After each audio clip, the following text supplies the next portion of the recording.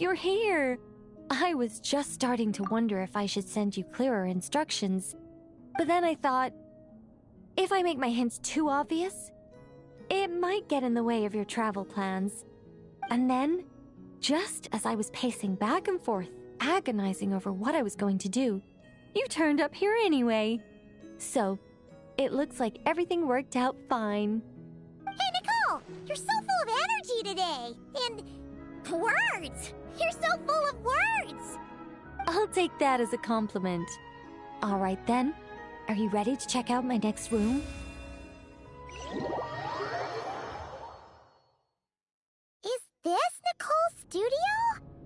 Why is it just a bunch of empty frames on white walls? Let's take a closer look.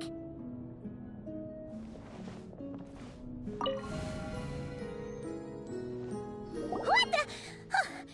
Paimon almost had a heart attack being sucked in by a painting like that. Wait a sec.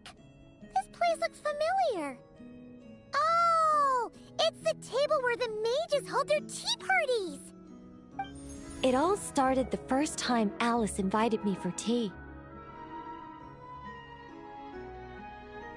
On that day, I didn't attend in person, mostly because back then, I still hadn't decided whether I really wanted to join the Hexen Circle or not. Alice was the only one there who knew my true identity. She warned me not to say a word, or let anyone else discover who I was. I was only supposed to observe. And then what happened? Well, then I concluded that she was punishing me for my hesitation to join. Everyone was talking about such interesting things. How could I not chime in? And of course, when you're in the middle of a conversation and someone throws out a question you know the answer to, how are you supposed to keep your mouth shut? Which brings us to the bet between Barbeloth and Alice, Rhindaughter's forbidden creations, Ivanovna's political machinations. It was like a series of exquisitely acted plays, distilled within the confines of a teacup. Their words alone were enough to ignite my instinct to lay the truth bare before them. So, you piped up inside their heads? Of course not. Even though I felt like my head was going to explode, I still made sure to hold it all in.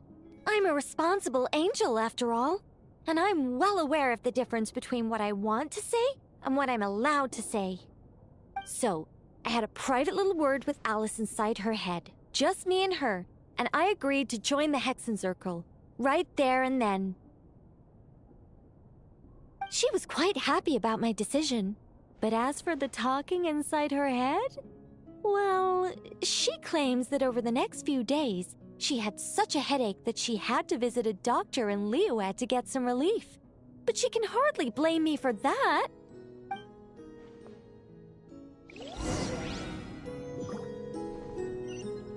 How about we go look at the other frames?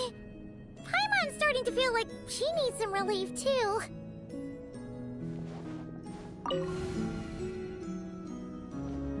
Is that an Irminsul tree? Oh, this painting here? You're clearly no strangers to the white trees. But did you know that the first angel's betrayal happened beneath one of their very boughs? Huh. Paimon's curious now. Well then, I guess it's finally time for me to tell you a tale of romance and horror. Let me just think how best to protect the identity of those involved. All right, got it.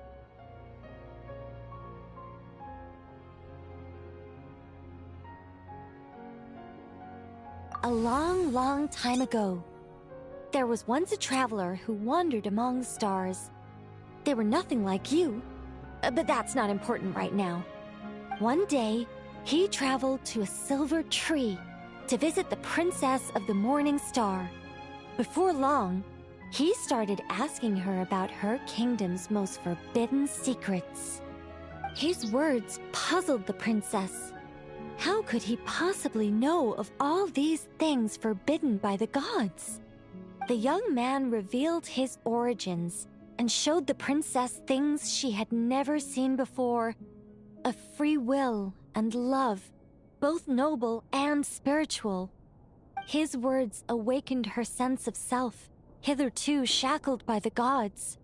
Her heart soared, carrying her beyond limits she had never crossed before.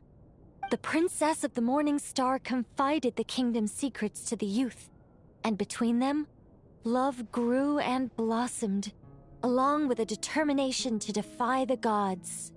This is just a cookie-cutter love story. You said to be horror.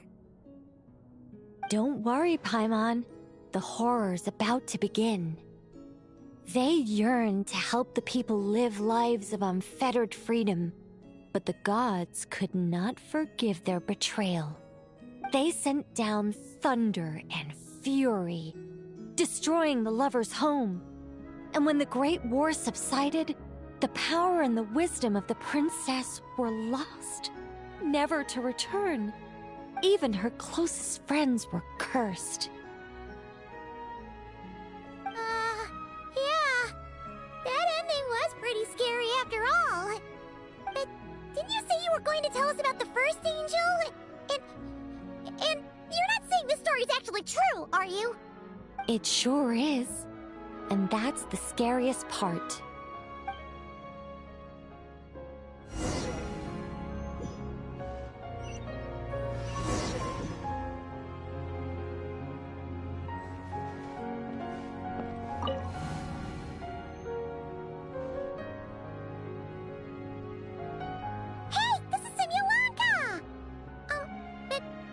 Why are there light novels from Yai Publishing House all over the floor? Well, on the subject of my literary enlightenment, my greatest inspiration of all is none other than Lady Anya herself. She was the last to join the Hexenzirkel, and yet the first to leave. I loved all of her stories, whether it was just an idea or a fully fleshed out manuscript. Anya was always so skilled at making her readers gasp with joy. Hexenzirkel discussions rarely stray far from magic, and it's my belief that Anya possessed a unique magic of her own. She could weave love and compassion into words and stories that would touch the hearts of others. I asked her for tips on how to write compelling tales. She taught me a lot of tricks and techniques, but in the end, my biggest enemy has always been myself.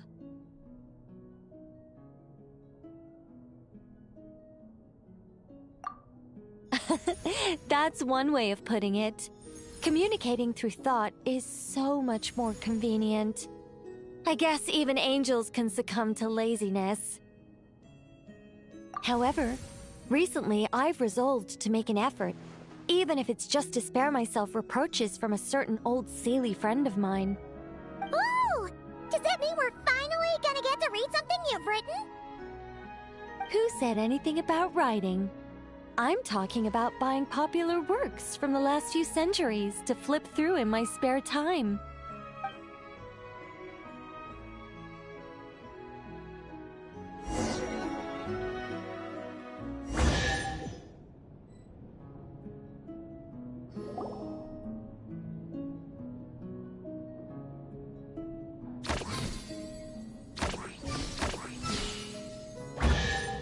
These paintings all remind me of places that hold great significance in my heart.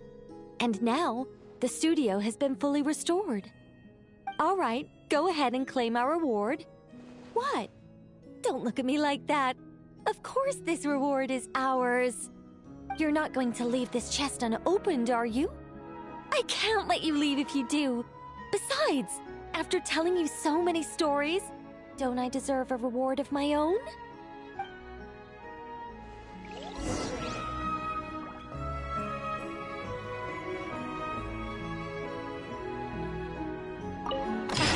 Story all wrapped up. See you next time. Come to think of it, this Mage's Lodge holds a special significance for me, too. A painting within a house?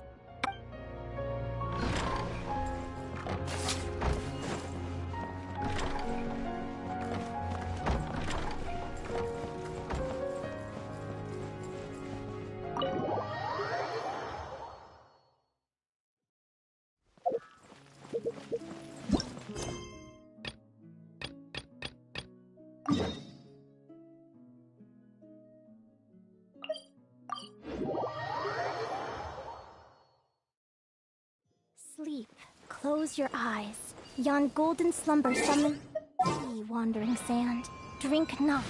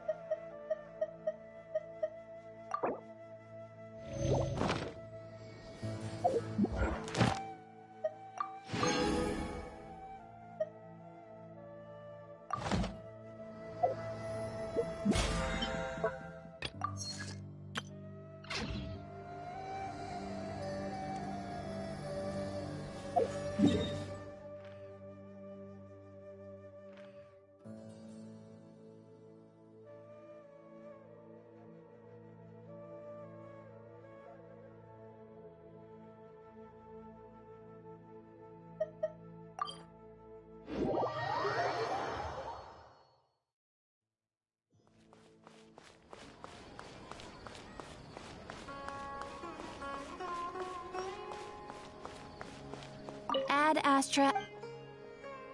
Thank you for Ad Astra.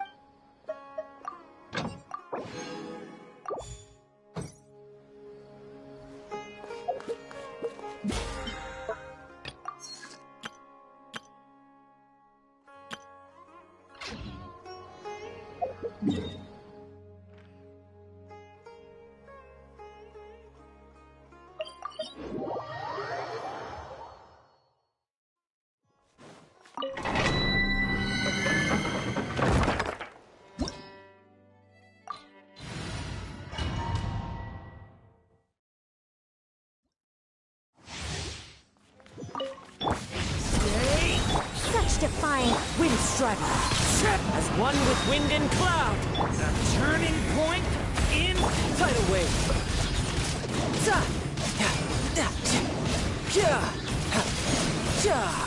No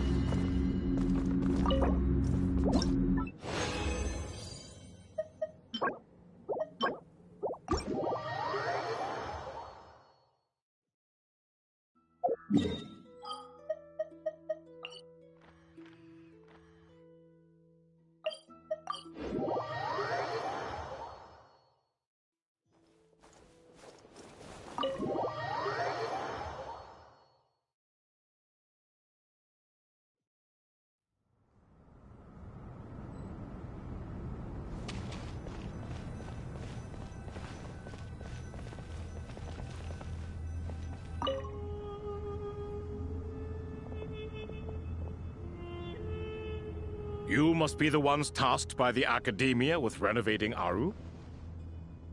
That's right. Good afternoon. I'm Kaveh, and these two are Termezi and Naisaburi. Hey, I'll hate them! Come and introduce yourself! We've met before.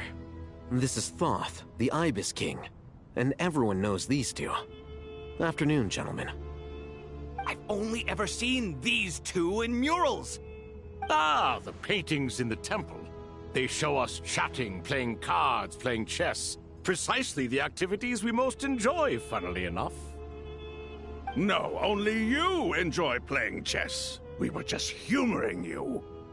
I wouldn't go that far. Back to the matter at hand. A preliminary assessment by the Academia indicates that this project requires expertise in various disciplines, including the deciphering of ancient texts, mechanical engineering, the restoration of ancient ruins, and elemental theory. The most capable minds in their respective fields are here before you. If there are no objections, we'd like to begin our work. The artisans who built Aru for Al-Ahmar gave their very lives to create this splendid work. Follow their example by giving your utmost devotion to this project. I didn't know that. We'll do our best, of course, but we certainly won't be sacrificing our lives. Such brazen words. Humans these days are a far cry from their ancestors. What little respect you show for King Deshret. No, that's not what he meant. Please, don't mind him. He shares your sentiments, just not your, penchant for hyperbole. Assuming that's what you were going for? I just think it's important to manage expectations. Forgive my lack of courtesy, but we simply can't sacrifice our lives to the gods on completion of the project like people in the legends of old. Here's a first draft of the project proposal for your perusal. Please let us know if you have any requests. Normally, I'd have made it look a lot more visually appealing, but we were really pressed for time on this occasion. I hope you'll forgive me if it's a little rough around the edges. Naturally. Sufficient. I suppose I can consider agreeing to their proposal. Come on. We should be trying to make things easy for them. You never know. We might have to rely on these young people to look after us in our old age. Exactly.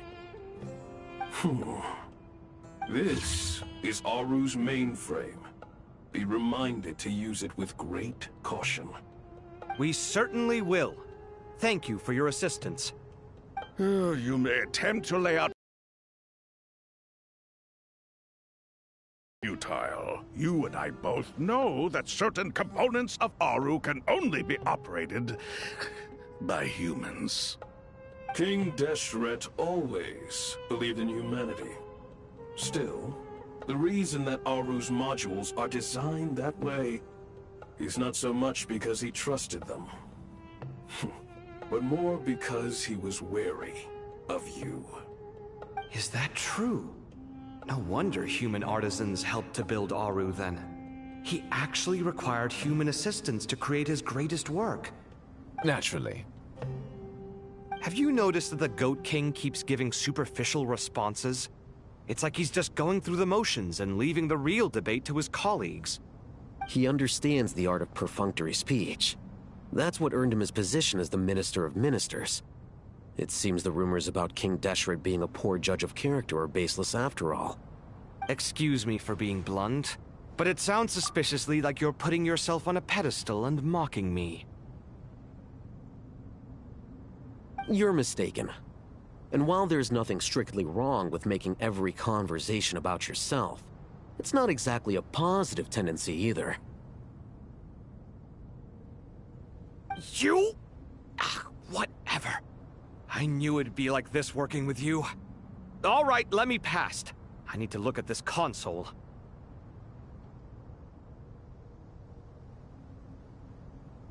It's your job to activate it after all. Let's begin. Everyone, please proceed with the external checks and preparations as per the procedures outlined in the engineering plan.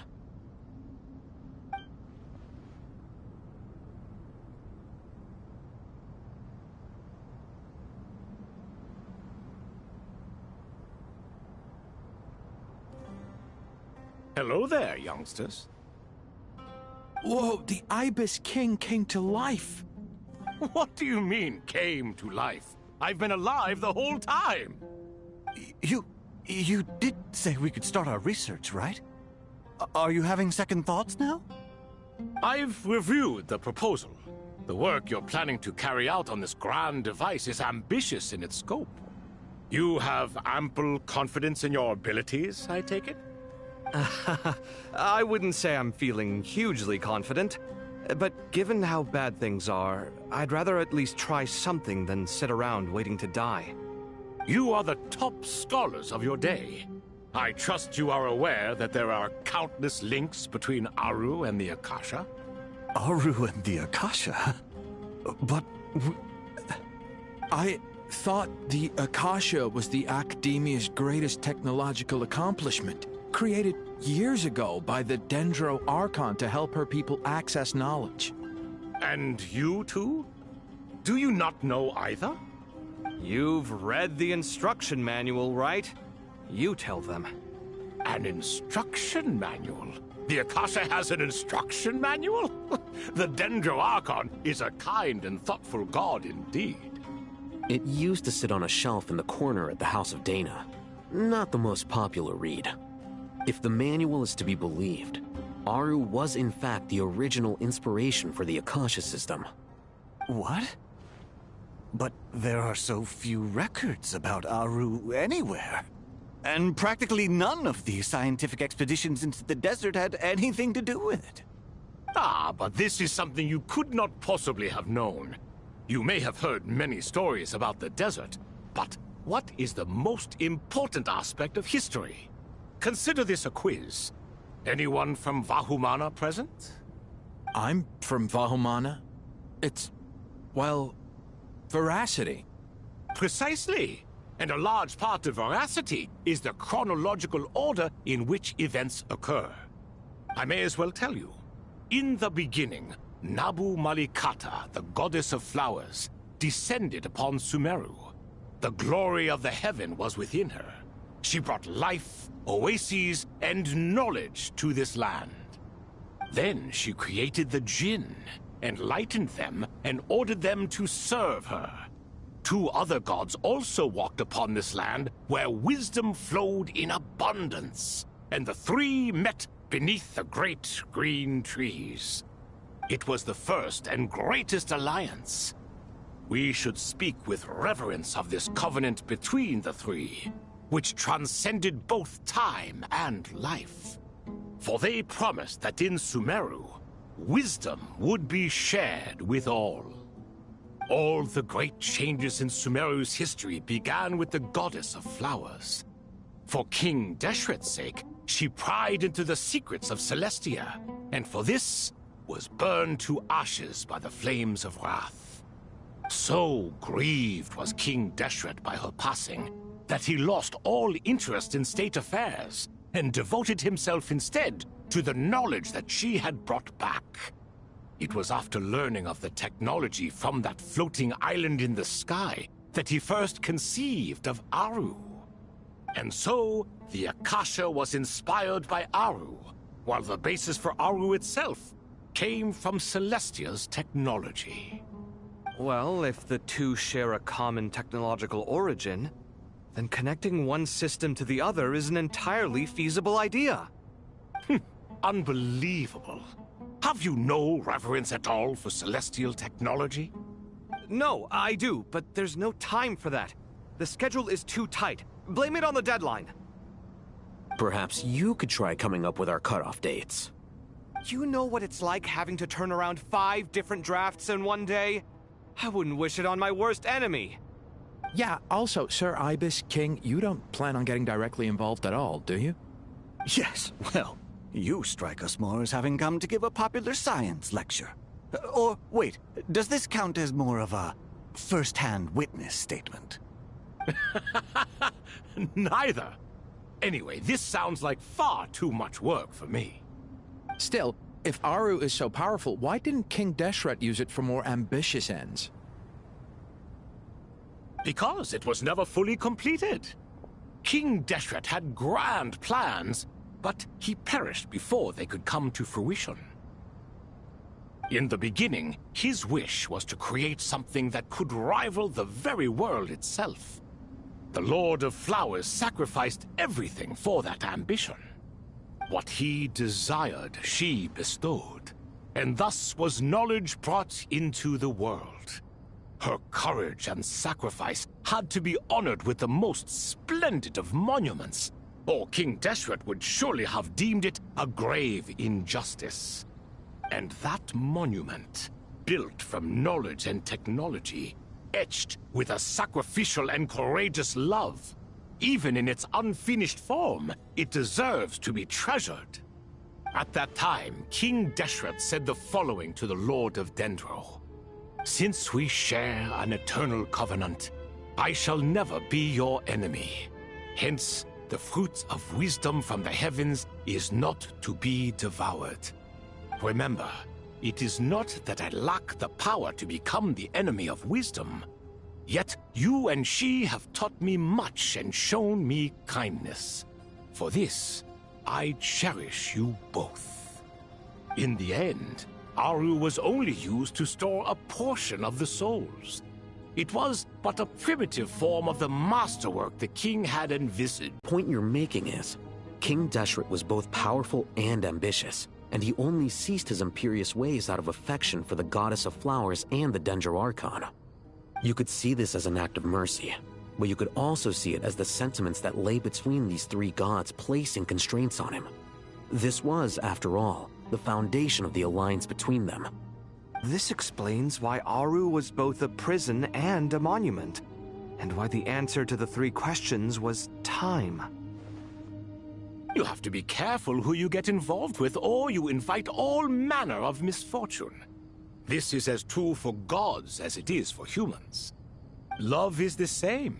It is both a prison and a monument. All right, let us pause the story here for now. Seeing as you've been so diligent, I'll offer a little help. Who's in charge again? Is it you two? Ah, yes, me and him.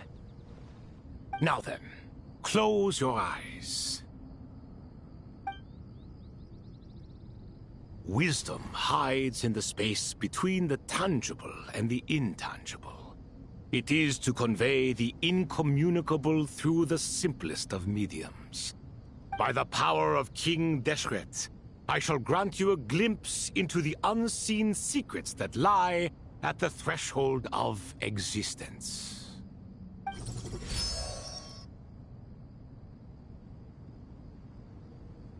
Where did this come from? Is it a new mechanism? It looks more like some form of externalized information. You've rendered it visible? Just as the Akasha allows you to access a greater range of knowledge, the power of our king permits one to perceive ingenuities that do not belong to this world. This is no ordinary mechanism. It reflects the internal structure of Aru. Whether you choose to increase or decrease, keep or discard. Come, use these to achieve the outcome you desire. Looks mechanical to me. Better let me handle it, just in case. But wait, how do I get up there? Turn around. So that's where the elevator is.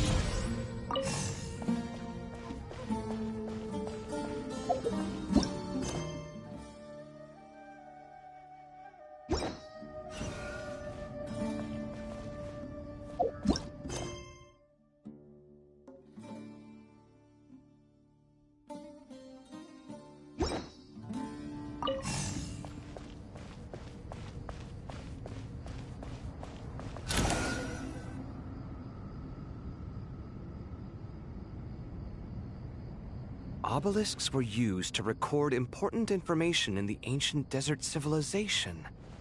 Hey, Alhaitham, there's some writing here I'll need you to decipher. I've sent it to your screen. Do you see it? Got it. It's a little blurry, but I should manage. Take a look and tell me what it says. Oh, and I'll send any other similar text directly to you from now on. Let's start with this one. It's a variant of an older script.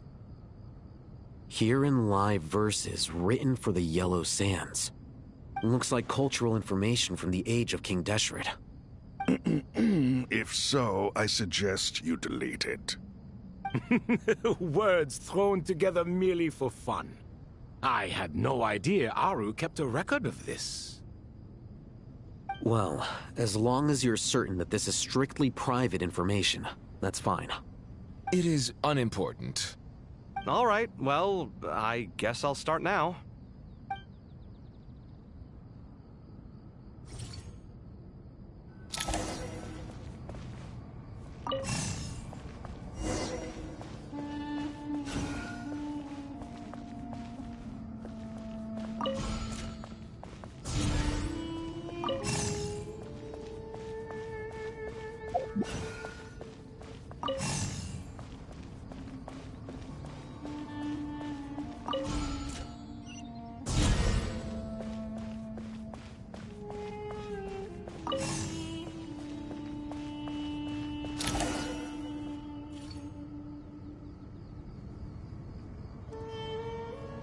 Found some more. Sending them over to you now. These are all reports about the Gurubad conflict. Can we delete them? I'd say so. Most of this information has already been archived anyway. What if there are details in there that Vahumana missed? What are we supposed to do if they come after us in the future? They'll just have to live with it. If we don't resolve these issues now, there won't even be an academia in the future, let alone a Vahumana Darshan. Yeah, you're right. Okay, done. There's some other similar monuments nearby. I'll check them out.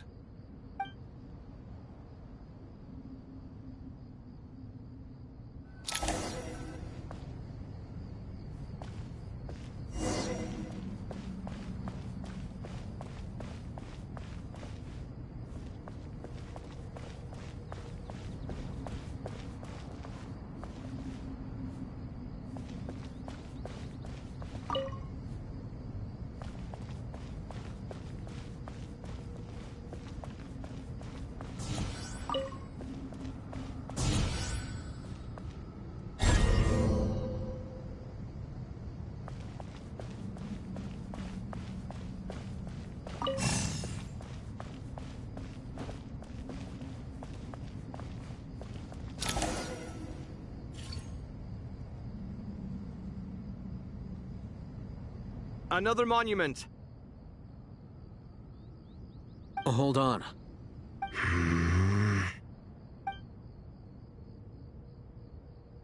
You're still reading it? How long is it? It records the development and governance of the Oasis civilization. Most of it concerns the Jinn, but it also contains records left by the artisans who built Aru. Is it important? Some of it. There was no way for me to read the whole thing in its entirety, so I had to rely on my intuition to pick the parts worth keeping. What about the artisans' records? What do they mention? They're speculations, mostly. For instance, they were wondering how to protect themselves if King Deshret decided to silence them after the construction of Aru was complete. Sounds like pure mythology to me. Surely that kind of thing didn't really happen. The records do emphasize that this was merely their conjecture based on various myths. Still, the artisans did leave details of their plans to survive, including blueprints for their escape route. Even that got recorded? Okay, well, I'll make a copy of this first before I delete it. Is that truly necessary? You won't be needing those. No, the blueprints are important.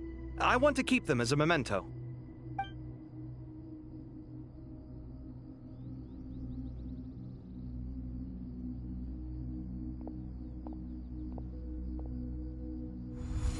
I think that should just about do it.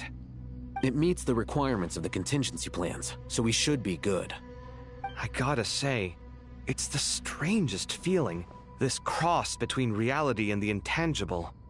It's like drifting between life and death, or in and out of a dream, using my own hands to manipulate illusions that are forever out of reach. Chasing dreams in the most literal sense. Definitely a novel experience. What happens if my spirit just floats away? That won't happen. Anyway, I wouldn't celebrate just yet if I were you. There's likely to be a phase 2 of this project. All right. I'd better keep my wits about me then.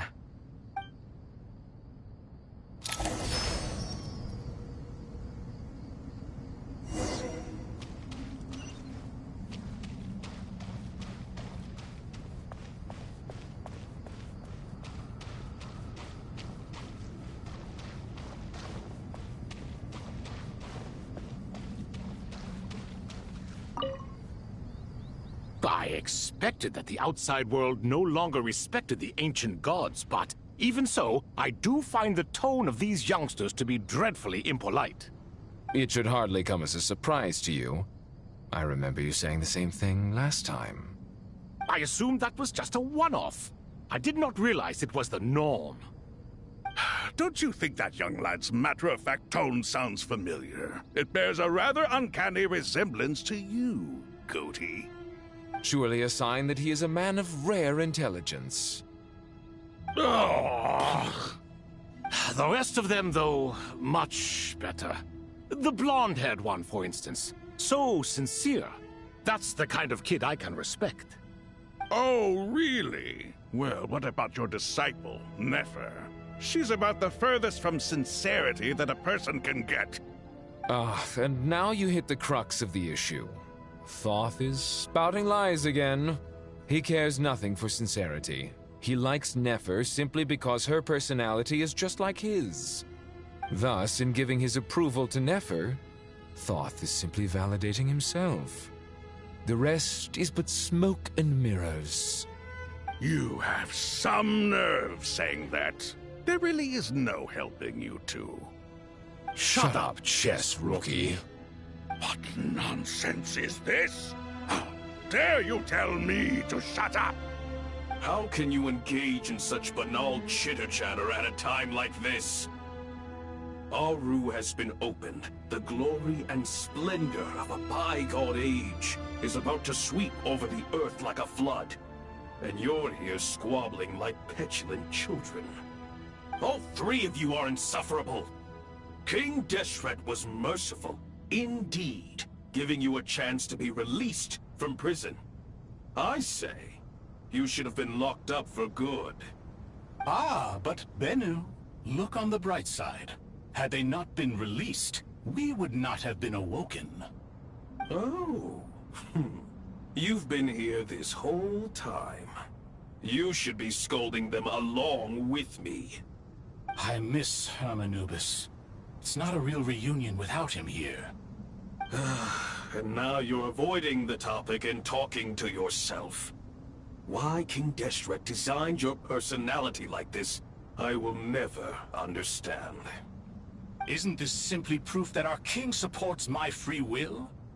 Oh, look at those two rust buckets. Suddenly, you two do not seem so bad after all. Here, here.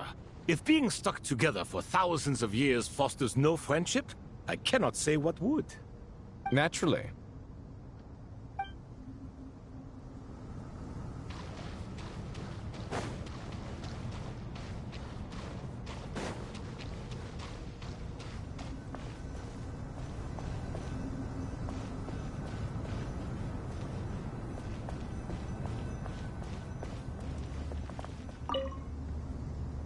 How's it going? Are things progressing smoothly? Well enough, I suppose. You know how it is. The work itself is only half the problem. The other half is having to work with Al-Haytham. I'm sure the feeling is mutual. Honestly, though, I thought you two had already worked things out. As if. Turns out working closely together is the best way to expose any tensions lurking beneath the surface. Besides, I just think that some people never change. Agreed. Case in point, you didn't make sure I was out of earshot before you started complaining about me. Old habits die hard. Actually, this is for your own good. Maybe if you spend a little more time listening to what other people have to say, you might actually realize that you're the problem. Naivete is another old habit of yours. I had assumed that you both volunteered for this project like us forest rangers. But now I'm getting the sense that wasn't the case. Definitely not. We were assigned to it by Lesser Lord Kusanali and Nephis. As much as I'd love to be doing normal work for normal clients, these Titan projects are all that's on offer right now. Though I'm sure they wouldn't be roping us in if they had any better options. Just goes to show how short-staffed the academia really is. I'm sure you've prepared yourself mentally, but I still feel the need to advise you to lower your expectations. It might make the process of working together a little less intolerable. I know! Same to you! But if you already understood that, you should also know not to say the quiet part out loud. Why don't you come help me with my forest patrols? Might help you avoid any further disagreements. Good suggestion, but unfortunately, differences of opinion will always exist. Changing the nature of the work won't get rid of them. For once, I actually agree. There is zero chance of us ever resolving our differences. Zero! But even so, the work must be done. Care for some coffee? I'm glad to see you making progress. Don't act so smug! It'd be nice if you made some too! I feel like even I've made some progress today. In the past, I never would have dared to try and mediate a conflict between you two while you're both right there in front of me. Apologizing probably makes it sound like I'm in the wrong, but... I'm sorry. I was just kidding. Truth be told, I don't have any work to do at the moment, so I'm just here to kill some time. How's Kale? She's studying with Nicole. I'm not sure how she's getting along, but she seems to be in good spirits at least. I wouldn't worry. Angelic affairs are probably above your pay grade anyway. I know what you mean, but Sino and I are still a little concerned for her. He said he'd go keep Kale company after he's finished training the mercenaries. I'm planning to join them myself shortly. Kale will be okay. Have faith in her. Even we can see how much more confident and outgoing she's become in these past few years. Thanks to you and Sino being there for her and providing guidance every step of the way, she can finally stand on her own 2 feet. On her own 2 feet. Does it feel bittersweet? Watching the younger generation grow up and move on? No, not yet, at least. I was just thinking, I wish there was more I could do for everyone. She'll be fine. Yeah, she will. Just try to relax.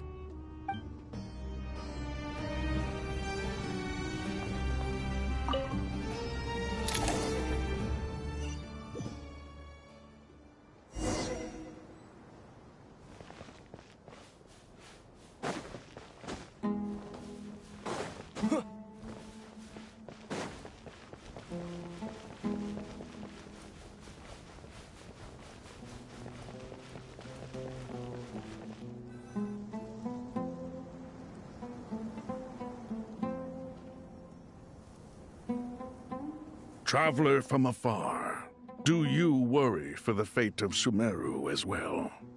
Whoa! It's Sobek the Crocodile King! Greetings, Crocodile King. Please be at ease. I'm just here to chat with you about Lesser Lord Kusanali. Sounds like you really care about her. Yes, although to be exact, it is a mixture of both concern and curiosity that I feel. Speaking of Nahida, Paimon was wondering how she's doing. Wait a moment.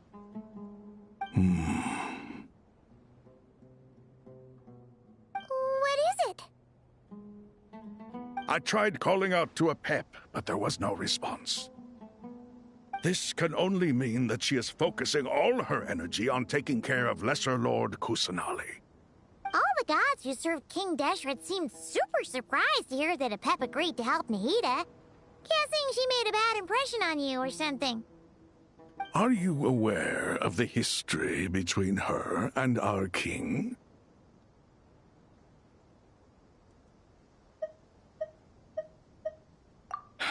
Then you are learned indeed. I'm glad to know that Sumeru has the support of someone like you. At the end of his life, King Deshret tricked the Dendro Dragon into swallowing him whole, leaving her to bear the torment of his sins. The Dendro Dragon despised King Deshret, yet he outwitted her. Rather than bringing disaster to the land, he chose to deceive her and thereby ensure his annihilation. An act that surely displays his love for humanity. The Dendro Dragon stands for the glory of a bygone era. She hated Al-Akhmar and what he represented. All the gods, all the power they wielded. And so, her willingness to help the Dendro Archon through this crisis comes as a great surprise indeed. It makes one wonder whether, perhaps, the Dendro Archon assisted her in the past. Yep, Nahida did her a huge favor.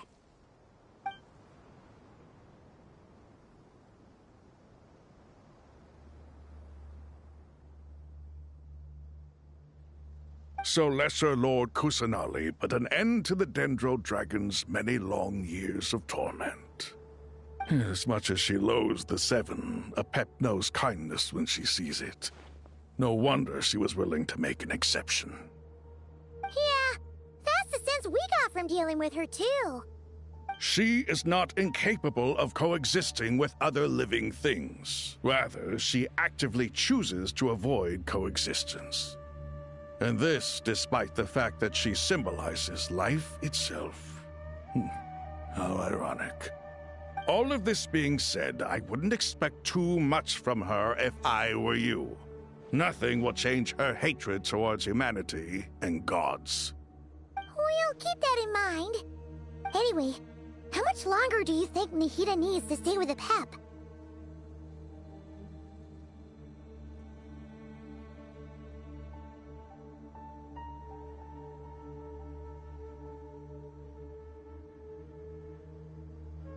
For all we know, the Fatui might still be in the desert. Just to be on the safe side, why don't we grab anyone who isn't busy right now and go look for her? I'm alright, Paimon. Huh? Was that Nahida's voice? It seems the treatment was effective. Since when do my deeds require your evaluation?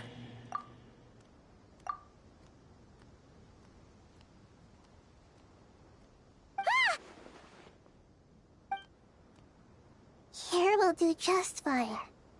I had no intention of taking you any further.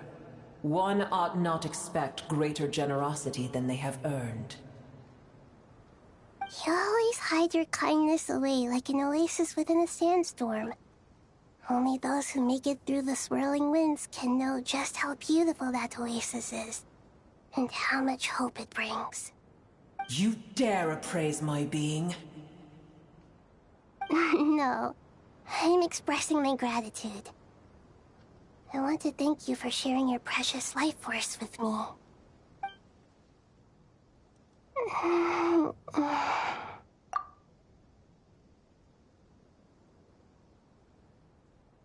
Awake already?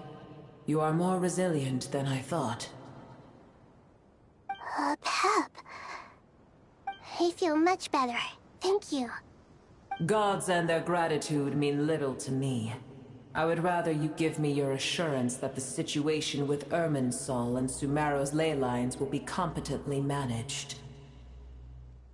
If I suffer any ill effects from the ley lines, you, as the god of this land, will be held responsible. And you would not enjoy being held to account by me. I understand what you require, but I would assume this task even if you did not demand it. Sumeru is my responsibility. I must resume my duties as soon as possible.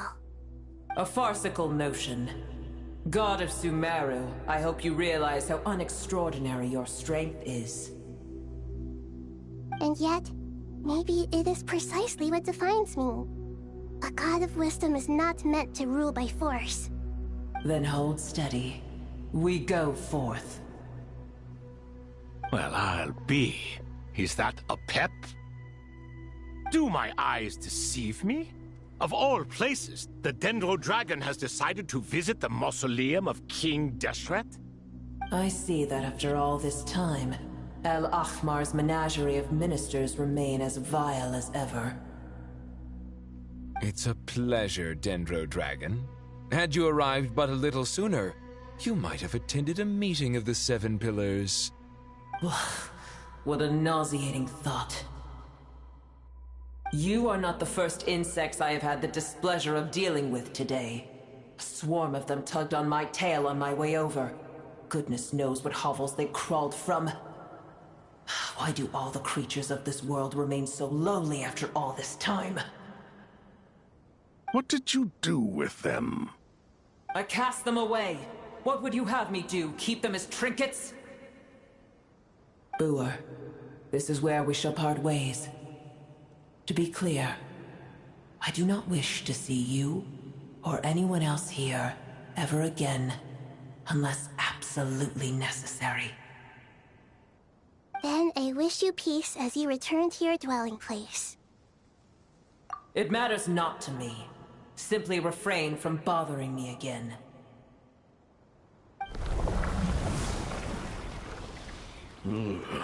A force to be reckoned with. At times like this, I feel glad that she has no interest in any of this. Hold on, just hold on, okay? We're almost there. We made it. Huh? Wait, that voice! It's... Uh-oh, I'm gonna fall!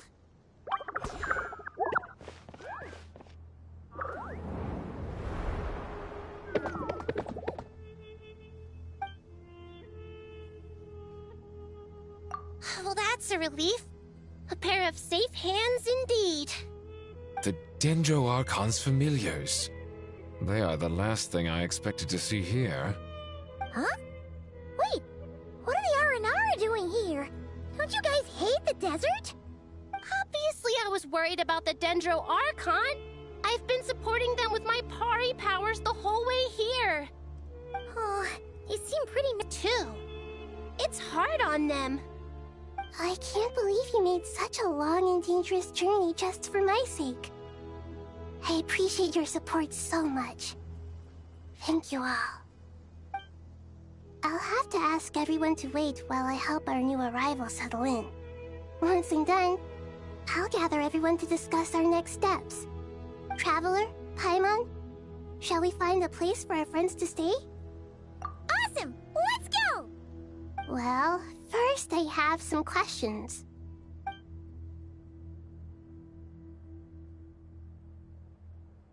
Okay, I think that covers everything. Thank you. We can get going now.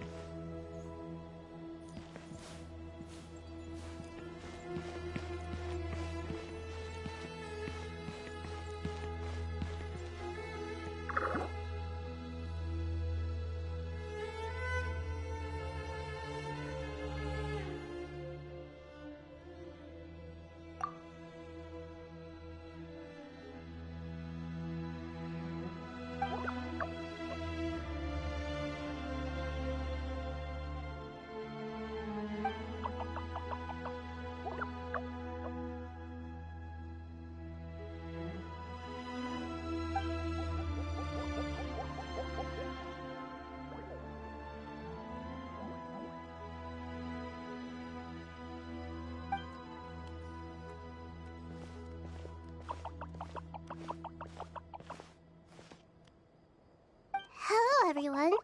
It's only us.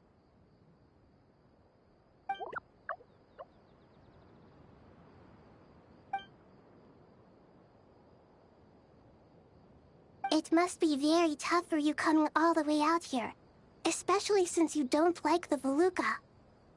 Is everyone back in Vanarana doing well?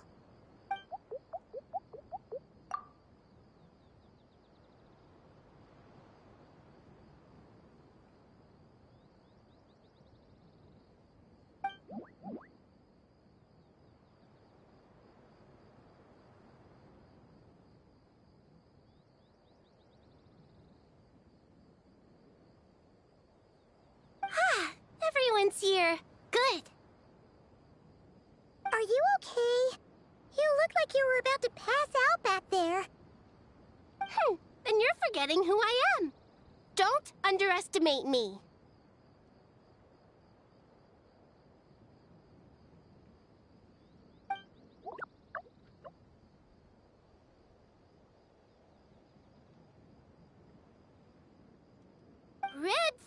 Oh, excuse me! Are you comparing me to Paimon? I suppose everyone is gathered here because of me. As we can see, the situation is critical, and everyone is very busy with their various tasks, so...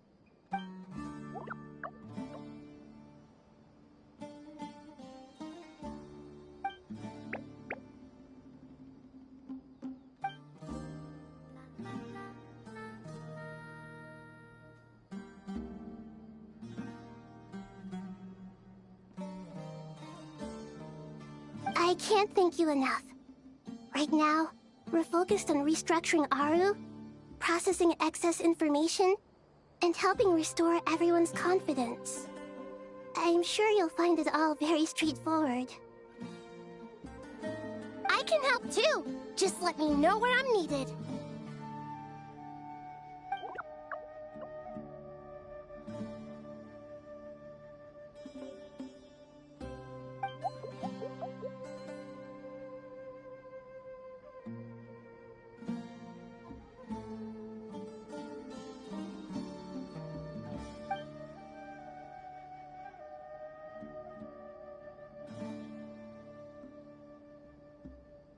Up to no good?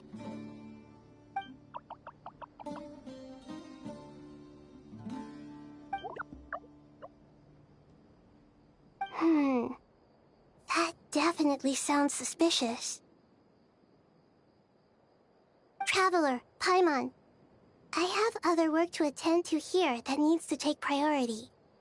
Could I trouble you to investigate the situation Arabalika spoke of? No problem. Leave it to us! Thank you. I'm counting on you.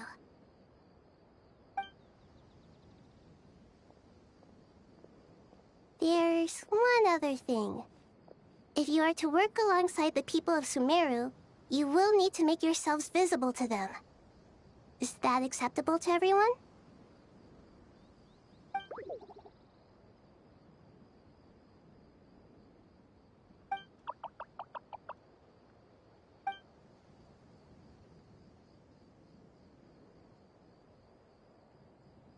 There's nothing to fear. No one here will hurt you. But if you do feel afraid, don't worry. Just call my name and I'll be there. Very well. Now, I shall bestow a small blessing upon you all. Whenever people see you and interact with you, from the moment their gaze meets yours, they will experience the most beautiful of dreams.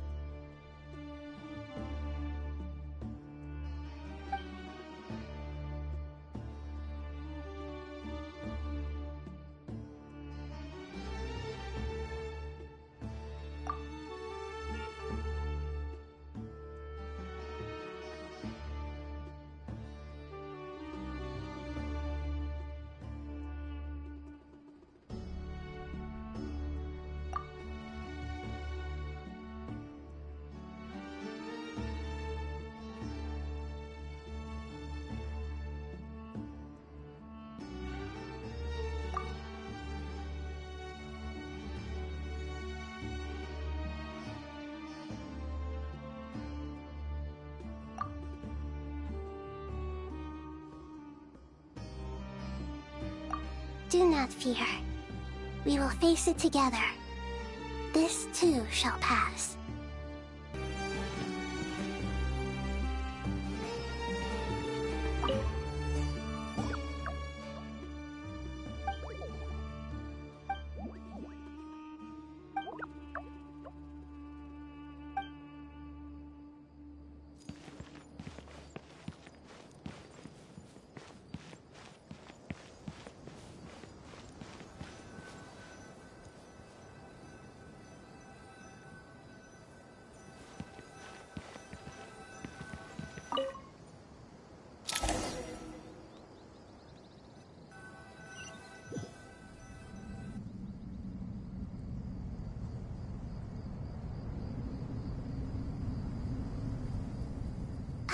Everyone's here.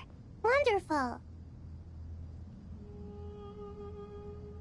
Dendro Archon, you're back. Are you recovering all right?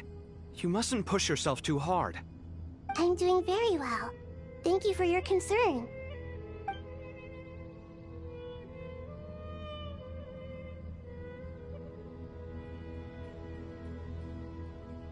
I see.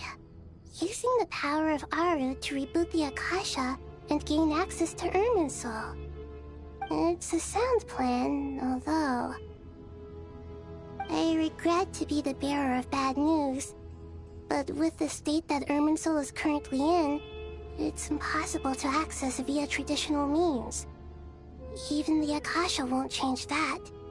Alas, we had feared this may be the case. And what about non-traditional means? Non-traditional means? Are you saying... Desperate times call for new measures.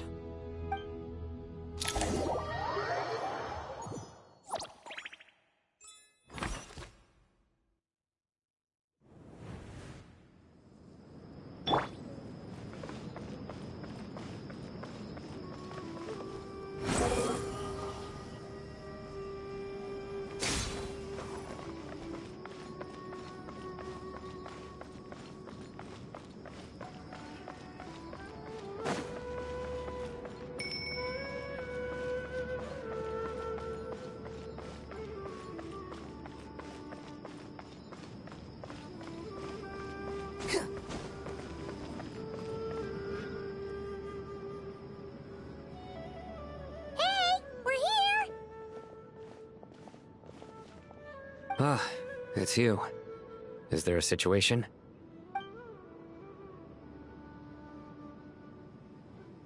The Aranara have good intuition when it comes to people. In other words, there may well be a traitor among us. Given everything that's going on, I'd be more surprised if there wasn't. Miss Nefer, as a professional intelligence broker, I trust you have a solution? Not one that I'm willing to volunteer. What's in it for me? Let's say I'll treat this as a pilot project aimed at expanding your intelligence operations. Whatever business you're in, an avenue to demonstrate your abilities could never hurt. I like the sound of that. Glad we're on the same page. Given that you rarely set foot in Sumeru, practically no one at Caravan Rebot knows who you are. I take it you've read the files on everyone in the area? Yes. I also skimmed the list of evacuees, and am more or less up to date on where everyone stands. Any initial suspects? Limiting the scopes to males whose recent activity could be viewed as suspicious. I've identified 3 names. The Aranara saw 2 people talking, but currently we only have 1 suspect. The other person was probably just a messenger, and in all likelihood has already left Caravan Rebot. Everyone is heading for the desert per the evacuation order. Anyone willing to turn back at this stage is almost certainly with the Fatui. There's no way it was a spur-of-the-moment decision to act at a time like this. This spy must have been planted long ago. We need to smoke him out from wherever he's hiding. Sounds like you have the beginnings of a plan.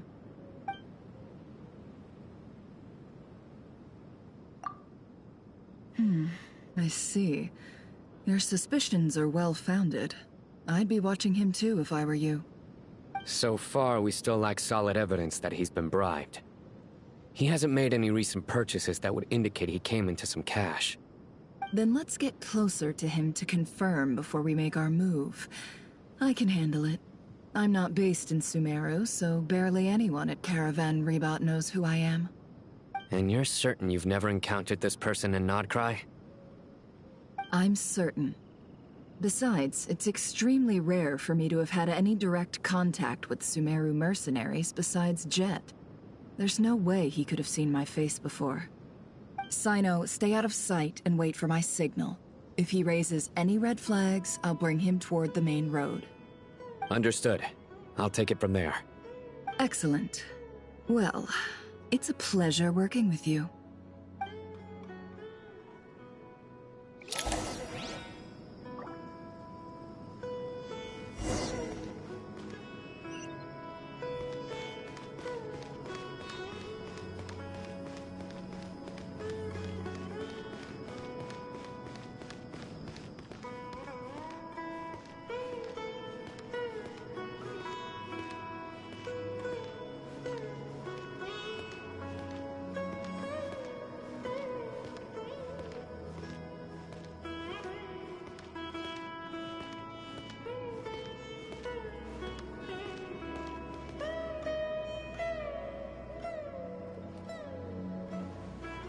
darker skin, scars, frequents the desert, and has ample combat experience.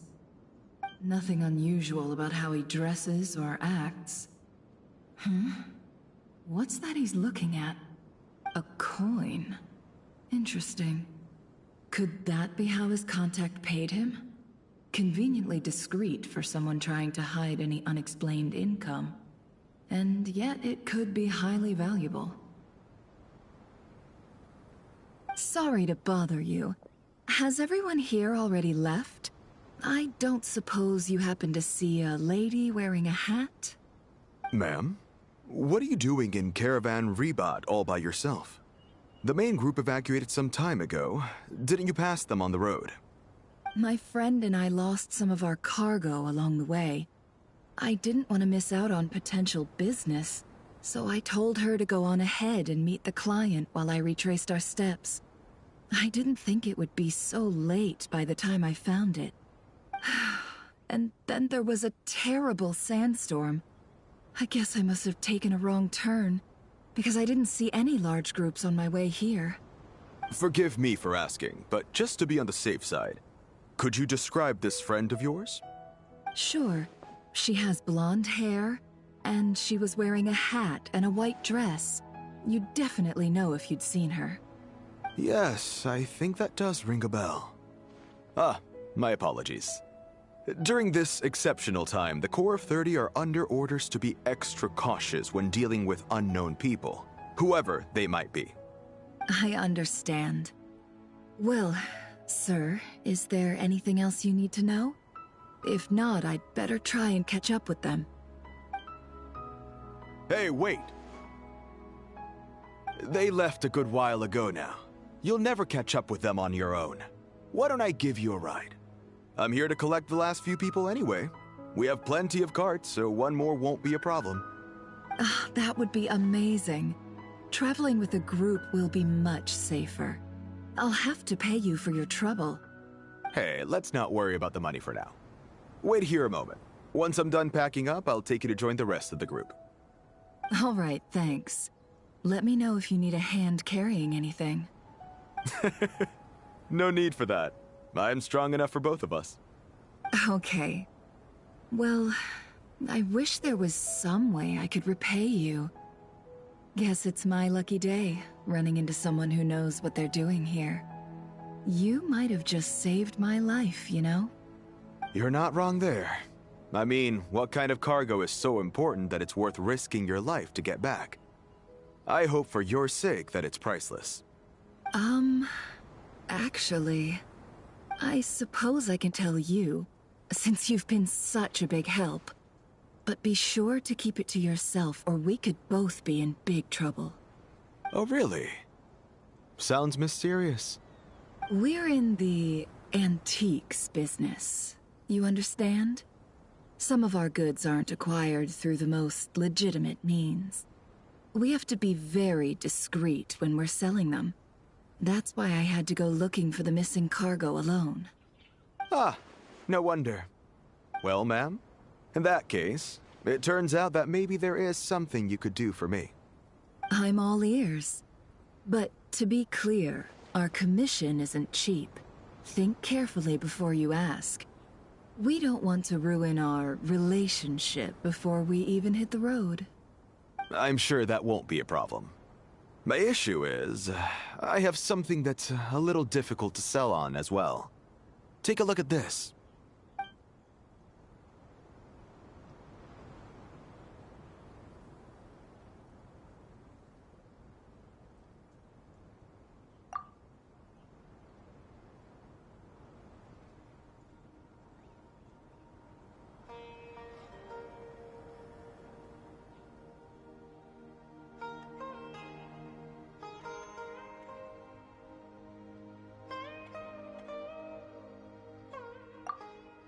Pure gold. That's quite something. How'd you come across it? Dig it out of some ancient tomb?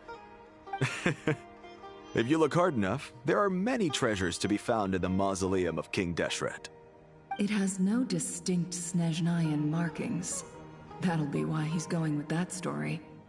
And he clearly doesn't want to arouse suspicion, so he's on the lookout for an opportunity to make a quiet trade. Surely you have an existing business partner. Won't they take it off your hands? I hope I won't be attracting the wrath of my competitors by helping you sell this. The shop I used to work with is having cash flow issues at the moment after losing some money. I'm under enough pressure as it is without having to deal with them. On the off chance anything went wrong, I'd never get my money back. I understand.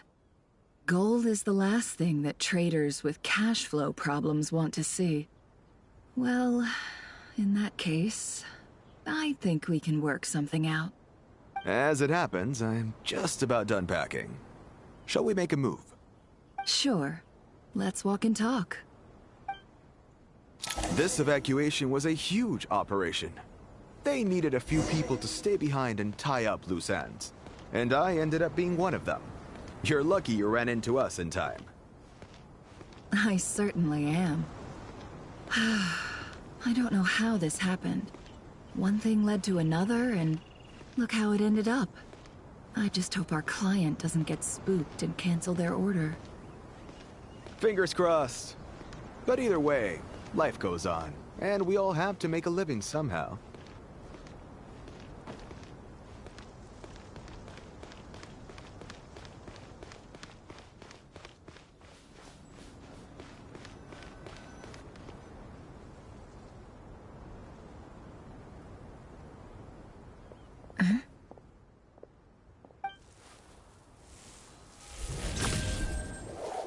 Hands where I can see them.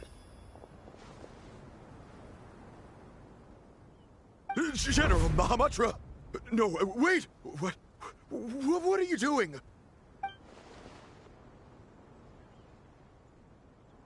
This is the coin? Good. Sadly, you won't have the chance to spend it. Nicely done. Looks like Sumeru's Matra are a well-oiled machine nowadays. Unmarked gold coins are quite difficult to trace. Thanks to you, we have secured the evidence. Here's what's gonna happen.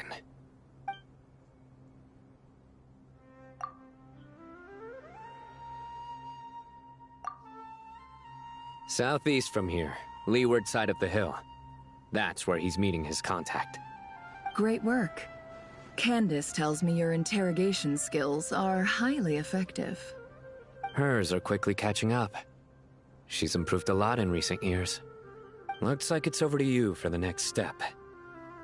Because I'm quickest on my feet? Because you know how to trail a target. Plus, it'll be easier to monitor their activity from the air. Fine. I'll be quick. One more thing. The Traveler just brought a message from the Dendro Archon. Once you're done with this, we're to meet up at the mausoleum of King Deshret. Got it. Will do. Are you sure you'll be okay on your own? Gee, I don't know. Maybe you should come with me. Okay. Then Paimon's coming with you. Really? You do know this is a stealth operation, right? Meaning, you have to be quiet? Paimon, are you sure about this? Well, Paimon at least wants to give it a shot. Like everyone says, if you never try, you'll never know. Besides, being the best guide in Teyvat has to count for something. This should be a piece of cake. Fine. Join me if you want. But be warned, if anything goes wrong, I'll have to gag you and shove you into a bush. No need! Paimon will be super careful. Promise! Good. Then what are we waiting for? Let's go. Ah! Coming! Coming!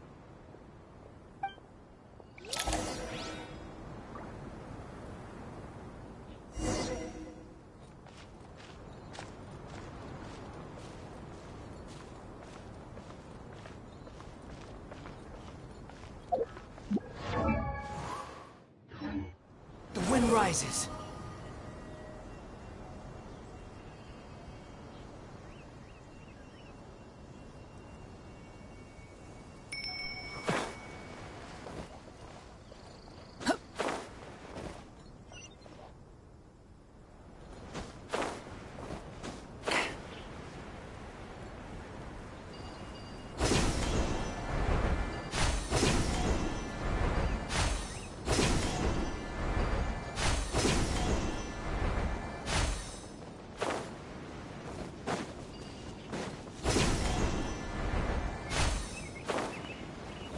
Squall and Fury.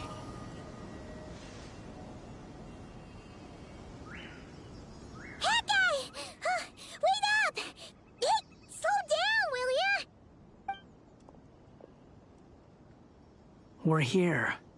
Now we wait. Okay, yeah, cool. Cool. What's on your mind, Paimon? Huh? Oh, nothing? I thought all you cared about besides being a guide was food and sleep. Why the sudden urge to go on a dangerous mission? What's that supposed to mean? Paimon's been on plenty of dangerous missions before. But never on your own. You hardly ever leave the Traveler's side. Just saying, I'm kind of at loose ends right now. So if you did want to share, I suppose I'd have to listen. If not, suit yourself. Makes no difference to me. Hat guy?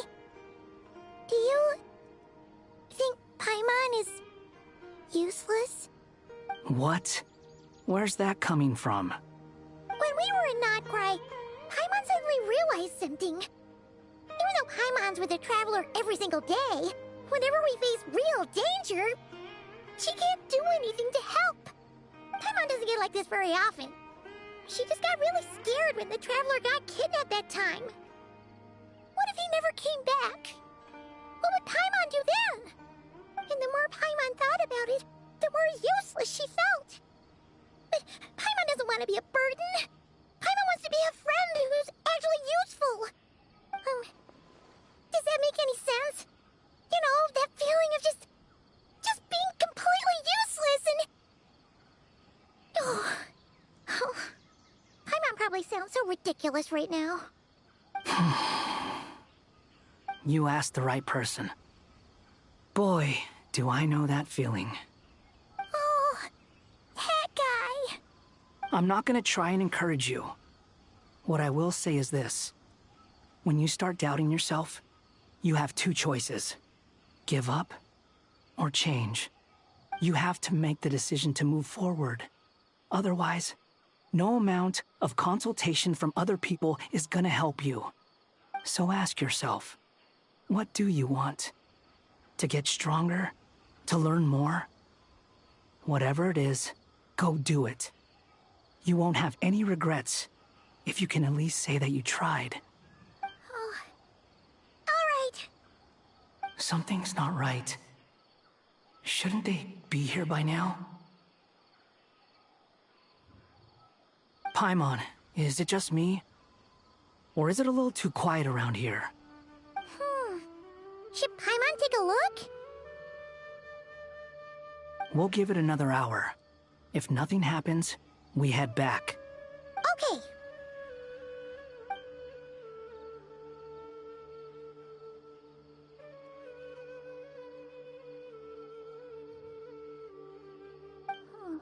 How strange.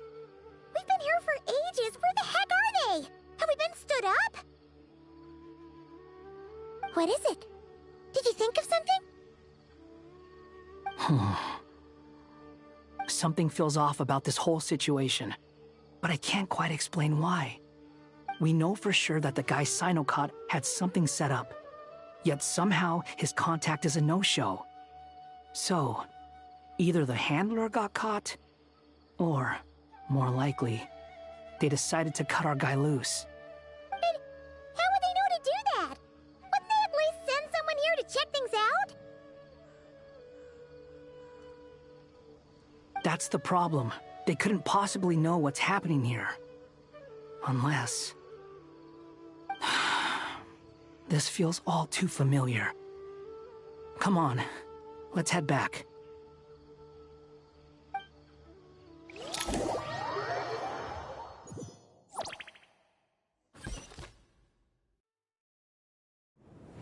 Even though this isn't a formal meeting, I'd still like to start by saying how grateful I am to each and every one of you. Thank you all for coming here and standing by our side. Shesipank and Bennu are currently assisting the scholars with the maintenance of Aru. Please forgive their absence. As for Hermanubis, may he rest in peace. We remember him with great fondness. There have been times when I imagined what it might be like to meet you all. Now that it's really happening, I feel quite emotional. Time has taken many things away, but that which remains is all the more resilient. I must say, there is one thing that rather surprises me.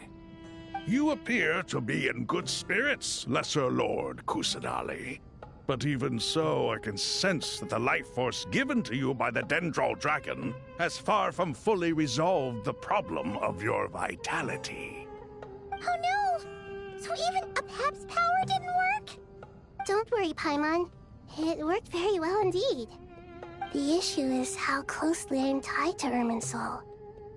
Until the problem with it is resolved, there is no way I can fully recover. Sumeru has undergone tremendous changes during your absence. When gods pass away, inevitably, people's faith in them grows weaker. You must have sensed it already. Your power is not what it once was.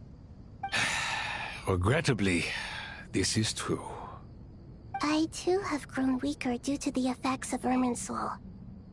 Right now, we're all in quite a sorry state. Then what do you suggest? We take all the help we can get. Sumeru is our shared home.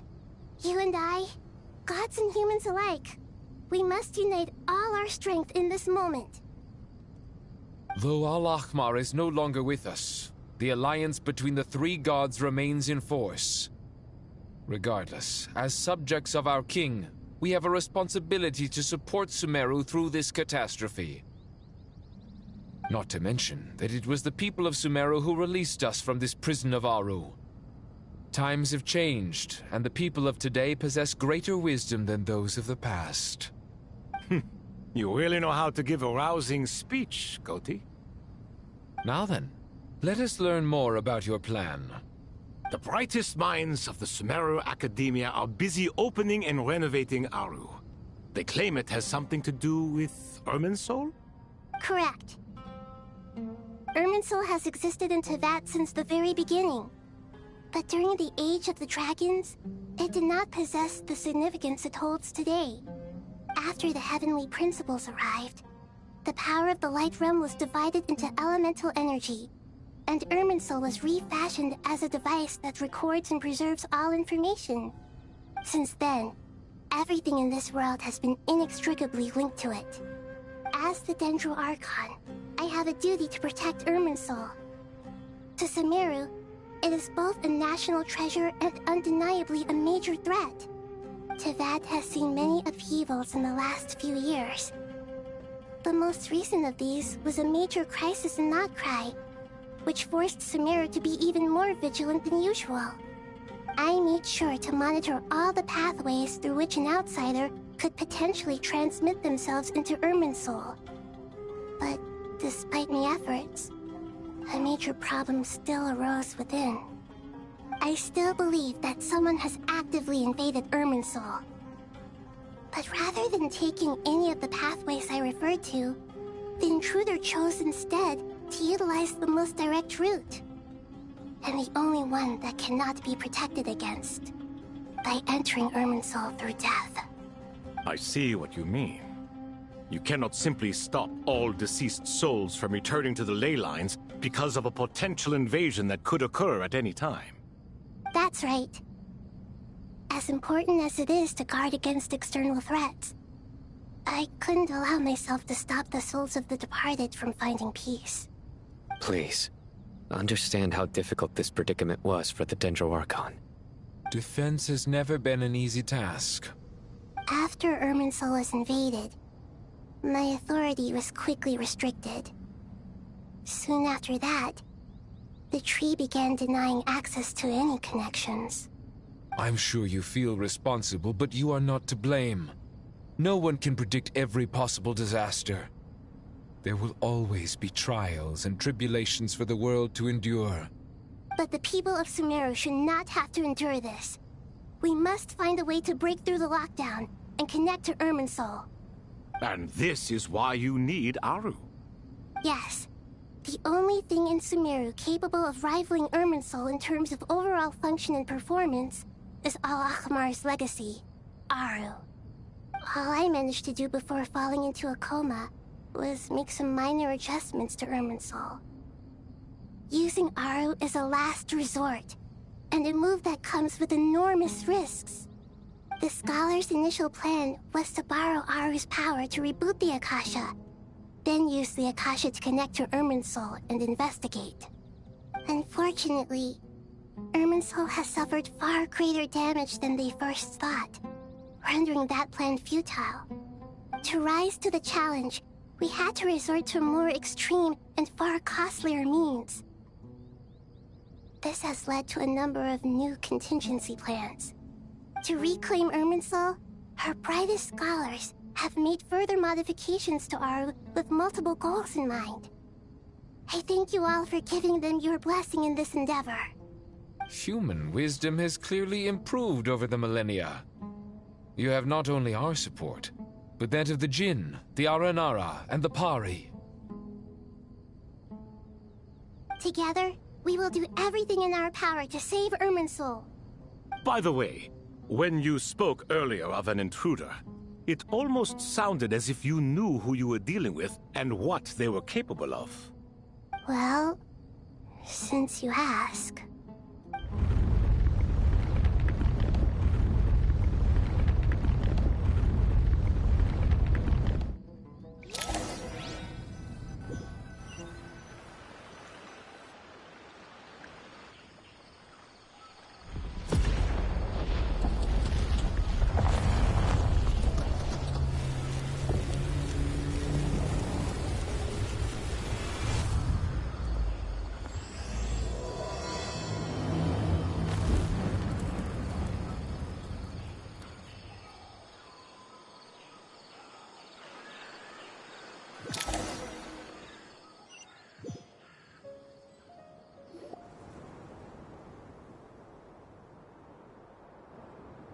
Master Tainari! What is that? Is this... Irminsul? How did this happen? What's going on inside? Luckily, we managed to evacuate everyone. What in the world was that? That was... terrifying!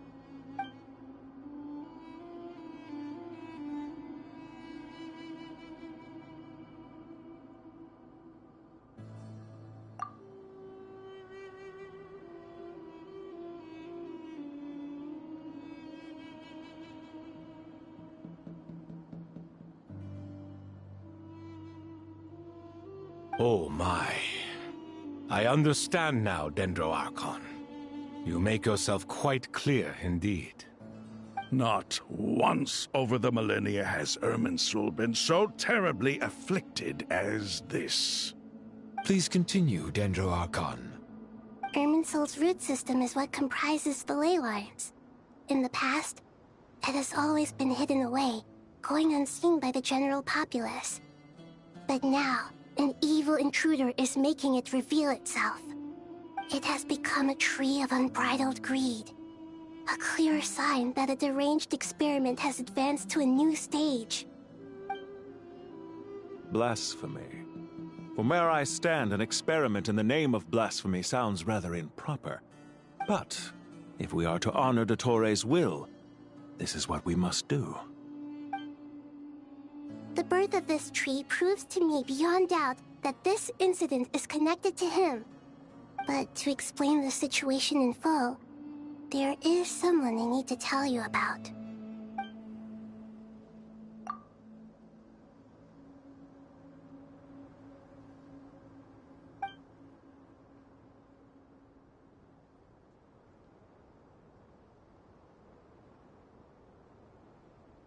Zandik. So it was him. I saw him in the desert once. A man of supreme arrogance. So this is where it has taken him.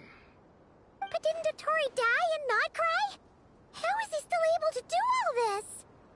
He must still have loyal followers amongst the Fatui. Even so, I'm still unclear as to how he has been able to wield such a profound influence over Irminsul. I can confirm that Fatui forces have arrived in Sumeru City. Furthermore, Irminsul seems to be undergoing some kind of mutation. Evil branches are beginning to grow. Things that do not belong to this world are slowly but surely materializing. Sorry, I couldn't think of any other word to describe it. They don't seem to be fully formed physical entities yet, after all, but they are gradually becoming real. A baleful tree climbing up into the heavens. On that front as well.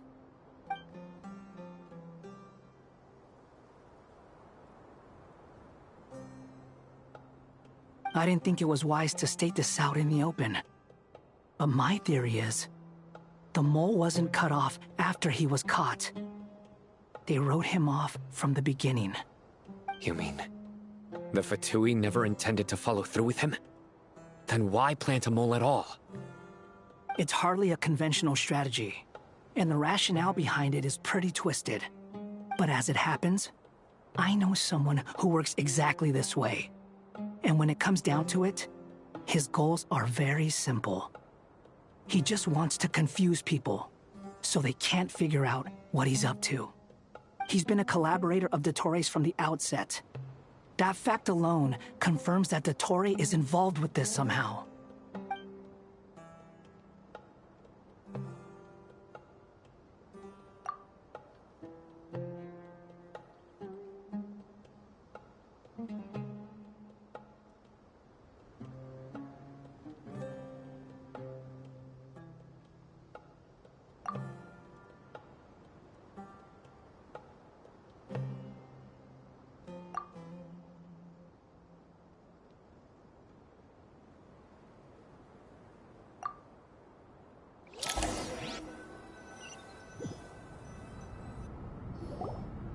There is still much to be done.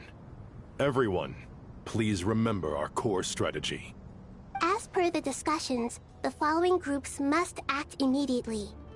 Mr. Alhaitham and Mr. Kave, the next phase of the Aru renovation project must begin right away.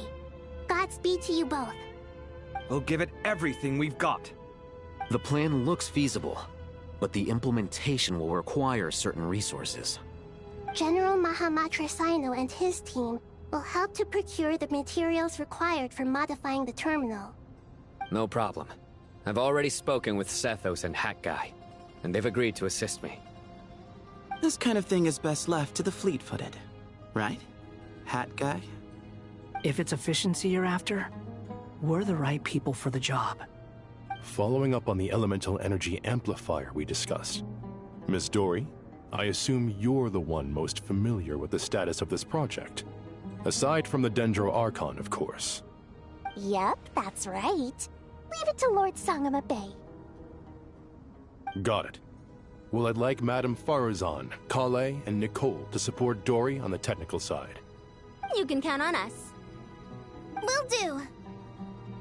Rest assured, I'll take good care of Kale. Dia, Candace, and Nefer, you'll be in charge of negotiating between the various parties. I trust you remember our goal. You bet. We can handle it. Good. I believe that covers everything. Tainari will provide ad hoc support as needed, if that's okay. Poor Tainari. Must be tough being Nephis' student. Getting bossed around all day, every day. Hey, don't try and drive a wedge between us, you old rascal. All it says to me is that Master Nephis has faith in everyone's abilities. While I'm nominally here as backup, I doubt there will be many situations where my help is needed. Exactly. Finally, Traveler, you and I will head to the border between Sumeru and Natlan. Once that task is complete, I'll be asking some of you to accompany me to the Eternal Oasis. The Eternal Oasis? I thought that was just a legend. So it does exist after all. Regarding your trip to Natlan, under normal circumstances, a meeting between our two nations would be a far more formal affair. Unfortunately, Sumeru is all but completely cut off from the outside world at present. So regretfully, we won't be able to give the Pyro Archon Mawika the grand reception that she deserves. My apologies for the inconvenience. No point putting too much pressure on yourselves. That goes for everyone. Right. Especially you, Dendro Archon. I'm sure you're still feeling quite weak. Don't worry about me. The Dendro Dragon's life force will sustain me. Plus, we'll be there every step of the way. Nahida will be just fine. Yes, I believe in myself. And I believe in every one of you. Well, time to get going.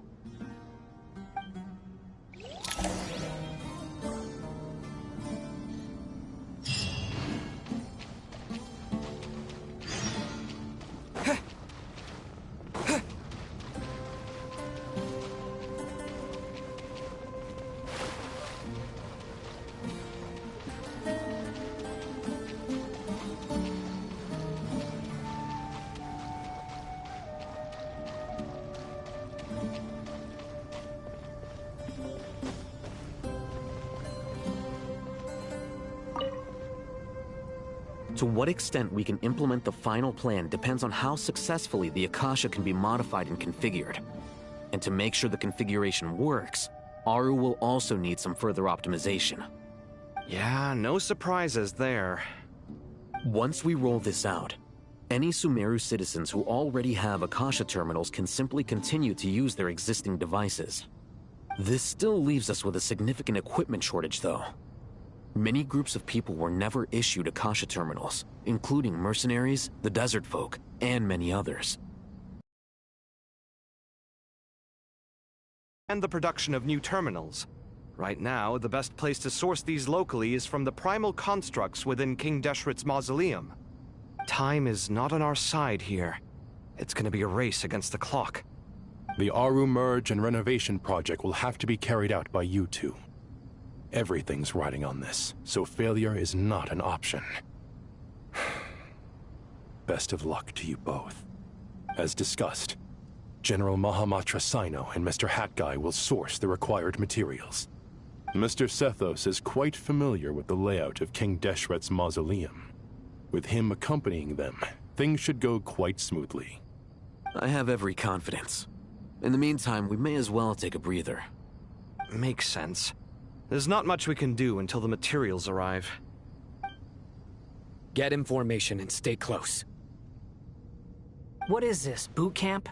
Knock it off. It's just Sino being Sino. You know what he's like. Everyone clear on our mission objective. Look at the excess primal constructs, dismantle them, and extract the required materials. And King Deshret's 7 pillars agreed to this? If they're just sitting there doing nothing, we might as well put them to use. Thoth's words, not mine.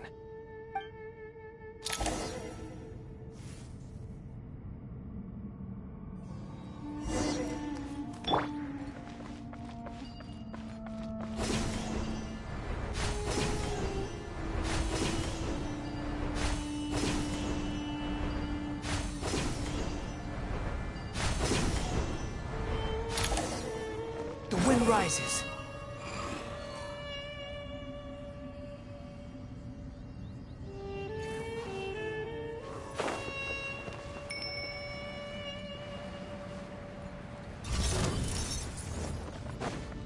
Excuse me? Swarm Fury! Know your place!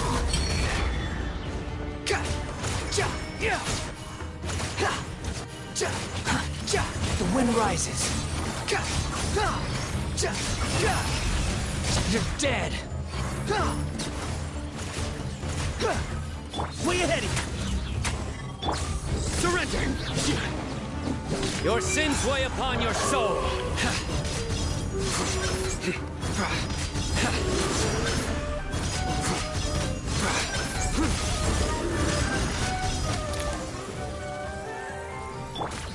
Quit following me.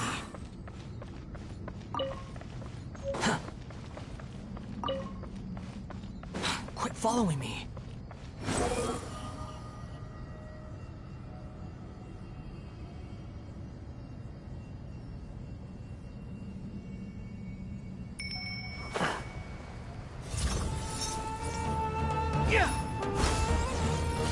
Empty space. Nowhere to run. Sage's wisdom. Way ahead of you.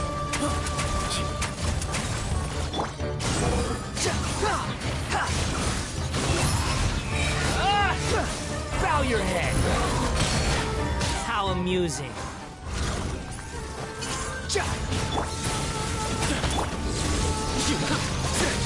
Through me, justice is served. Your penance is due.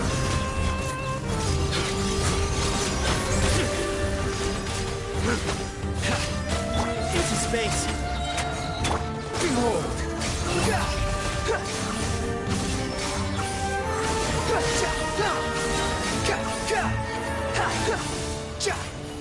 Excuse me? Unsightly insects!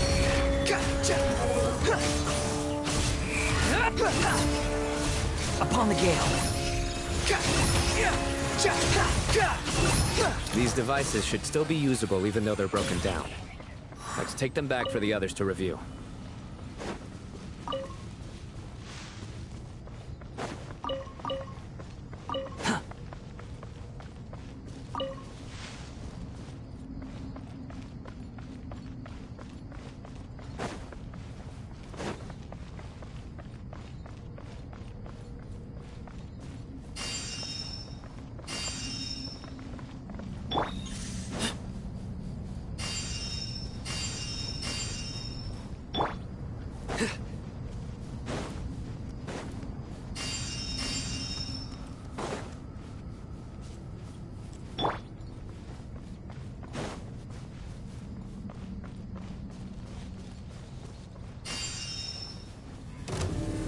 Quit following me. The wind rises.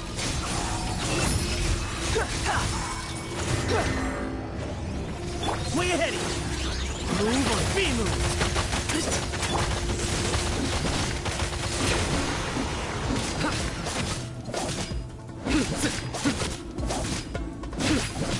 Surrender.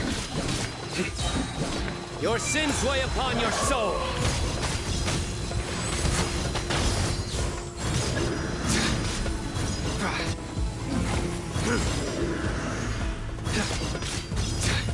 Guilty! Your penance is due! Futile!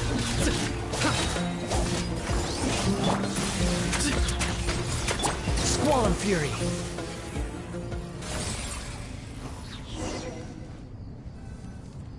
How many do we need again? Enough to make an Akasha terminal for everyone who doesn't own one. I remember you telling me how revolutionary these Akasha terminals were. You've used one before, right?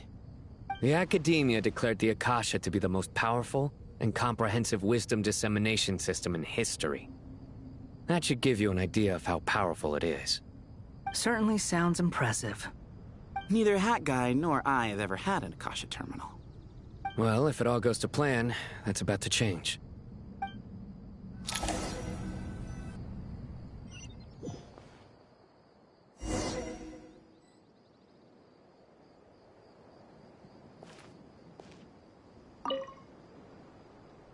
Oh, goody! Thank you so much for handling the delivery. What a long way it was.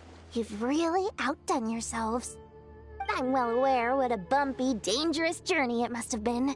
Now, I would have loved to oversee the process myself, but of course, those of us who know the plan can't leave the mausoleum. Oh, trust me, I'm patting myself on the back for my assembly work here. Simply flawless work. But will you really be needing all of this? According to our plan, yes, this is the quantity required. I have no complaints about the quality either. Only the price. So expensive. I heard you covered a lot of the funding out of your own pocket. Oh, that's an exaggeration. The Academia provided most of the funds. I just offered a small token of my goodwill. Of course, the real tragedy is... You know, it's a serious crisis when you can't even make money out of it. It's really quite a beautiful design. And I'm intrigued by how such a diminutive device is able to output the power of the Light Realm. Did you attend the lecture on Light Realm energy, Madame Farzan? I don't believe I saw you there. Of course I attended. I was just a little late, so I had to listen to the whole thing from outside the back door. Ahem. Anyway, I have a perfectly good understanding of Light Realm, elemental and abyssal energy, as well as the relationship between the three. Good to know. Master told me in private that the conversion process between Light Realm energy and elemental energy involves highly classified knowledge that shouldn't be disseminated too widely. But even so, the scholars still shared said information. Well, you can't enforce a rule that everyone breaks. Is that the idea? At first, the Dendro Archon was reluctant to explain it in great depth for safety reasons. Later, she came to terms with it, and simply informed my master that we would all have to face the question of survival together. To protect someone from such dangers means keeping them in the dark.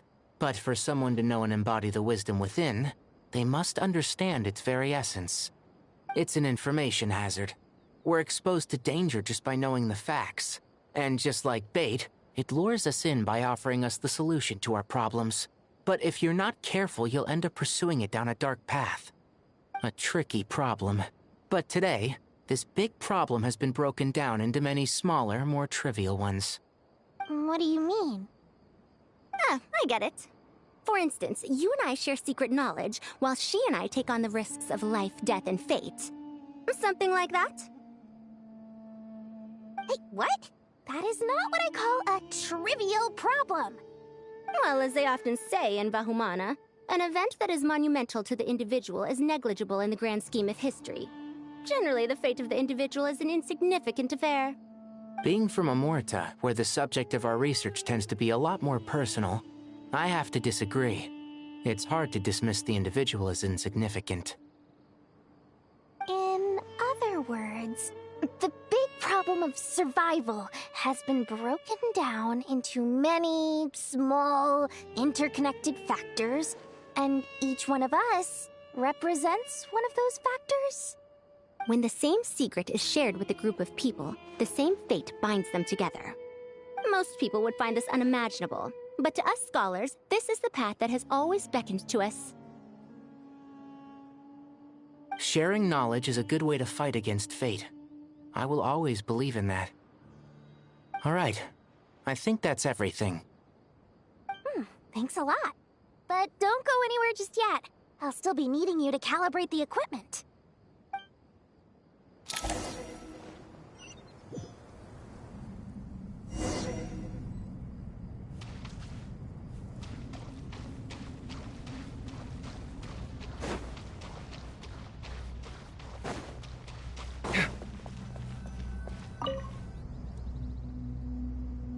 Okay, the materials are ready.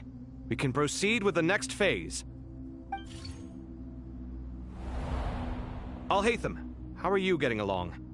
Most of the information in Aru is written in ancient desert scripts. Some of this is written in a tribal language, while other parts seem to be a variant of an Oasis script, based on the glyph forms. Oh. Not lost to history, I hope. Some are. All we can do is infer the meaning based on the rules of related languages. Although, this section actually fills in some of the missing historical record. I'm transcribing it so we can bring it back to the academia. After Aru started up, 2 more lines of text appeared here. Can you read them?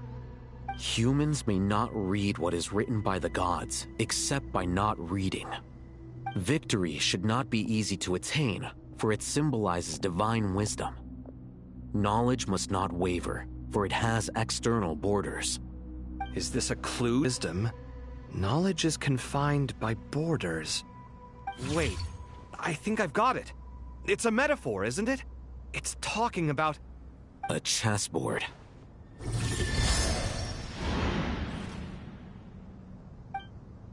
You were right. The youth of today are skilled at solving riddles.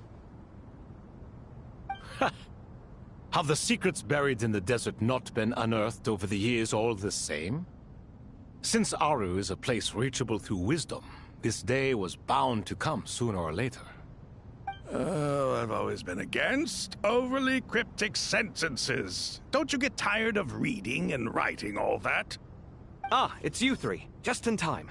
We've been delving deep into Aru, and now this board has appeared. I've heard this was how you'd while away your free hours. You must be quite the experts by now in that case. It is true. King Deshret's chess games are some of the most well-loved of all his wonderful creations. If you have ever been to Safhe Shatranj, you may well be familiar with the chess pieces you see here. Is this chessboard supposed to be another visualization of the interior of Aru, then? Naturally. Visitors, everything is ready.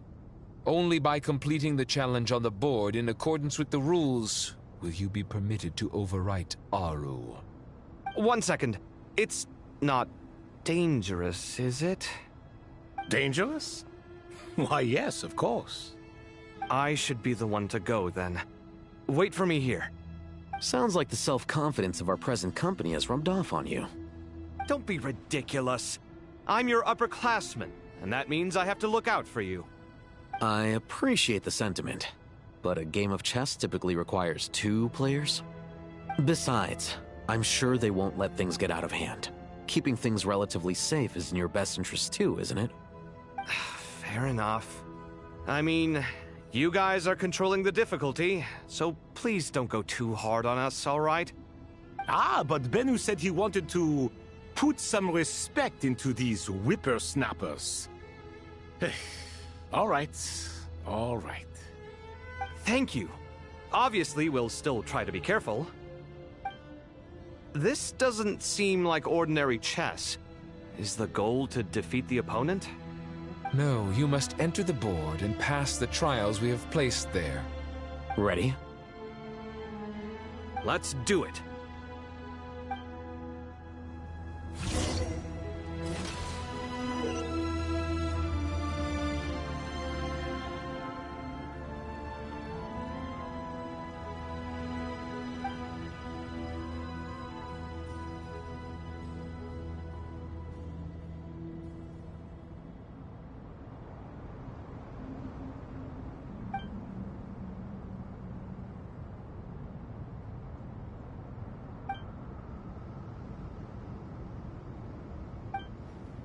The first trial is posed by me. I don't think this is gonna stop us. Ah, but the key to this game lies in working together. Otherwise, you will be deemed to have broken the rules. Looks like it's up to me. Marak, can you open it? King Deshret's favorite primal construct. Living on in suitcase form, of all things. Amusing. Ho-ho! Excellent work.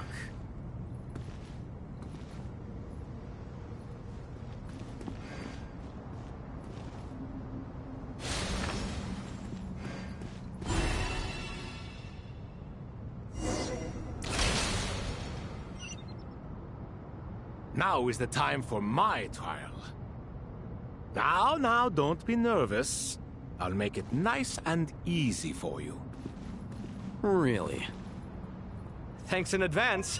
We appreciate it.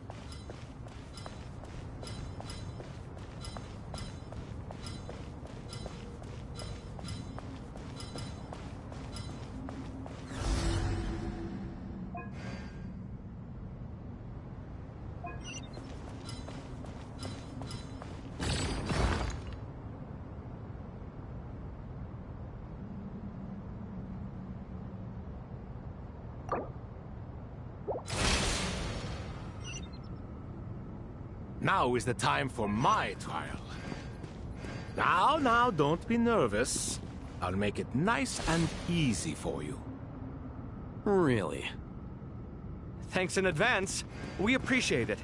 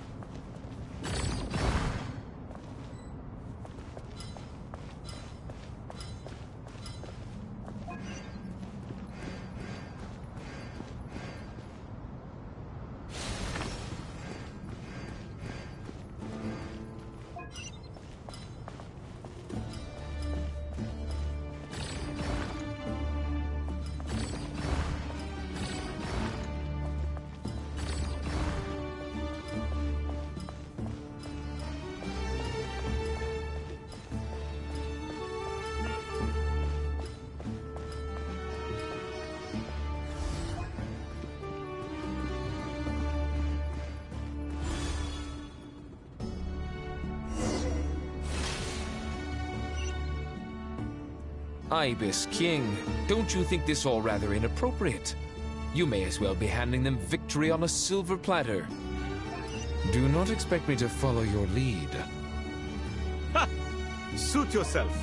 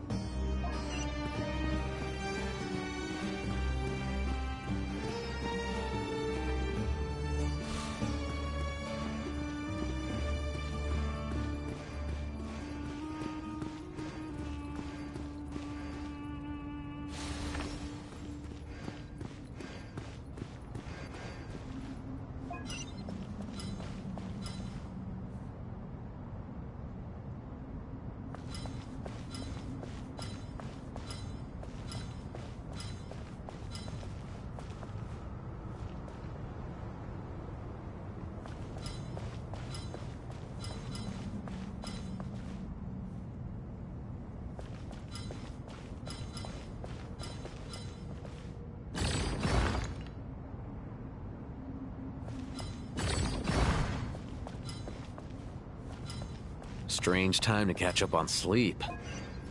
I'm not sleeping, I'm thinking! It's not that simple, you know.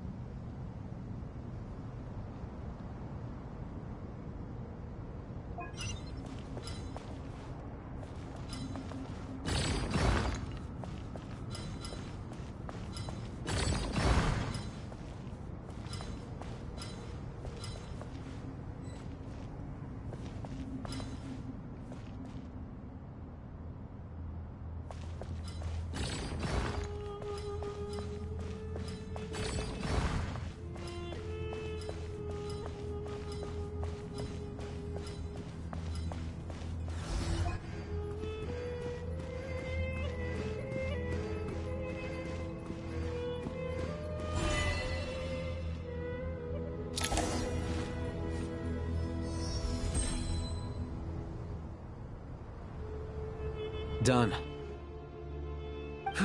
Finally. It's over. But seriously, that was incredible. Standing on the chessboard felt completely different from standing on solid ground. And also... Oh, sorry. I'll save my thoughts for later. Thanks to the three of you for helping us out with this. Is it just me, or were you giving us quite a lot of guidance along the way? We made but a humble contribution. You lived up to our expectations. Bravo! Our aid was not given for naught. In addition to the existing functions, I'd like to ask you for another favor. Since Aru's interference shield can cover the entirety of the mausoleum, it should be possible to extend its range even further. Perhaps you can find a way. So, building upon the existing functions to... Ah! I'm with you! Imagine for a moment. What would the ideal outcome look like if this function were compatible with the devices? I agree. This is the best solution possible. Please, everyone, we beg you to help us. Me, oh my! Well, since you ask so very nicely, I suppose... Goti? Kroko? What do you say? Naturally.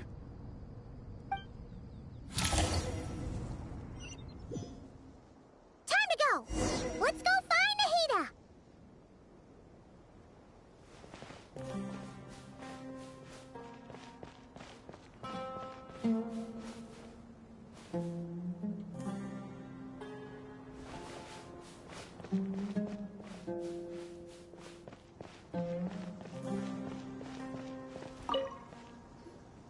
There you are. Miss Nicole truly is an angel. She shows great wisdom in guiding others, and she has already sent word to Natlan on our behalf. She said that while the other members of the Hexen Circle are busy with important work, she is quite free, and she's more than willing to accompany the people of Sumeru for the entire journey. Oh, there's Nicole, all right. Always super patient and loves to help everyone out. She's the best. She is. So kind and enthusiastic. Well, time for us to get going. Let's head out.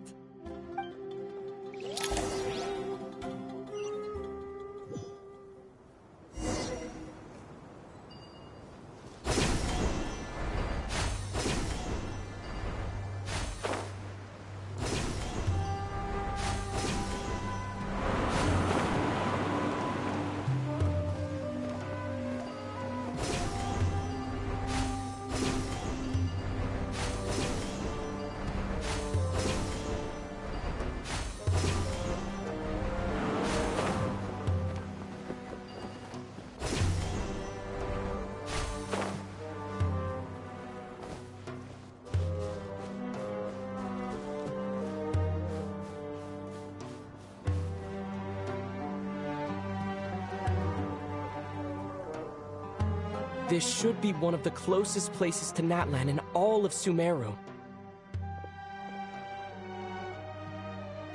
There's the barrier Nicole and Nefer mentioned.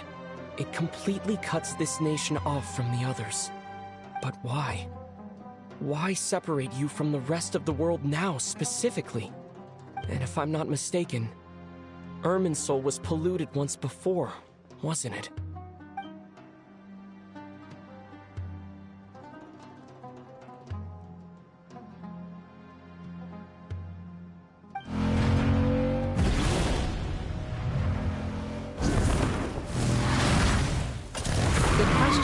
I'm wondering the same thing myself.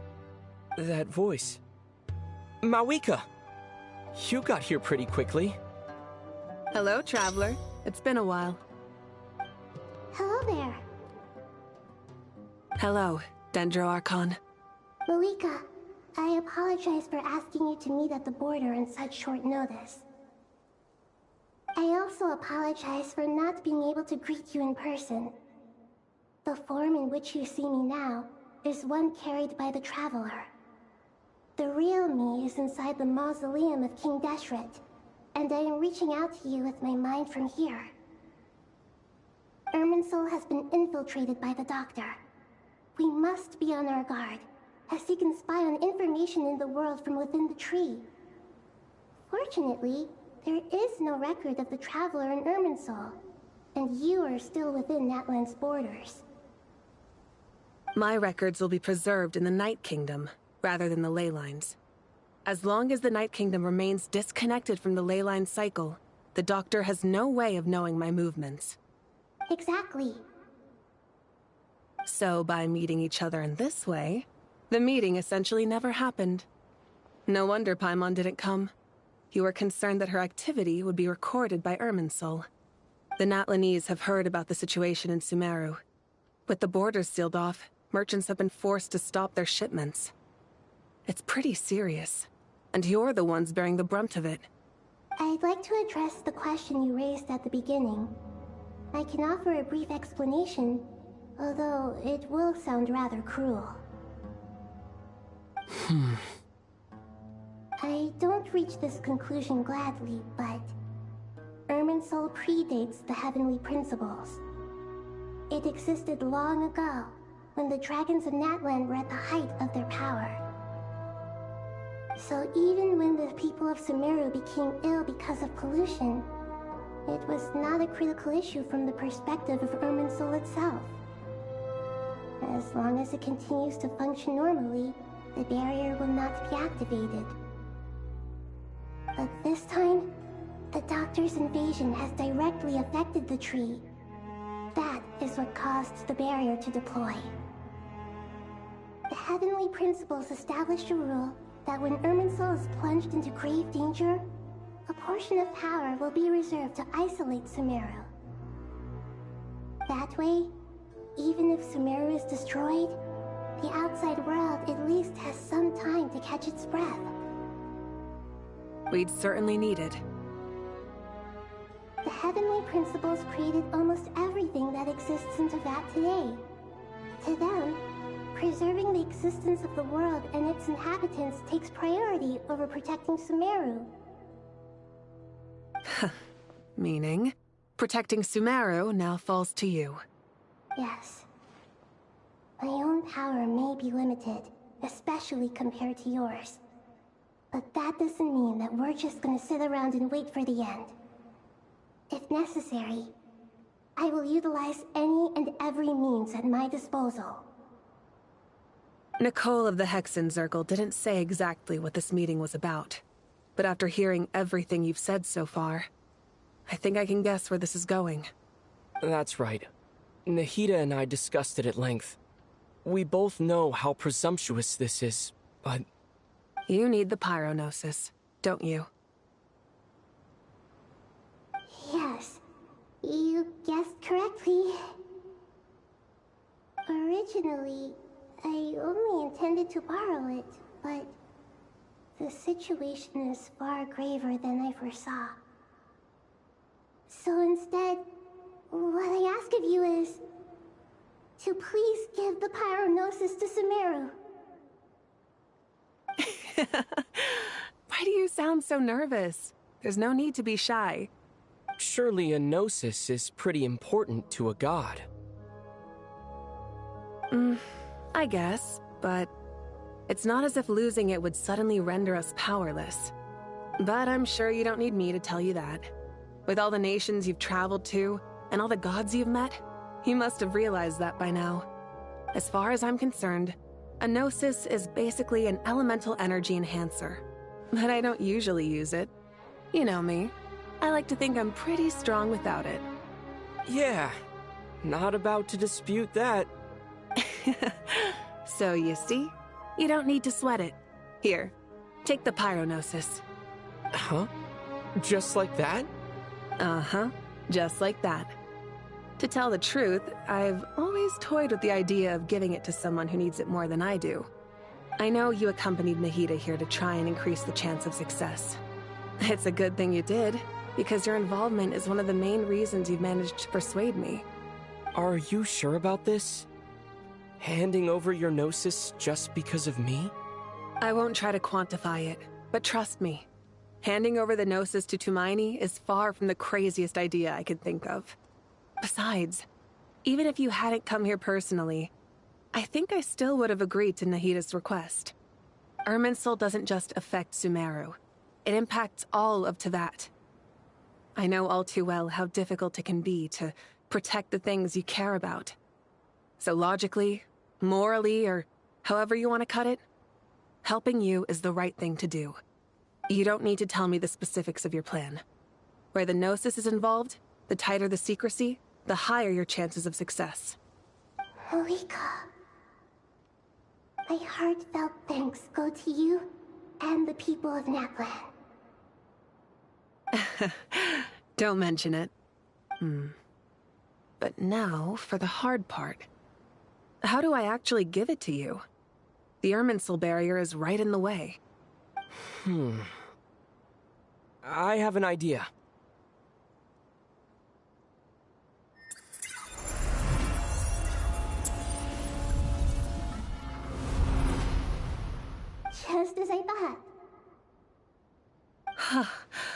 Incredible. What did you do? Just made a lucky guess. This seems to happen quite a lot. Things that apply to everyone else don't seem to apply to me. I figured the same might be true here. Irminsul usually produces effects based on the records it holds. Since the Traveler is a Descender, Irminsul contains no records of him, and thus has no way to impede him. Is that right? You really are full of surprises. Catch. Whoa! Thank you, Mauika. Thank you for trusting us with something so important. All right, all right. No need to get so formal. It's not like we're strangers. Besides, there's still one problem. You might be able to pass through the barrier, but I don't know about the Gnosis. Any other surprises for us, Traveler? Let me try something. I have the Pyrognosis in my hand. It feels strangely ordinary.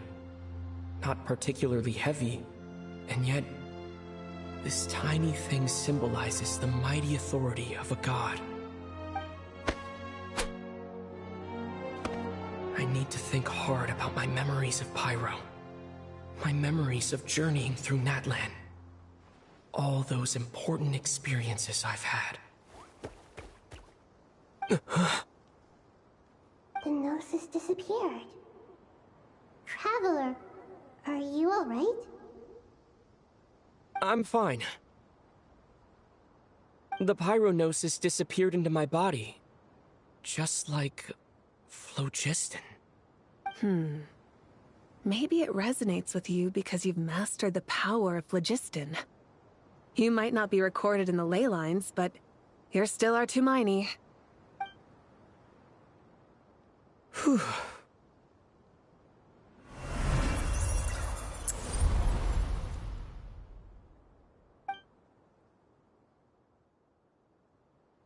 Please allow me to express my gratitude once again, Malika. Pleasure. Well, I've given you all the help I can. The rest is up to you. Good luck. We won't let you down. Yeah. We aren't about to lose.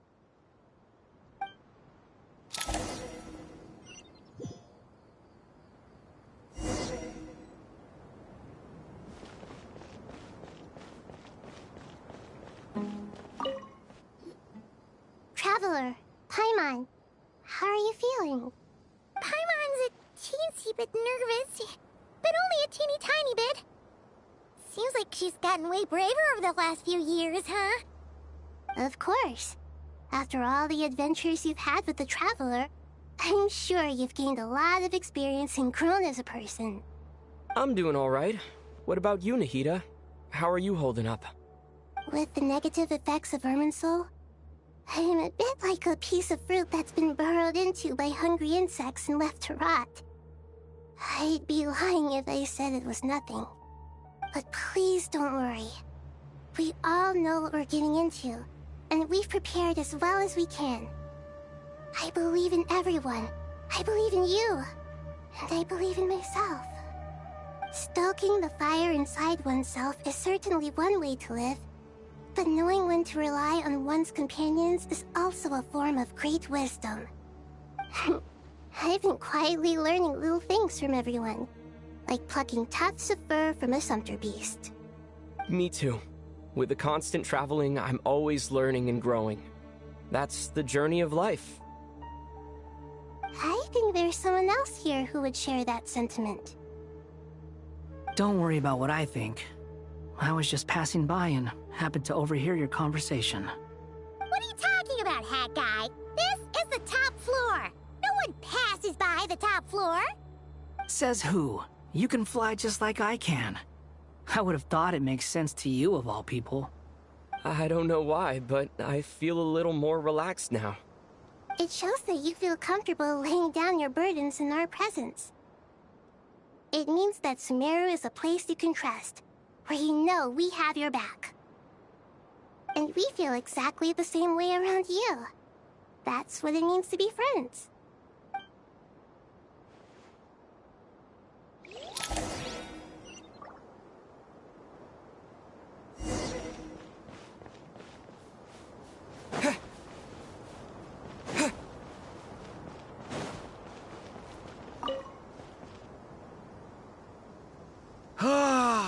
It's finally done. Ugh, but I have a nagging feeling that there's something I've forgotten. Oh, there you are. Everything wrapped up on your end?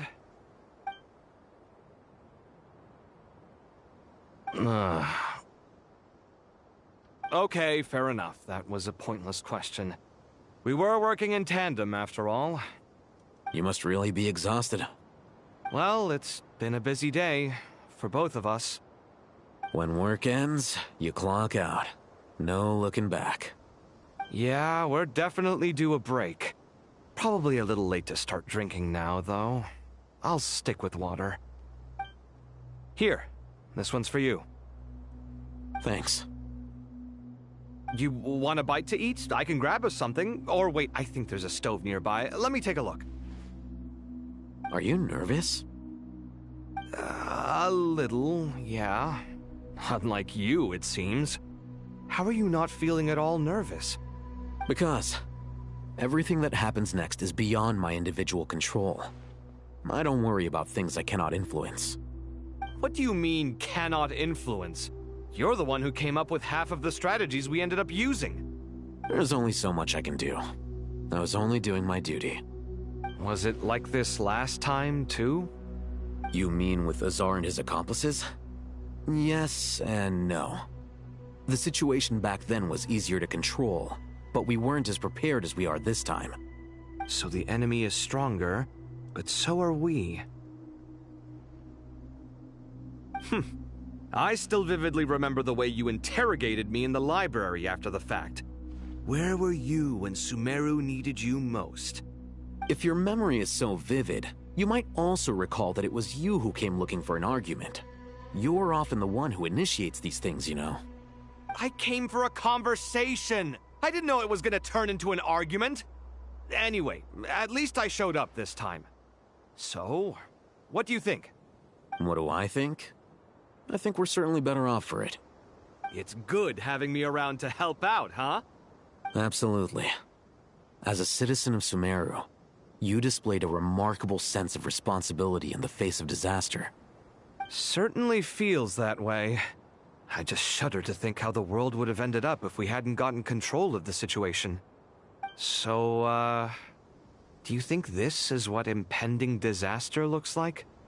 The sky is so clear, and there isn't a whiff of decay or destruction in the air. It's hard to imagine that the fall of humanity could happen on an ordinary day like this. Awful things happen all the time. Sometimes people can stop them, and sometimes they can't. What you and I have done is increase our chances of stopping this one. Lofty ideals may provide no defense at all against nihilism, but perhaps little decisions can. Oh, nothing.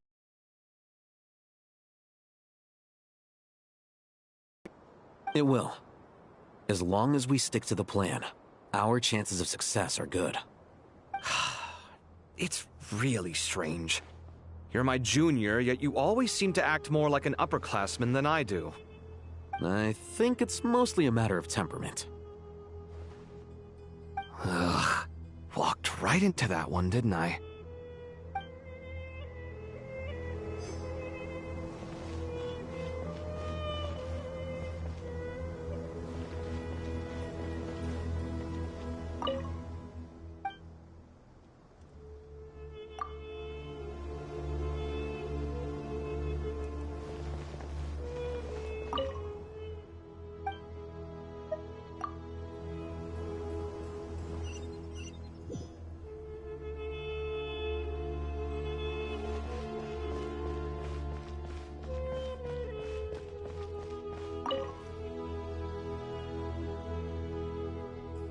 We'll make our move after sunrise tomorrow. Good. Is everything ready? As much as possible. That'll be enough. Don't let the pressure get to you. We'll take things one step at a time. That's how we've always done it. Master Tainari! Mr. Sino! So this is where you were. I brought some juice and some water. Would you like some? I know how easily you get dehydrated in the desert, so you should definitely have some water. In which case, I'll have the juice.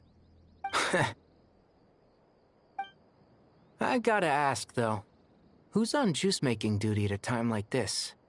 Madame Farazan said she was feeling a little nervous, so I told her about the automatic juicer my friend invented.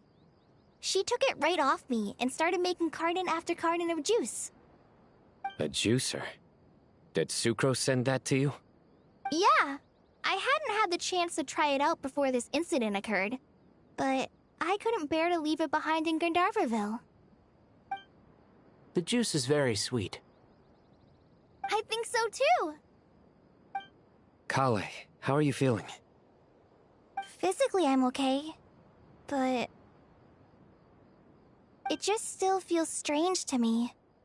Why would a great power like this come to someone like me? I know the feeling well. That same question ran through my mind every day as a kid. At least now, you have someone who can relate to you. All the more reason that you should apply for Spontamod. Tighnari fiercely opposes the idea, though. Those two things are completely unrelated. What are we all chatting about, Would anyone like any juice? Oh, you have some already. I had some earlier, ma'am. Maybe give the extra to someone else? Very well, very well. I shall be off then. There's this enormous power, and then there's little old you. You feel like there's no connection between the two. And that sense of dissonance is difficult to get used to. Yeah. But after all this time, I can't believe this stuff still gets to me sometimes. Makes me feel a little childish. Kale, just because we normally keep the conversation light doesn't mean we can't discuss deeper issues. I don't think it's childish at all. You were the victim of a terrible crime. It's normal to struggle with the fallout from it. You have absolutely nothing to be ashamed of. My professor once told me that no incident can be considered truly resolved until the victim says it's over. Your rage and your pain are completely justified. Thanks. Miss Nicole said that the same god remains which were once used to inflict so much pain upon me have now become a weapon with which I can protect everyone. It's like my own personal kind of evolution. Every innocent person who's been hurt needs time to realize that it wasn't their fault. I was the same. But it's all about to be over. Tomorrow, it ends for good. I don't know if you've noticed, but you rarely stumble over your words anymore, and your outlook has become much more positive. It's a big change from how you used to be. And since this isn't over, you can settle the matter on your own terms. It's time you seized back control. I believe in you. Yeah. Sumeru is my home. And it's so important to me. I have to protect it. No. I will protect it. And once you're done, how about you come back and apply for Spontamod? Stop it with the sales pitch, would you? Hey, excuse me. There are still 3 unclaimed cups of juice here. Why don't you take one each? Ugh, my arms are getting sore from carrying them around everywhere. Madame Farazan, why are you... Here, let me take them off your hands. Thank you, Madame Farazan. Drink up and enjoy my handiwork. I think I'm going to make something else now instead. Please, try to relax, Madame Farazan. Your nerves are starting to get the better of you. I know, I know.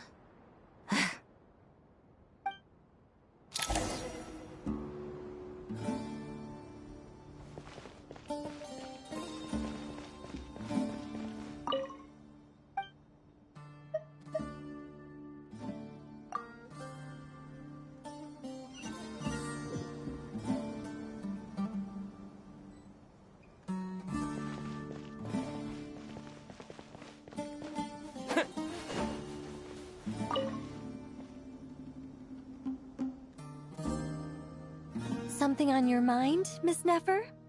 Nothing in particular. It's just... right now, the future feels strange and unfamiliar.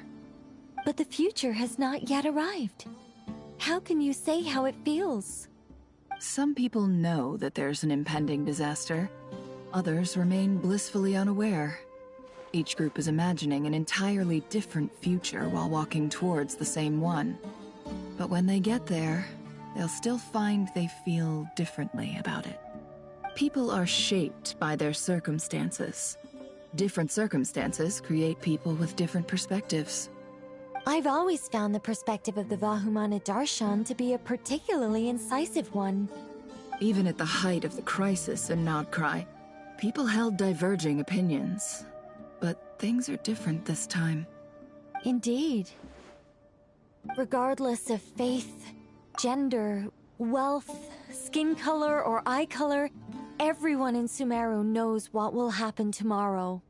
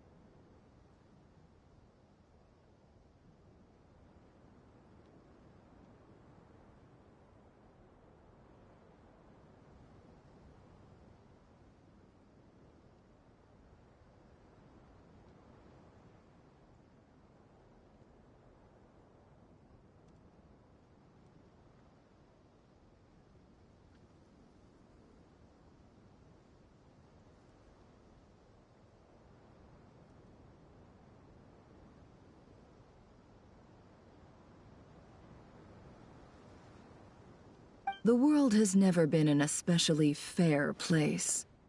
Yet now, against all odds, a moment of unprecedented unity and equality is about to take place. It's fascinating.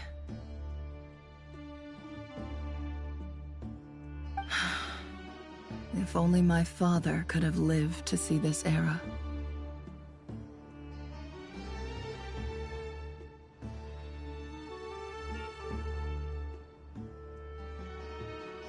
Era. To me, that term represents a much greater span of time. It can be an unsettling word. I would even say I'm afraid of it.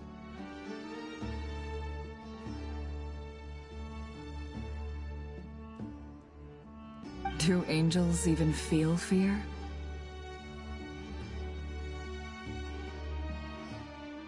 Yes, at least I do. I fear the gap that grows wider with each passing day, and the never-ending flow of time.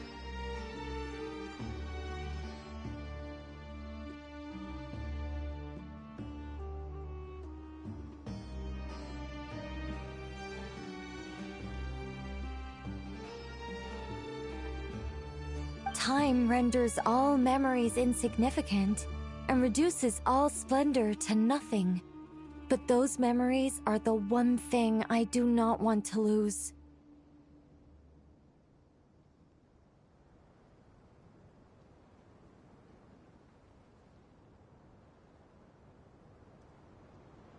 You're very human in that regard.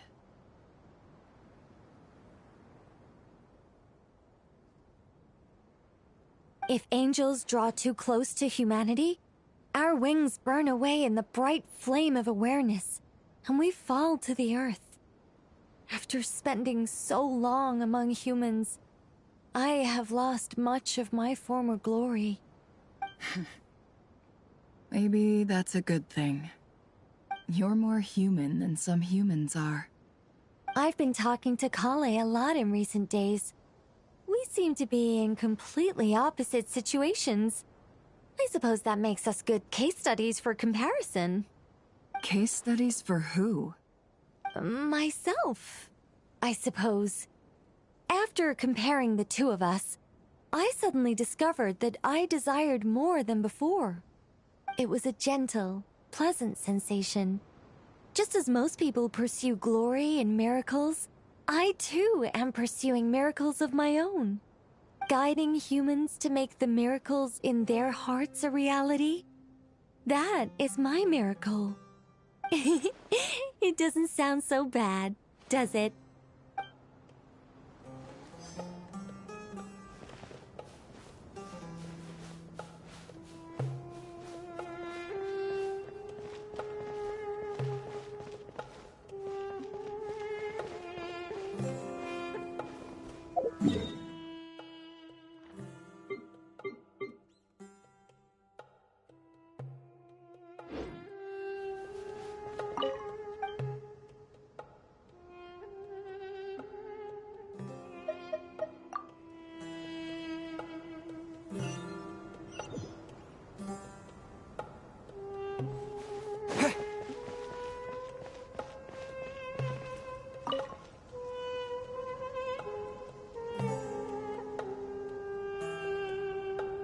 Look at the time. I should head back.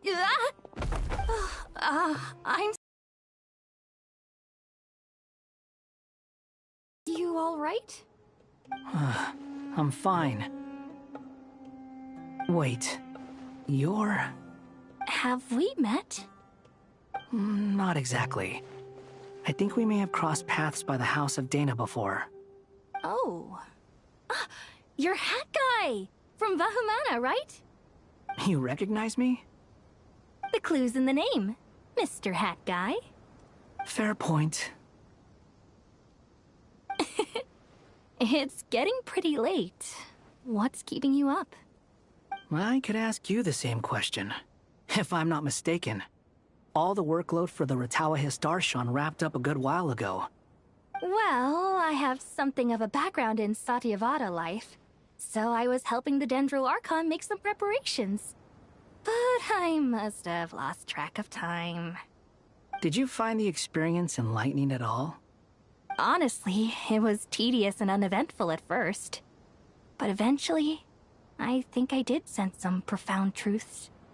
But they also brought a lot of suffering with them. I was told that I even shed tears while I was meditating, though I have no idea why. Sorry. I hope I'm not scaring you. Not at all. It just proves you're very accomplished in your research. Good night. I wish you all the best for tomorrow. Thank you, sir. You too.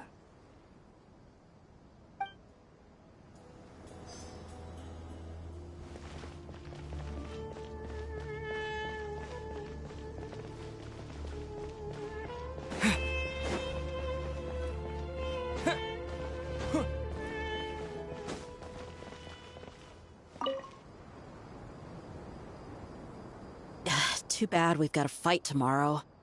I could really do with a stiff drink. Let us pray instead. Prayer. How nostalgic. Lord Sangama Bay.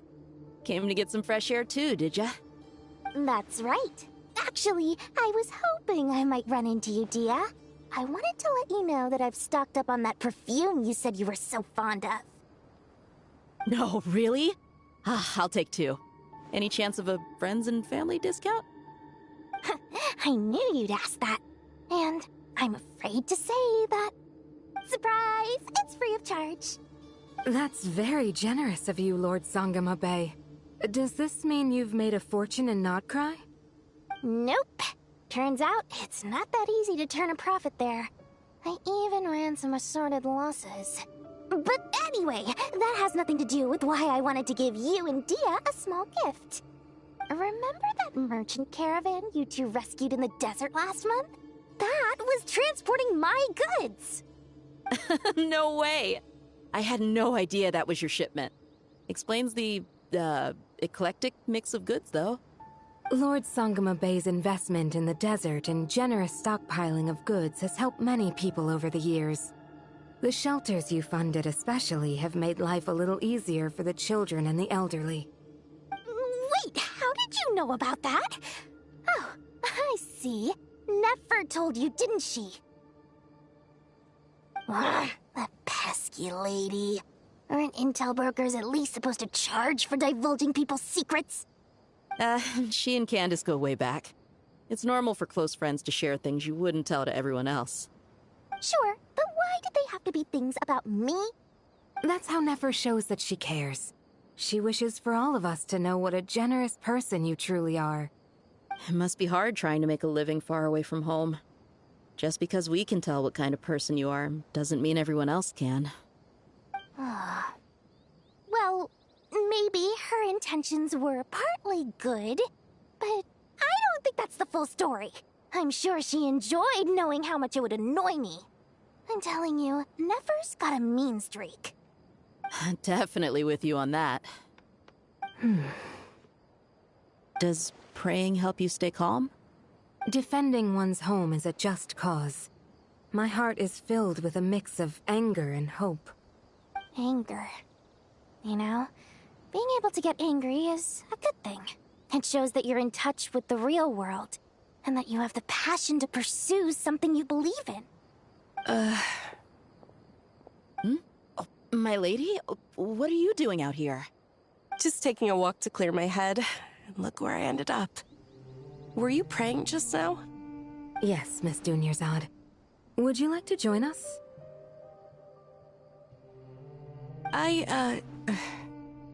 Come on, it's fine. She won't mind who you pray to. Oh, then sure. I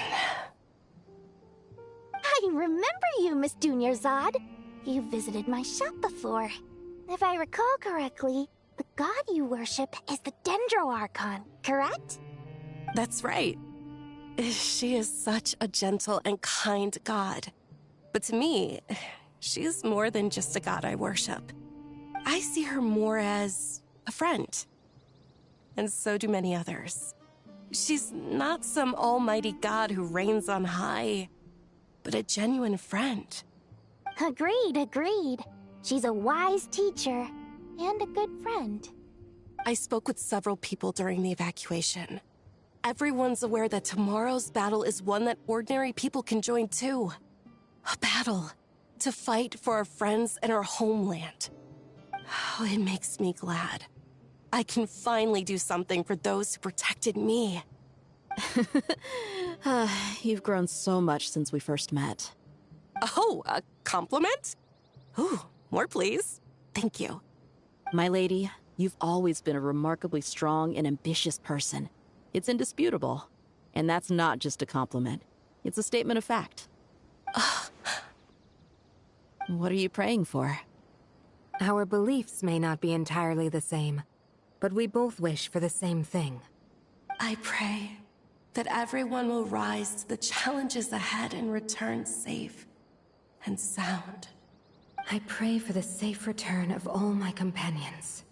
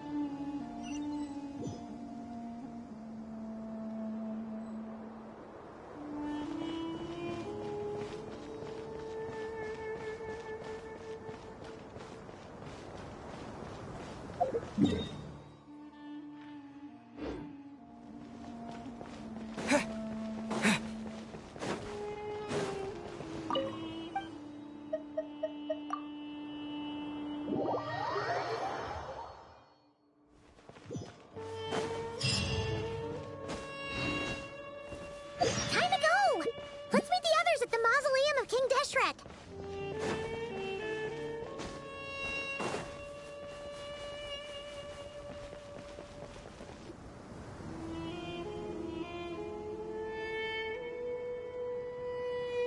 I have not felt this way in a long time. Standing up high, gazing out at the rolling dunes. One cannot know what freedom truly means without first losing it. The Golden Slumber truly lives up to its name as a dreamland. Though desert sands exist there too, no mirage, no matter how glorious, can compare to true beauty. Dendro Archon, what is on your mind? I was wondering whose counsel I should seek on the questions in my heart. What kind of questions? So many. More than can be put into words. As I once said to a friend, we look, we see, and we comprehend. But the question still troubles us. What are the many disasters that this world faces, but the sum of all irresolvable questions? The biggest question you should be asking is how to seize victory. Yes. Although, I would express it differently. I must not fail. And so the question I am most curious about now is whether the path to victory will be an arduous one. What we declare to be a young sapling, we may, in fact, find to be a towering tree, if we would only cast aside our ignorance and look beyond the veil of time to see her true form. Nahida! We're here! Just in time. My preparations are almost complete. Ready when you are.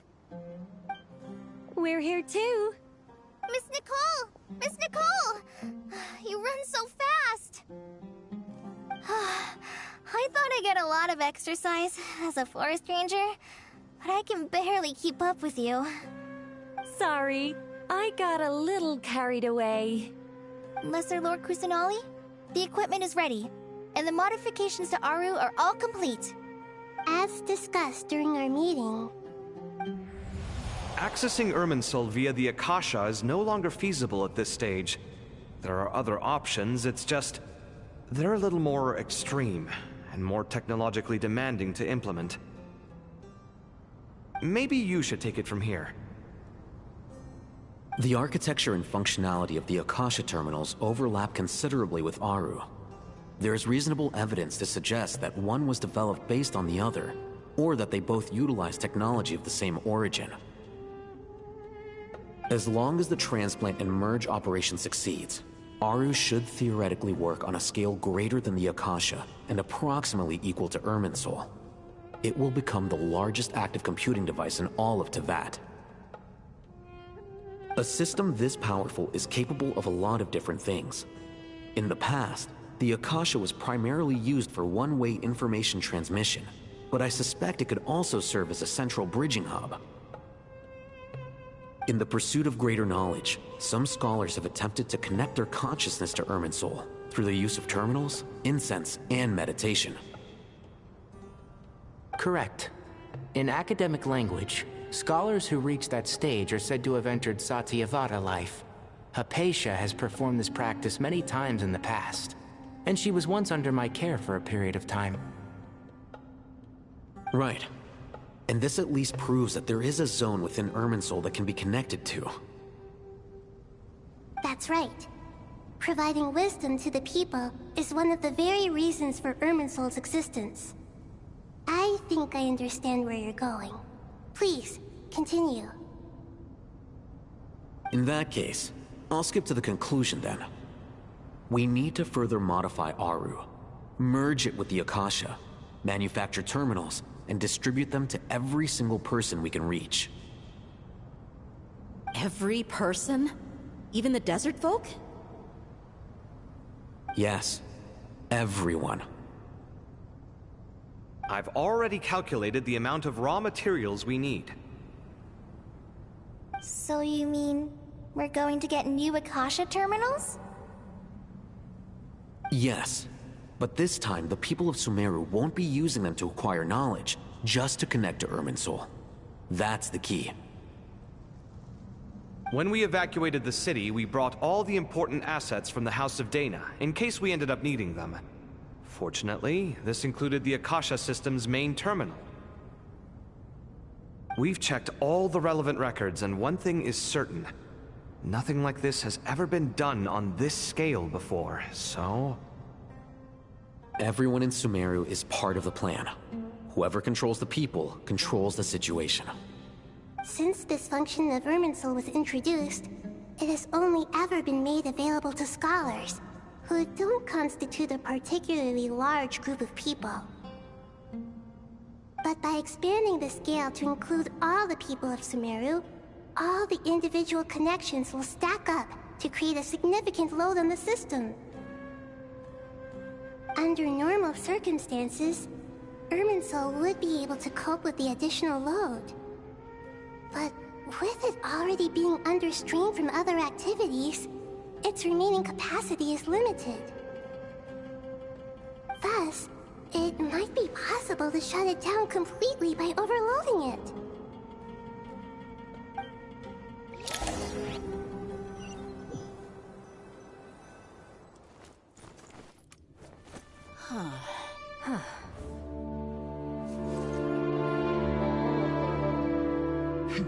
Counting down. 3, 2, 1.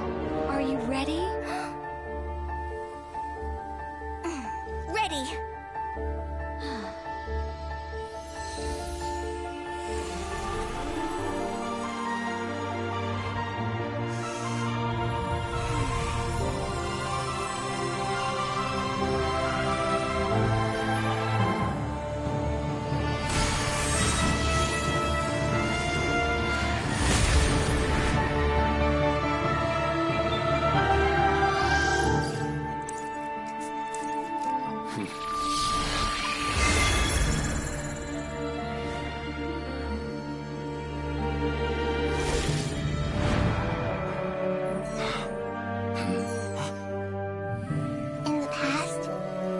People sought knowledge, they turned to the Tree of Wisdom.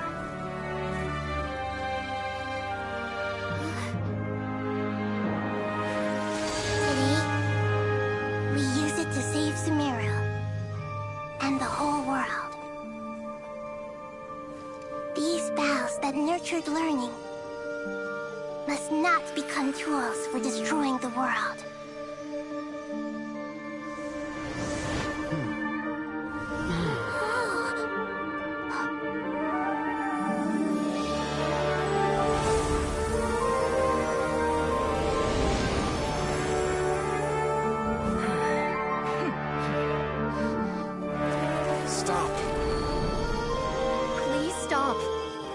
Transformation.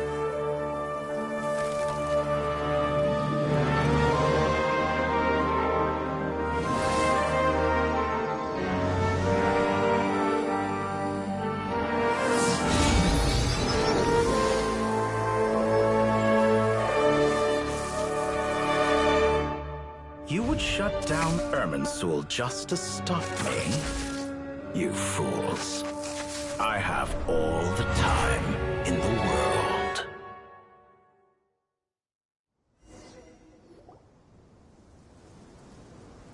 Success! The evil Irminsul tree has stopped growing! Great!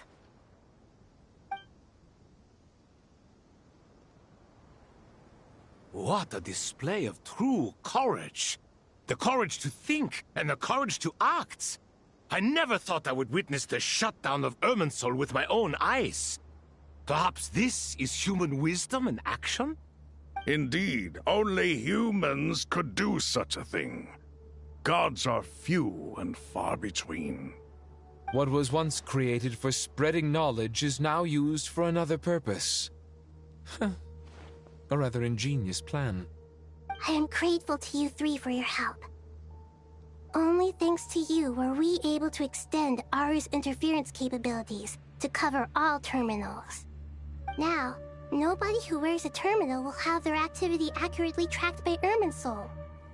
No matter how many eyes Dottore possesses, he will not be able to see us clearly. Now for the next step. I will need the help of your supreme powers once again. How might we be of service, Lord of Dendro? I need to reach the Eternal Oasis immediately. Right now? In that case, Ibis King, would you agree that this is a fine opportunity to dust off our old tricks? Never. I assume you have that chess set with you? You mean the one you gave to me as a gift? Asking for it back, are you? How could I? You misjudge me. I just wanted to show you another way you can use it. Connect to Safei Shatranj.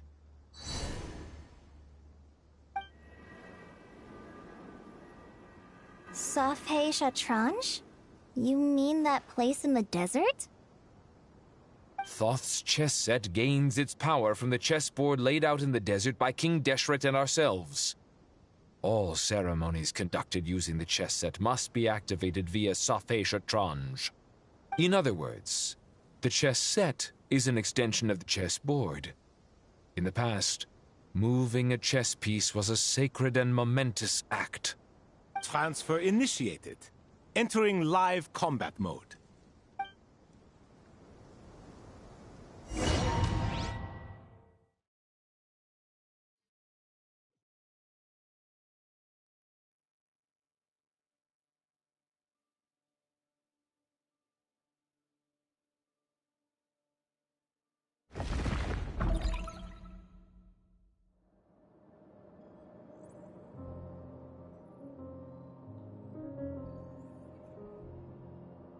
We haven't heard a single word from our spy in the desert.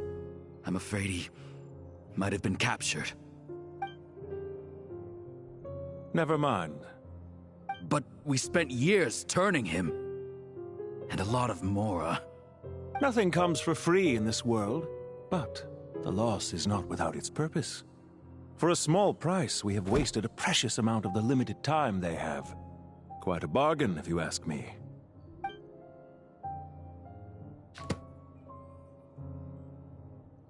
Understood. Weighing profit against loss is a necessary part of life. But to tell the truth, I have been operating at a loss since this all began. Since many centuries ago, in fact. For instance, why would a banker act as the executor of a will? If you hadn't deposited your personal belongings at Northland Bank, I would have no reason to be here right now.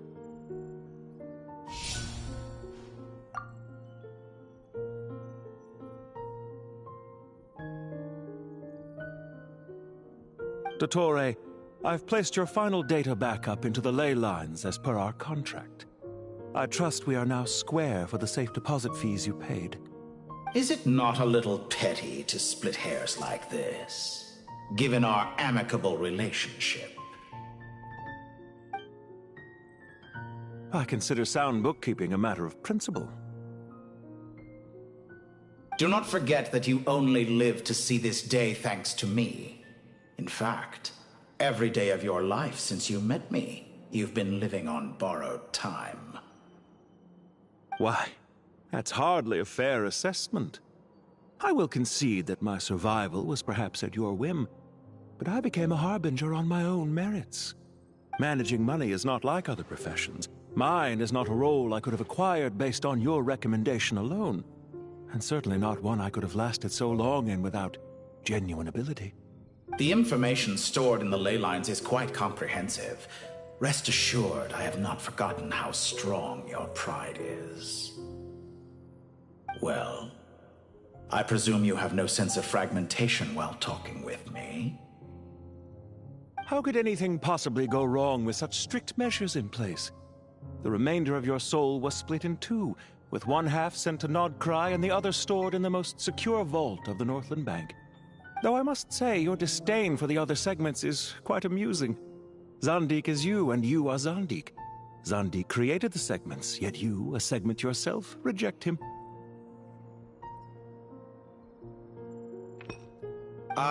That is, Zandik, created segments of various ages in his later years. To achieve this, he had to freeze time and part with a portion of his soul. But as constructive as it sounds, it erases my uniqueness. If each segment is equally me, then by the same token, none of them are truly me. A soul living forever in the past inevitably holds different views than he did in his later years. The same thing that completes me also restricts me. You too might ask yourself which stage of your life you want to be preserved at. The day your business failed? Or the day you were framed by a gang and sold off to a medical lab as a test subject? We needn't dredge up the past. This undesirable plan was eventually scrapped. Lesser Lord Kusanali was quite right. I needed an opportunity to eliminate myself. And after that, I concluded that there was no more effective plan than directly splitting the soul. Once the soul is transferred out, you will find that creating a physical body is far simpler than creating a puppet. The other half of your soul suffered a crushing defeat in Nodcry, you know.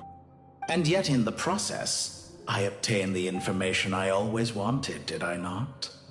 Because now we finally know where the best testing ground truly lies. I once thought your ultimate goal was to ascend to godhood. But as it turns out, that was merely one of your experiments. Experiments take many forms. Most people are too eager for success, too fixated on the end goal. They forget that the experimental process itself is just as important. A suspiciously vacant seat, a new face. I trust you can put two and two together. The reason it doesn't exist is because someone tampered with the record. What can I say? After all your efforts, you really did uncover the world's secrets. So, is the new world you promised a lie? No, it never was. I am glad to be able to control Irmin's soul from within. Now I shall attempt to create a new world inside the existing one. Almost everyone faces the prospect of death, but not a single person has ever been able to experiment unrestrained in the afterlife through sheer force of will. I am the only one to have overcome this enormous challenge. Would I not be letting the world down if I didn't make the most of the opportunity to experiment? Clearly, the dividing of your soul did not affect the magnitude of your ego. Out of all the versions of you that have ever existed, this you is the most insane and the most radical. Is that why you chose to work with me? Which was it then? My insanity? Or my radicalism? Could I call myself a venture capitalist without a suitably ambitious plan to invest in? Yours happened to fit the bill quite perfectly. Well then, I must say, while I am surprised enough that you showed up at all, what surprises me more is that you chose to present yourself as my former subordinate, and not as the banker Pantalone. Why make things harder than they need to be? Exposing my true identity in a situation like this would only serve to destroy diplomatic relations between Snezhnaya and Sumeru. I daren't imagine the consequences. Showing up in the name of the original antagonist gives you the recognition you rightly deserve, while also being sensitive to Snezhnaya's predicament. It was an easy win. As for why I'm here, if you're suggesting that your credit is in the negative, I won't argue with that. Many people say that about you. I'd argue that a significant factor in your willingness to cooperate is the fact that you have but a few years of life left after my death. Living and dying together has a way of binding two parties together rather closely. Is it not true that a relationship should be judged by both the positive and negative returns it yields? So some of what I said actually made it into your head after all. It's true that I hope you don't die too soon, but don't you find that a strange thing for me to say? After all, you've already had quite a long life, especially for a human being.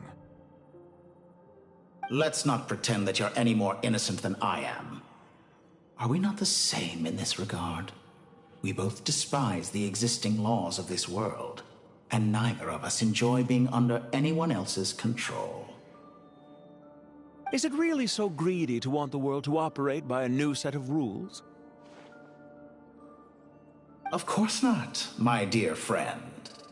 And as I've said before, mutual interest is the foundation for the most reliable of relationships. You can attest to that. I just hope there never comes a day when I have to work too hard to prove that. Regrader, sir. People have been spotted approaching Sumeru City. How strange. Despite your access to Irminsol's data, it appears the soldiers noticed before you did. They must have found a workaround. Well, Dottore, I trust you know what this means. The fact is... They're coming. They'll breach the city gates any moment now. But even so, I would say Irminsol is a wonderfully convenient thing on the whole. If you do manage to create a new world, perhaps you could plant one outside my office, too. I'll consider it. What do you need me to do? Stall them? The experiment will take time. Stall them for as long as possible. Very well. But you're really asking for the moon here. Have you heard this story? There was once a guilty man, kneeling in the center of a church while an angry mob outside waited to bring him to justice. He pleaded with the gods, begging them to grant him one final request, the chance to finish confessing his sins before he was sentenced. Many suns and moons passed, seasons changed, and still his confession continued, as if he intended to speak until the end of time. Are you suggesting I worship you as a god? Or were you hoping that I might confess my sins to you? Certainly not the latter. That would make my life miserable indeed.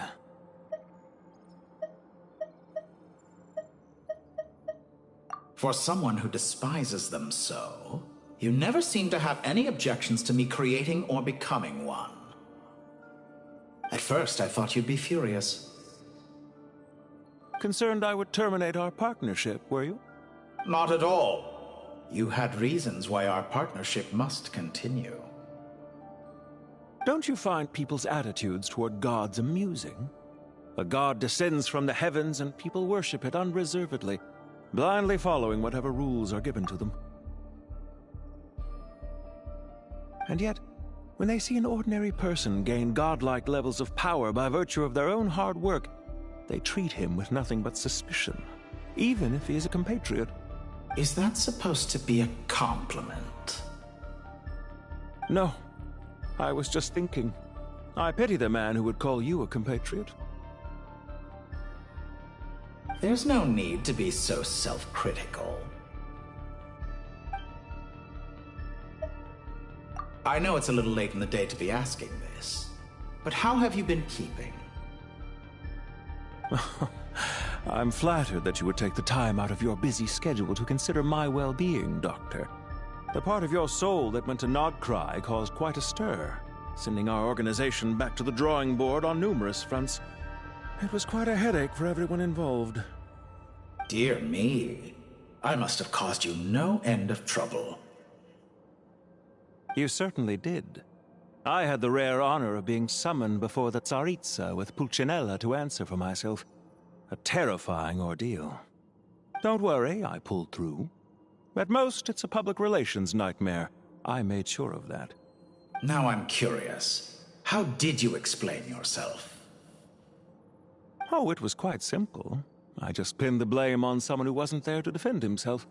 I could hardly be expected to defy the demands of someone as insistent as the Second Harbinger, now could I? How you slander me. You know full well that I am perfectly amenable to reason.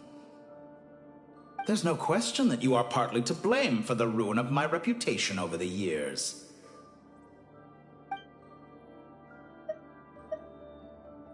Do you have anything lined up for when this is all over? Hard to say. Field work always takes quite a toll on me, as you know. Once I'm back at Snezhnaya, I'll start with a well-earned cigarette. Why are you so eager to ruin your lungs after I went to the trouble of replacing them for you? If you have an issue with it, feel free to try to stop me.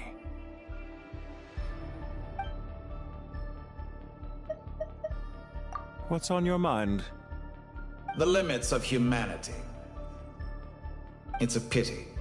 Despite running countless calculations, I find there is simply no way to reduce any further the amount of one's soul required to sustain an individual.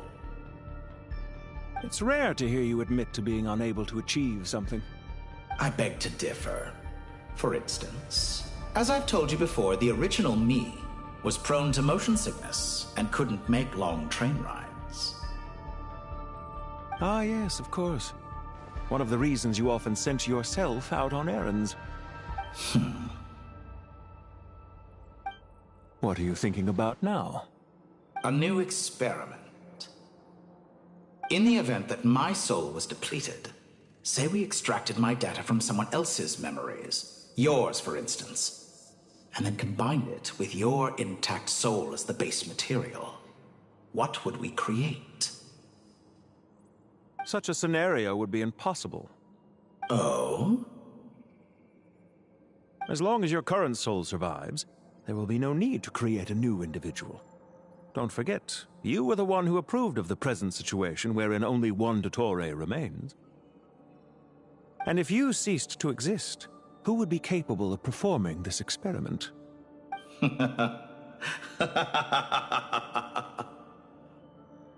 Since the day I met you, you've always excelled at talking your way out of a quandary.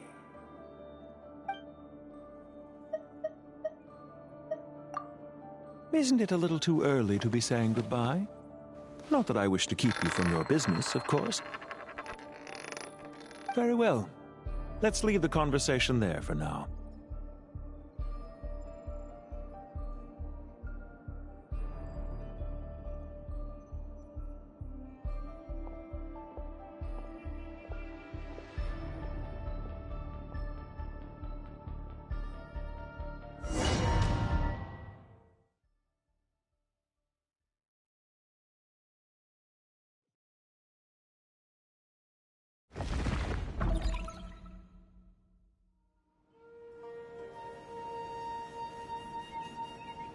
The power of King Deshret's 7 pillars is truly remarkable.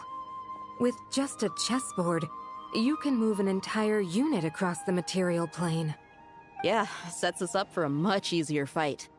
Really makes my day. The last time we stormed the city, it involved a lot more running around. I wonder how many people can say they stormed a city twice in their lifetime. I was just thinking that. I've definitely had more than my fair share of unusual experiences in my life. This is my first time here, actually. We never usually leave Gandharvaville. I hope this will be my last time. Does everyone have to chime in? Can't we just fight? What an amusing comment, my dear lady. Yet humans often alleviate tension via small talk, do they not? Whoa! Why is Candace's shield talking? Because the image on her shield is one of me. And I, of course, can appear wherever I wish to. Well, la-dee-da. Isn't that fancy? Could I get in on this? You wish for your gauntlet to speak? Why, certainly. Ahem. I think you'll find that it is I whose image is carved hereupon. Thanks. Definitely feel stronger now. You're welcome, my lady. I am glad to lend you my power. Sino, what's the situation? There are troops stationed at every entrance. As we expected. A frontal assault will suffice. Everyone, stick to the plan. We'll take the main entrance. You head for the House of Dana's side door. Move out.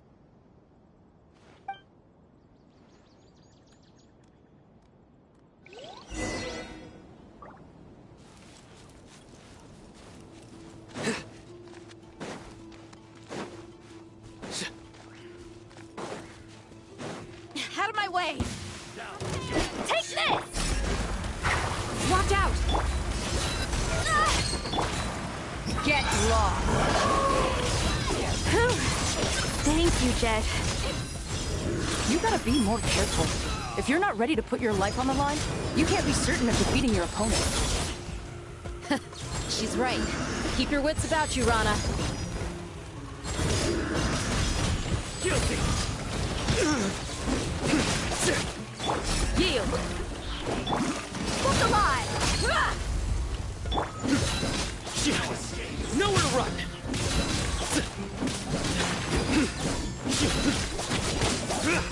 Wait!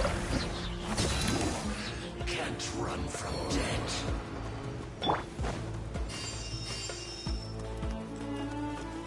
Take them out and secure the harbor. Reinforcements will arrive by water. Consider it done. Show no mercy. Grant us your blessing! Pardon us. Your sins weigh upon your soul. The magic's power Stay flows condemned. through me! Winter shall eventually come.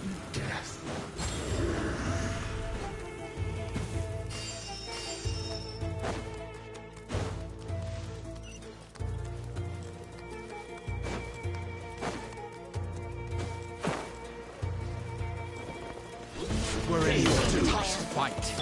Do your worst! Hear my prayer! Let's get it on! Hi! Futile!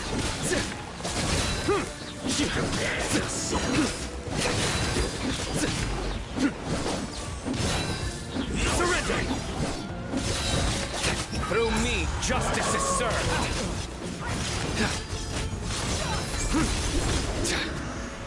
So quiet.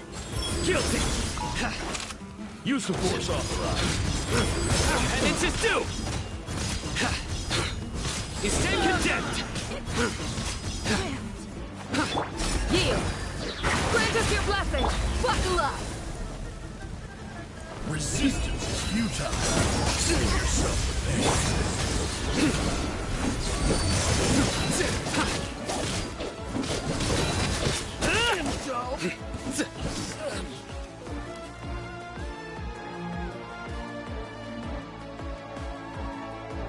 Waterway secured. Brothers! Sisters! Perfect. Just in time. Welcome. Once we've linked up, we'll continue the advance. The team has arrived at the north entrance, as planned. Good. Press on.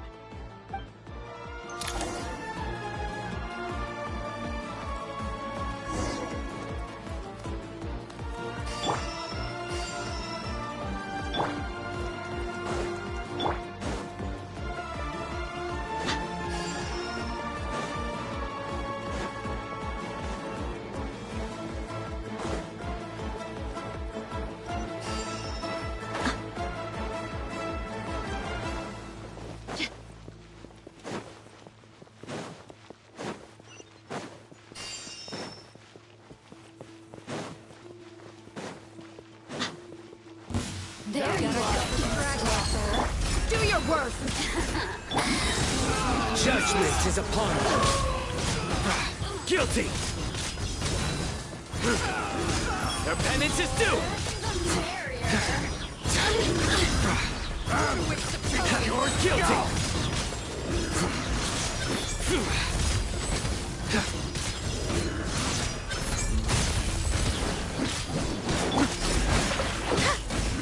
Hear my prayer! Let's get it on! Ha! Didn't take too long.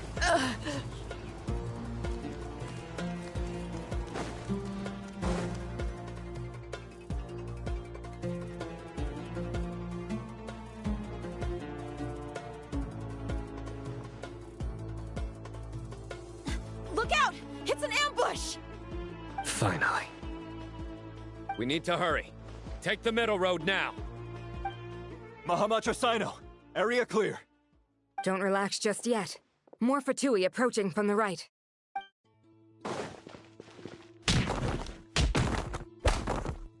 Irminsul cannot track our movements. If necessary, we could split up. Don't worry. We'll wipe them all out. As you can see, our people came raring to go. Good, good.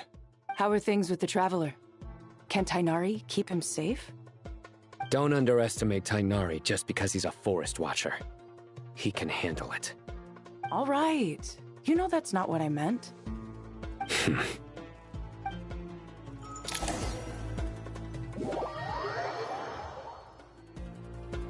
Sino and the reinforcements have drawn the Fatui's fire away. It's our turn.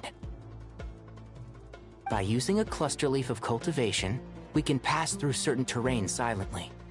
Good luck with that. We'll just fly up there. Huh? Oh, yeah.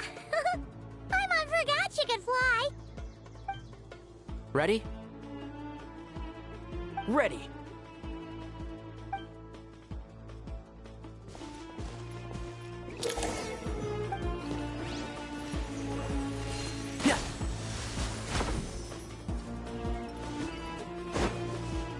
I'll uproot you!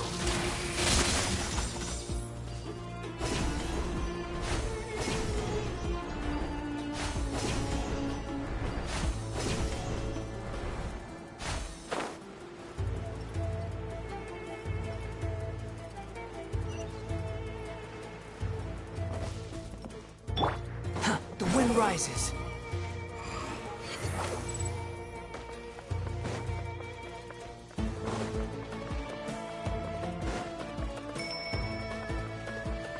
Behold!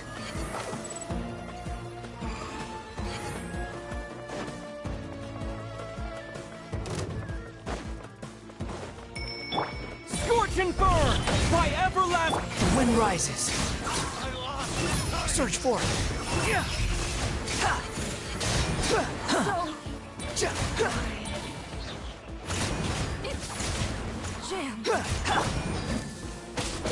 Yeah. Time to ignite! Can't see?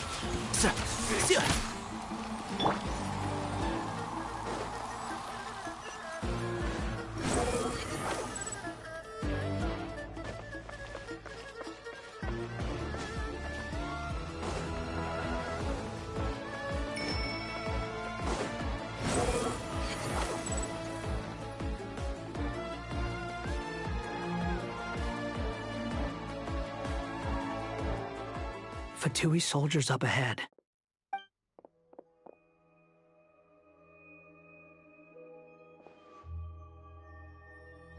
Careful.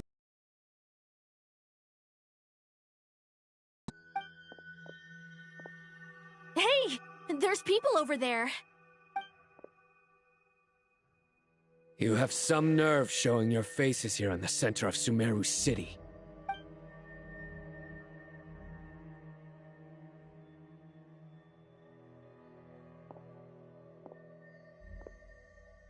You're right on schedule. Well, this guy sure as heck isn't your average Fatui sergeant. They've stationed quite a few people nearby. It definitely looks like they were waiting for us. But something feels off. Everything about this guy feels too deliberate. I highly doubt he's just a subordinate of Dottores. And he's no mere sergeant. Whatever his rank is, it's high. Much higher than we thought. So you've been waiting for us. But it looks like you're geared up for a conversation, rather than a battle. Very clever, General Mahamatra Sino. I know you're the one in charge of this siege, and I look forward to making a deal with you. A siege? Sumeru City belongs to us! Historically, yes. But things can always change. We have quite a sizable force with us, you know. For instance...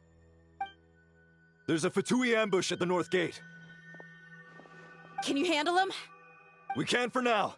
Yes, I'm quite sure both sides can hold their ground for the time being. The battle has not yet reached its climax. But what happens next? Do you enjoy watching bloodshed? Surely some of those here are people you count as friends. Once a war begins, some people must die. I doubt you wish that fate upon anyone you know. Wait a second. It's a trick. He's not even there. Silence! He disappeared. What was that? A ghost? Curses! He was never there to begin with. That was just a shadow projected there to lure us in. Enough talk! Attack! I apologize for being unable to accompany you at this crucial moment, but I am compelled to leave for reasons beyond my control. Please excuse me. Sumeru's General Mahamatra is quite ruthless. It's a good thing I wasn't there in person. Your illusion held them up for a time just fine. But now that they have seen through it, they will realize you were just a decoy. Decoy or not, what matters now is that they will be heading your way imminently. Not imminently. They are already here.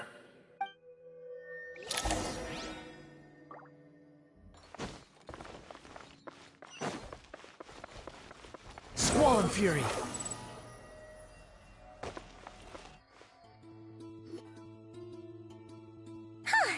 We made it! This is far enough. Tainari, you go help Sino. Don't worry about us. We'll manage from here. Are you sure you don't need me to stand guard? No need. Once the connection is established, we'll disappear from the sanctuary of Surasthana. Go help the others. All right. Goodbye for now, then. Please tread carefully.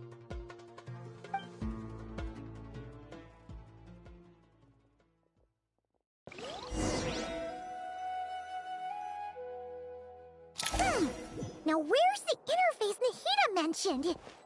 Come on, where's it hiding? Found it. It's over here.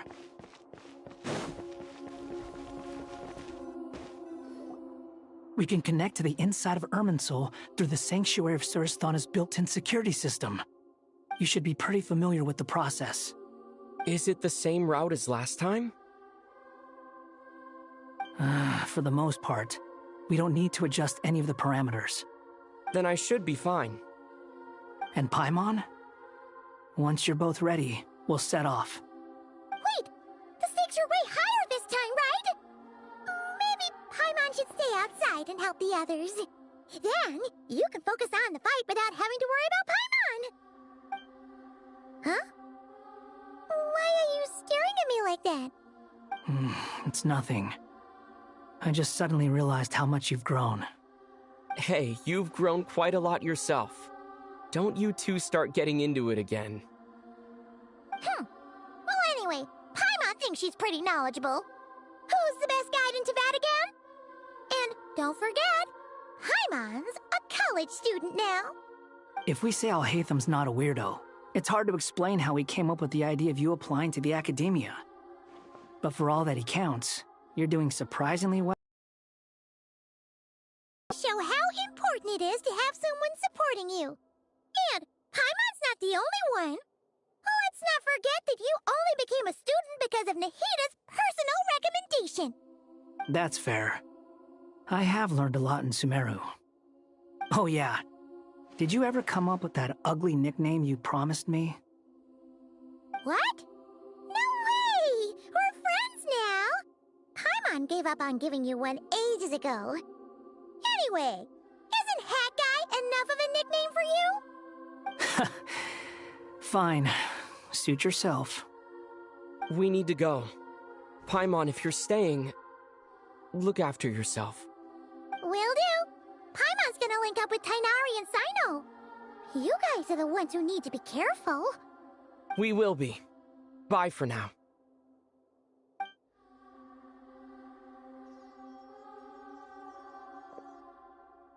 Initiating connection.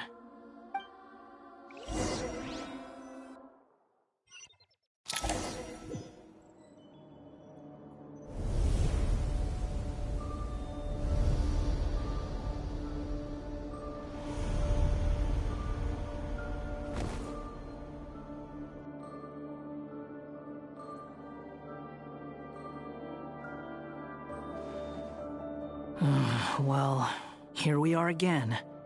Come to think of it, I still don't even know where we're going. Thanks to our terminals, it should be impossible for Irminsul to read. I can... Don't tell me. Only you need to know. That way, whatever happens to me next, it won't affect your progress. Listen to me. Your safety is just as important as mine. Don't even think about sacrificing yourself for the greater good. We came here together, and we're leaving together. All right, if you insist. I won't argue with you.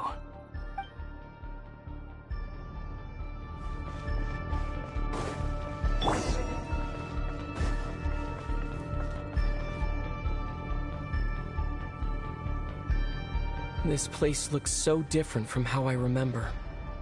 It's unrecognizable. It's a complete mess. Like someone's turned the place upside down. Must be Dottore doing. Either he's searching for some information he needs, or... It's still changing. He has to know we've entered Irminsul. But luckily for us, he can't pinpoint our location. Be on your guard. Don't let him find us. The red parts have probably been corrupted by Dottore's power. Don't touch them, or you might alert him. Behold! He's looking for us. Tread carefully. That wall could be a problem. Fortunately, it looks breakable. Give it a shot.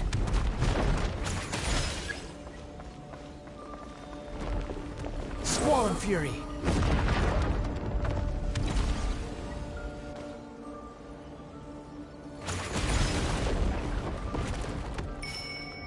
The wind rises.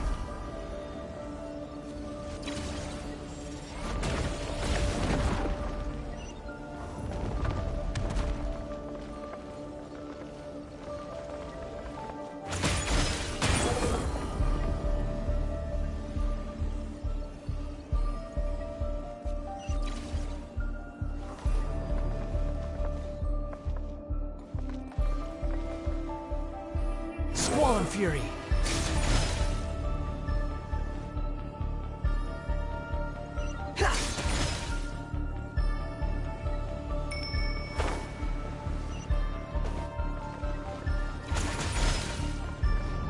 Behold!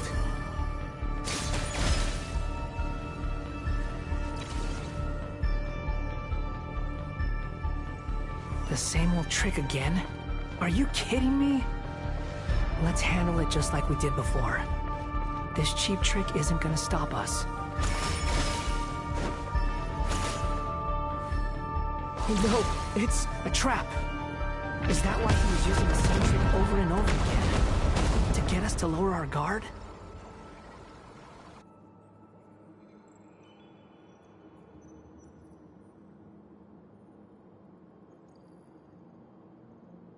I'm trapped!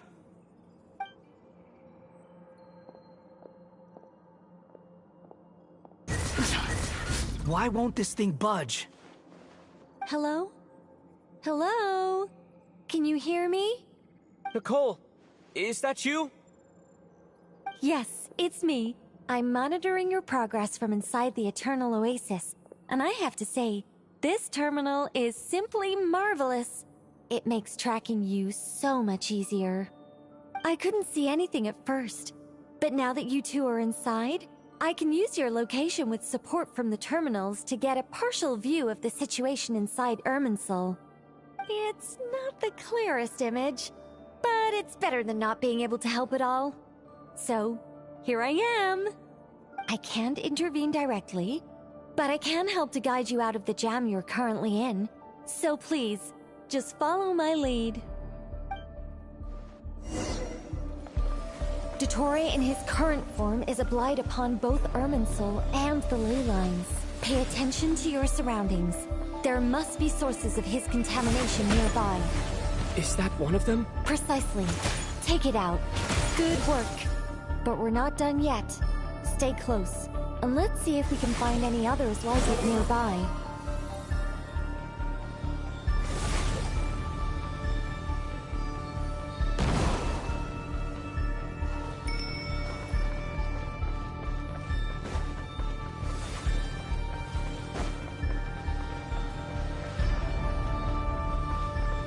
Rises. This must be another one. Agreed. Now... Oh, wait! Watch out! It's Dottore. I think he's found us.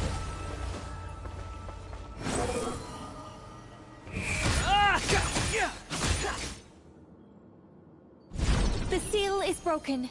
Quick! Get out of there!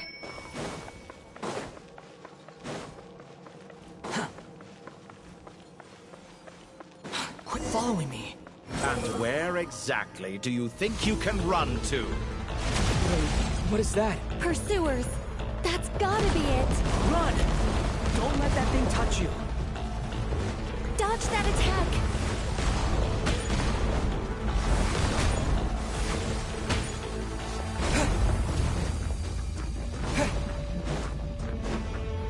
There's more than one path. Which way do we go? To the left. Trust me. Fleeing like vermin. What a pathetic sight. Hey! Watch yourselves. Stay focused.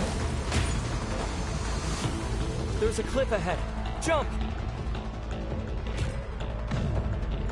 More of those corruption sources. Destroy them as you did before, and open the exit as quickly as possible. They're relentless. Is he trying to wear us down? You'll just have to destroy these too.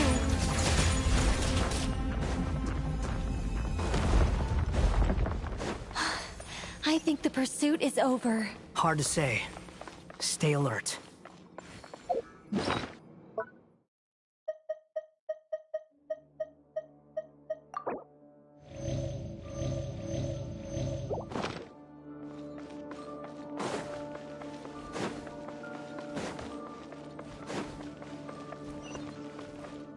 The wind rises.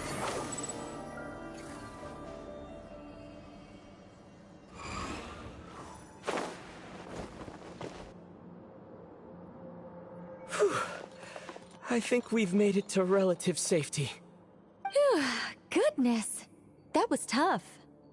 You doing okay? I'll be fine. Don't worry. Take a short rest, and then... Nicole? Nicole! The connection's been cut. But that means... Look at you supporting one another. How very touching.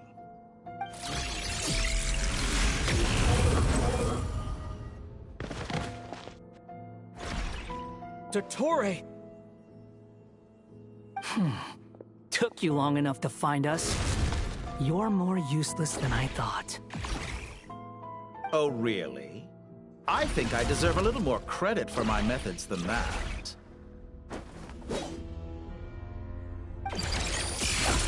Rather than hunting you down, I chose to let you roam free.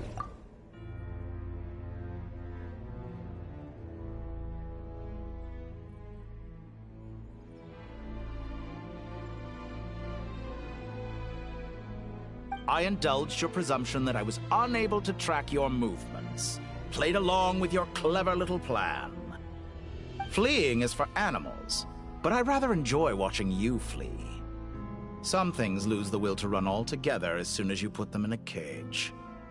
If that's true, then why did you come looking for us? Because I wanted to observe you up close, of course. Don't misunderstand me, I'm not here for a fight. Is it so unusual that I wish to greet my old acquaintances in person? After all, it's been a while.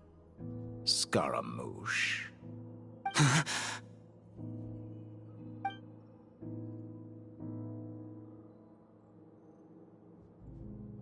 Why are you so afraid? I have done nothing unprecedented in discovering the truth. Nor did I go to any great lengths to uncover your story. You made a bold series of moves in deciding to erase yourself. And with the power of this great chronicling device called Irmin's Soul, you were able to achieve something quite remarkable. Once most people form an opinion about someone, it tends to imprison their mind. Yet you managed to erase every trace of your existence. A novel take on death indeed. However, this meant that you stood out to me all the more when I saw you in Nodcry. I didn't even have to go looking for you. Just the sight of you was enough for me to intuit the truth. For someone in my position, connecting the dots was a trivial affair. It would have been more surprising if I hadn't managed to piece it together.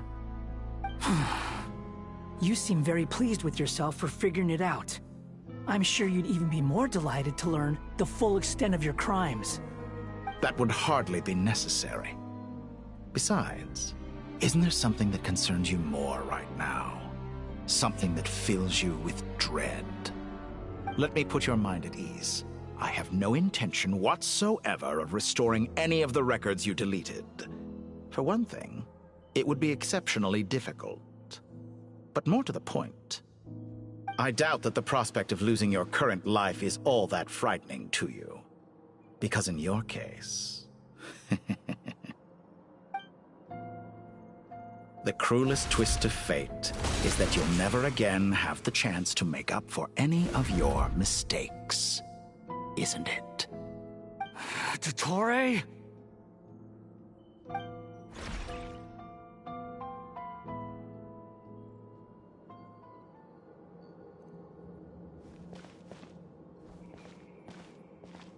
All here shall bend to my will.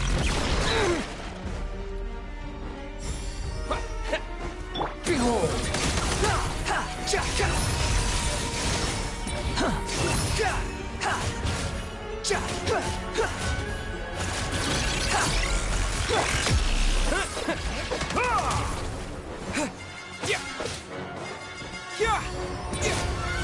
Squall and Fury!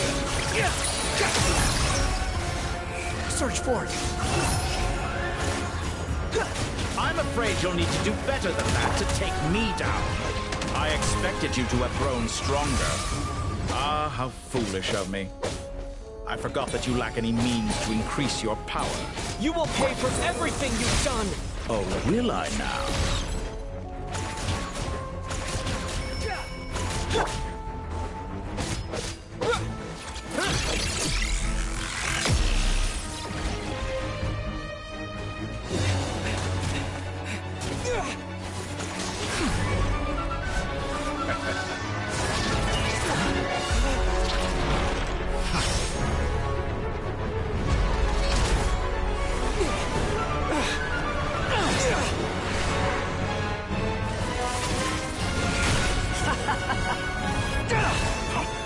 Does the prospect of death amuse you?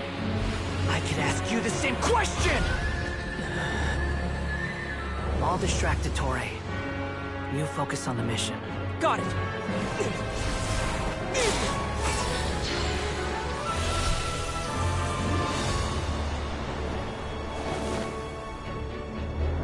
For the hopes and dreams of the masses. Open the secret door on this enchanting night. May wisdom's light eradicate ignorance and darkness, and hereby fulfill our ancient vow. Commence data extraction.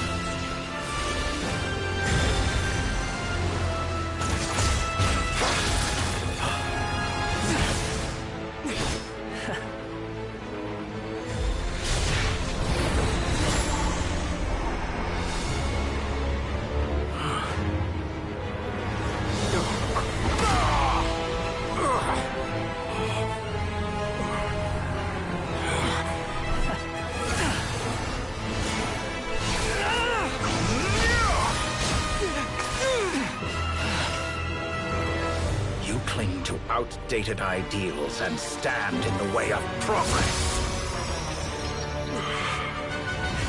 You will pay for interfering with the grandest experiment of all time.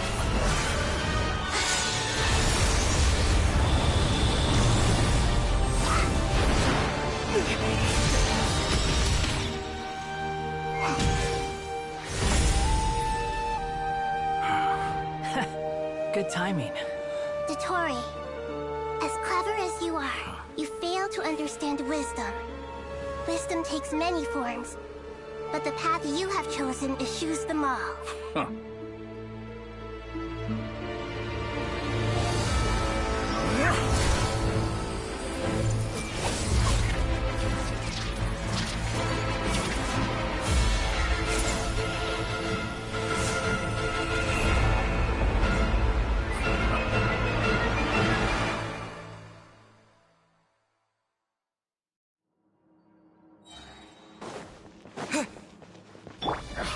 My strength is fading! Since you are within Irminsul, it's stands to reason that the power you wield comes from. Extracting the information from Irmin's soul, just to strip me of my power. I will find his weakness.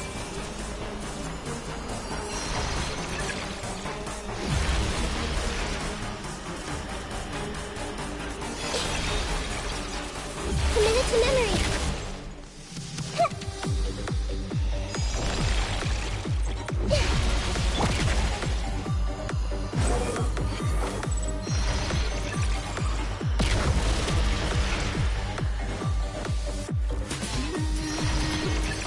Quit following me. The wind rises.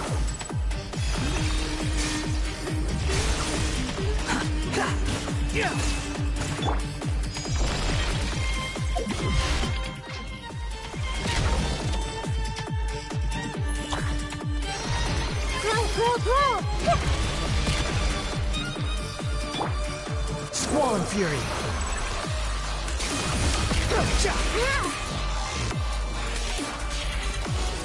Admire your attempt to produce a new variant, but it's nowhere near enough. Behold!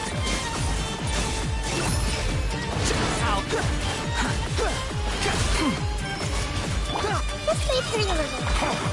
A petty trick. Squall and Fury.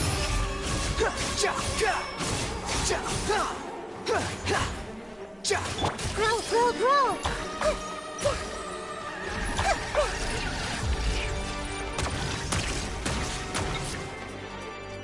Commit it to memory.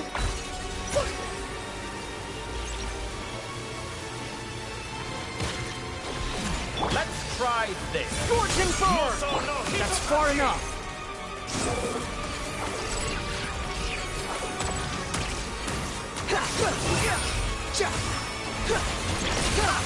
You won't just... You're so close. Just hold on a little longer. I'll hold him up. Traveler, Hat Guy, the rest is up to you. We certainly have a knack for surprising each other, don't we? I'm just getting started. It's time. Say your prayers. Stay on the defensive, but watch your back.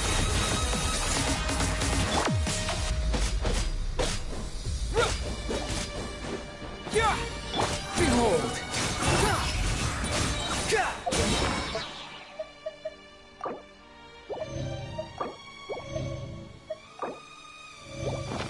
Upon the gale. It's time. Say your prayers. Try this. Muso no Hitotachi! Scorching burn!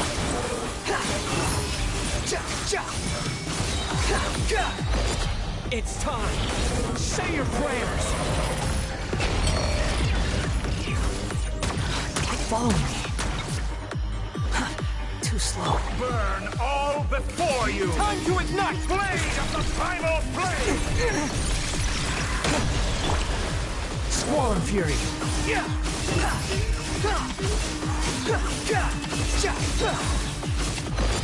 It's time. Say your prayers.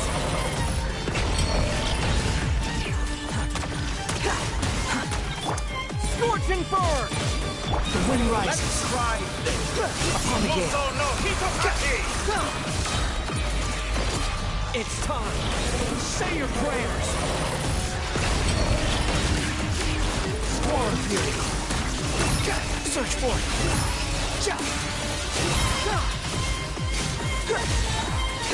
Search for it. It's time. Say your prayers. Finally. Time for you to die. Excited? Time for me to die? How could I approach this place? Death was something I feared. The last gasp struggle of a duck. It's time. Say your prayers.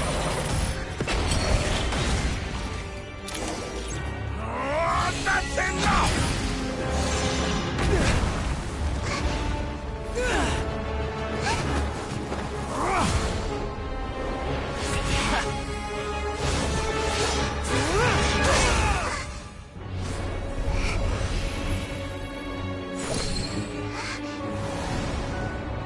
It's all yours. Do with it as you see fit.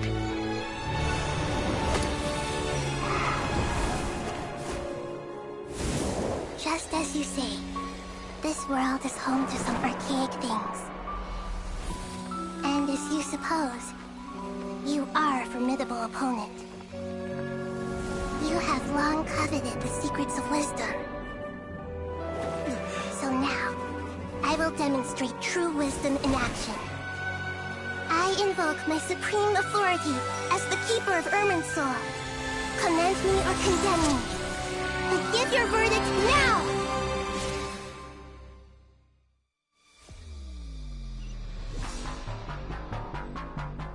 Blessed One of Wisdom, Mahakusalatama, are you certain that you wish to exercise your authority to destroy Irminsul?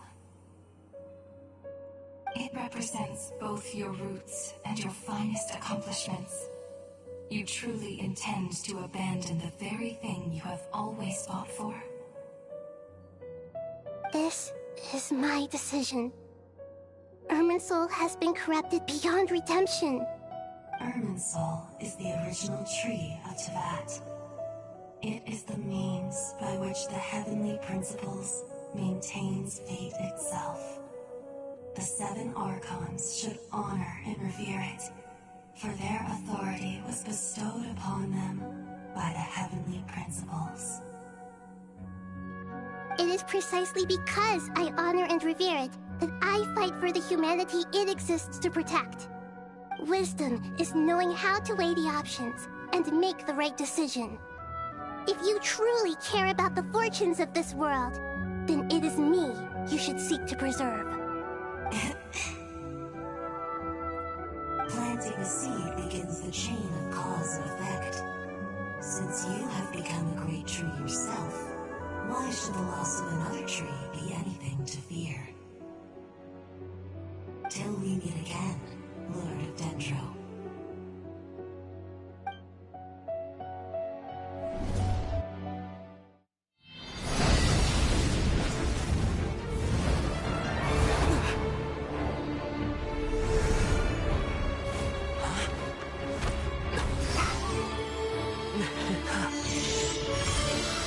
The first flame. The pure, cleansing fire.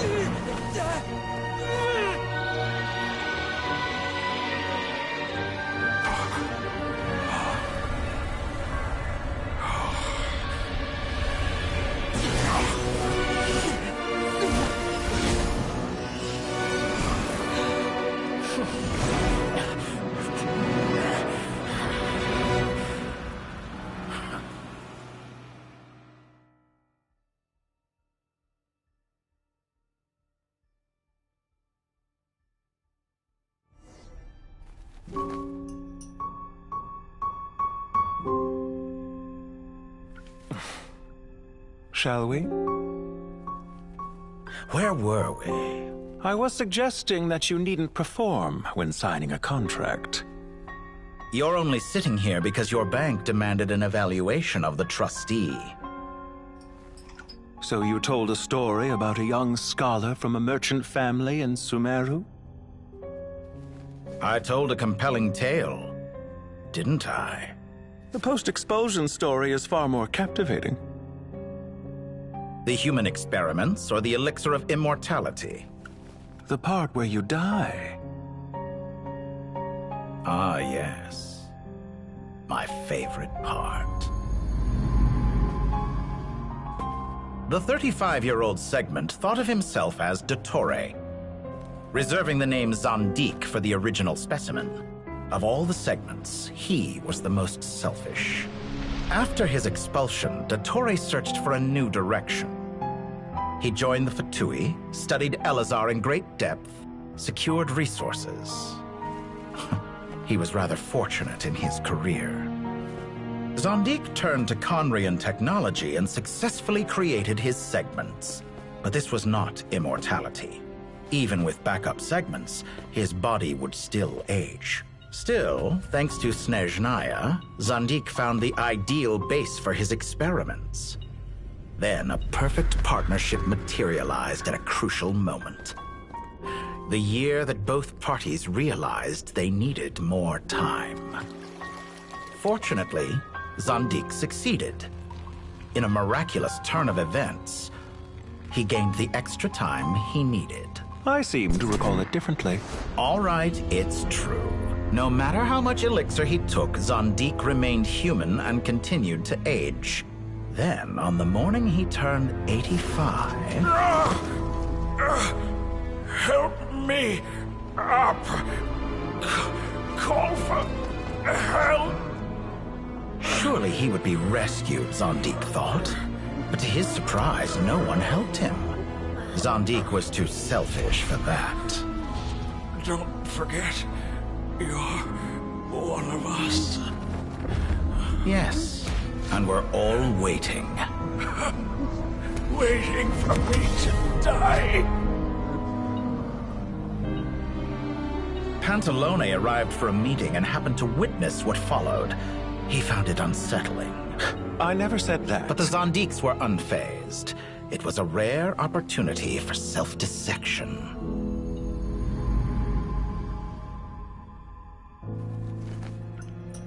What does all that have to do with you depositing your data at Northland Bank? It has made me cherish my time in this world all the more. Fair enough. So you do have a sense of self-preservation.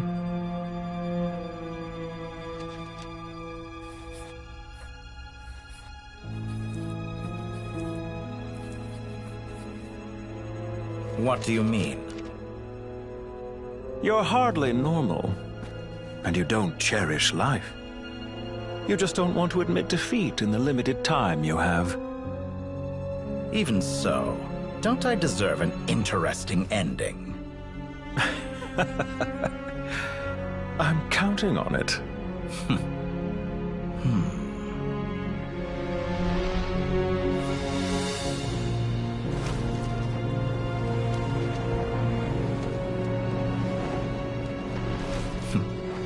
If nothing else, I expect my funeral will be a grand affair indeed.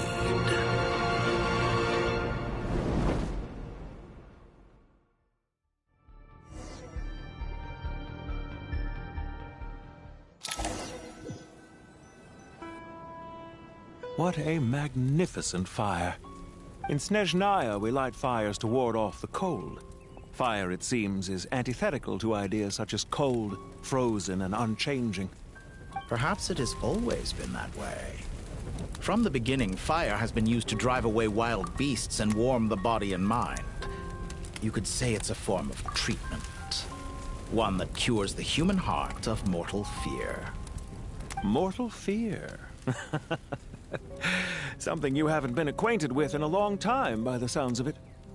Whereas you, I'm sure, must know the feeling quite well indeed. I remember when we first discussed the elixir of immortality, you claimed that extending your lifespan was about buying more time. But was that really the truth? You fear the prospect of dying a wretched end in this world, don't you? Of course I do. I'm only human, after all. And while you may have forgotten it, you cannot deny that you too were once human, Dottore. I do not believe that there is no such fear in your heart. Perhaps you are right. But I abandoned it long ago and devoted myself to my experiments. I have felt no fear since. From the very beginning, I never thought you could win this game. But still you came. Contract in hand. To honor our agreement. Because I am a reputable partner. And as we have discussed, experiments are about more than results alone. The process is equally important. I have come here and completed my creation, and I do not regret my decision. I'm afraid your journey ends here. After I die, there will be no one to make the elixir of immortality, and your remaining stock will only last a few more years.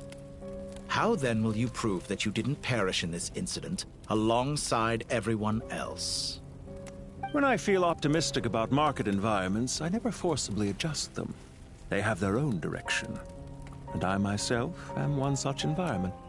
I have been quite particular about many things in my life. But where the manner of my death is concerned, I choose not to be. You make yourself sound so magnanimous. Oh, but I am.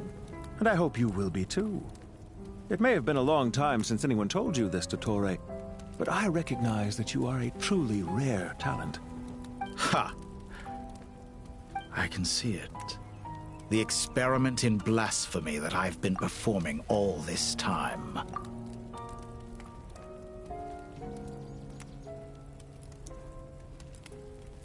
It has been a long process, and I do not care about the results as much as people might imagine. If the very goal of your experiment was to explore infinite possibilities, then there was never any reason for it to end. Indeed. Yet now, the experiment has officially drawn to a close. What should I call you? Zandik? Or do you prefer Dottore? Suit yourself. Goodbye, Feofan. This time, that's what it truly is. And don't I know it? Goodbye, Zandik.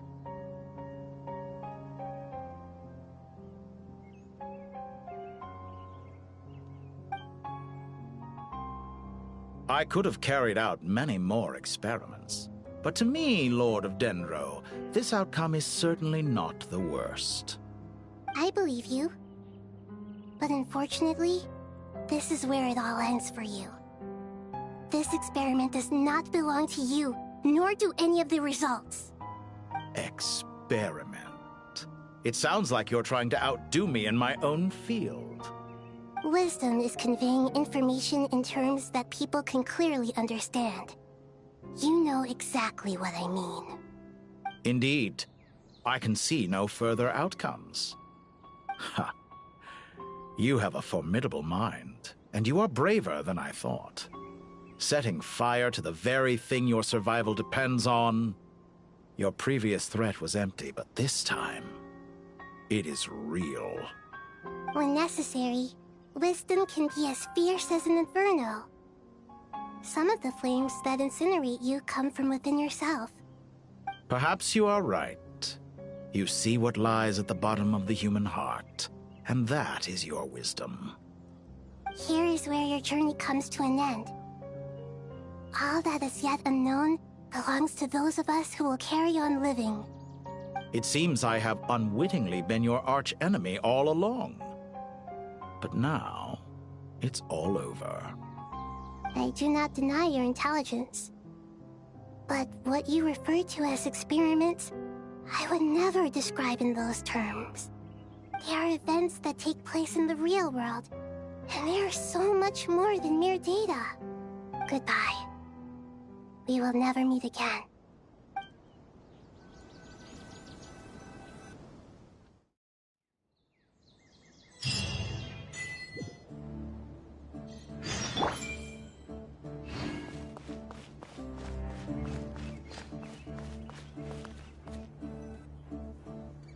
Well, that's the last of them. Everyone on the list is already back where they should be. It was a long, hard road, but we finally finished escorting everyone back. I just pray that we'll never need to leave again. I hope we can stay here forever in this peaceful paradise of our own choosing. Paradise. In the annals of the Temple of Silence, that word carries great significance. It represents the hopes and desires of the gods. Their longing for a place to rest. I wouldn't think gods need such a place. People always think they're the only ones who can lose their homes. They forget that gods too need a place to reside. As the Goat King once said, A god without his people shall cease to exist. Gods need their believers every bit as much as their believers need them. Only we can truly understand how much the desert faith has faded over the centuries. But we still talk about the gods as though they're part of our lives. Given the myriad ways in which gods and humans interact, I'd say they really are. How else could Dunyarzad consider the Dendro Archon a friend? Well, that sounds about right to me. Describing them as friends sure makes us feel a whole lot closer. If you told me a few years back that I'd have this many friends, I'd have called you a liar. Belief is a choice, just like friendship. We've made our choices through battle. The right ones, wouldn't you say? I'll be heading back to the Temple of Silence. I heard the Goat King and the Ibis King decided to pay us a visit. How about you? It's back to Aru Village for us. Still plenty of supplies to distribute and people to help. Until next time, old friend. As long as you can find the time, you're always welcome to visit us in Aru Village. Right back at you. Make sure to drop by the Temple of Silence the next time you're free. Where it is that 2 of the other 7 pillars, Shezapang and Bennu, might also be dropping by. Since you're wearing the symbols of their power, it'd only be fitting if you came to see them for yourselves. Dropping by? That makes it sound like they're visiting a neighbor's home. Well, the temple was founded by Hermanubis, so I guess to them, that's exactly what it is. Guess that's true. All right. We'll make sure to find time to stop by. Stay safe on your journey home. I will.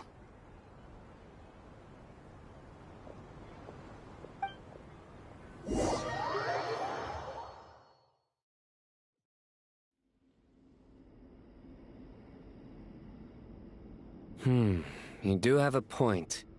See? Retirement has always been a problem, especially for old-timers like us who've been locked away all these years. You finally step out into the light, and bam! You're face to face with a whole different world.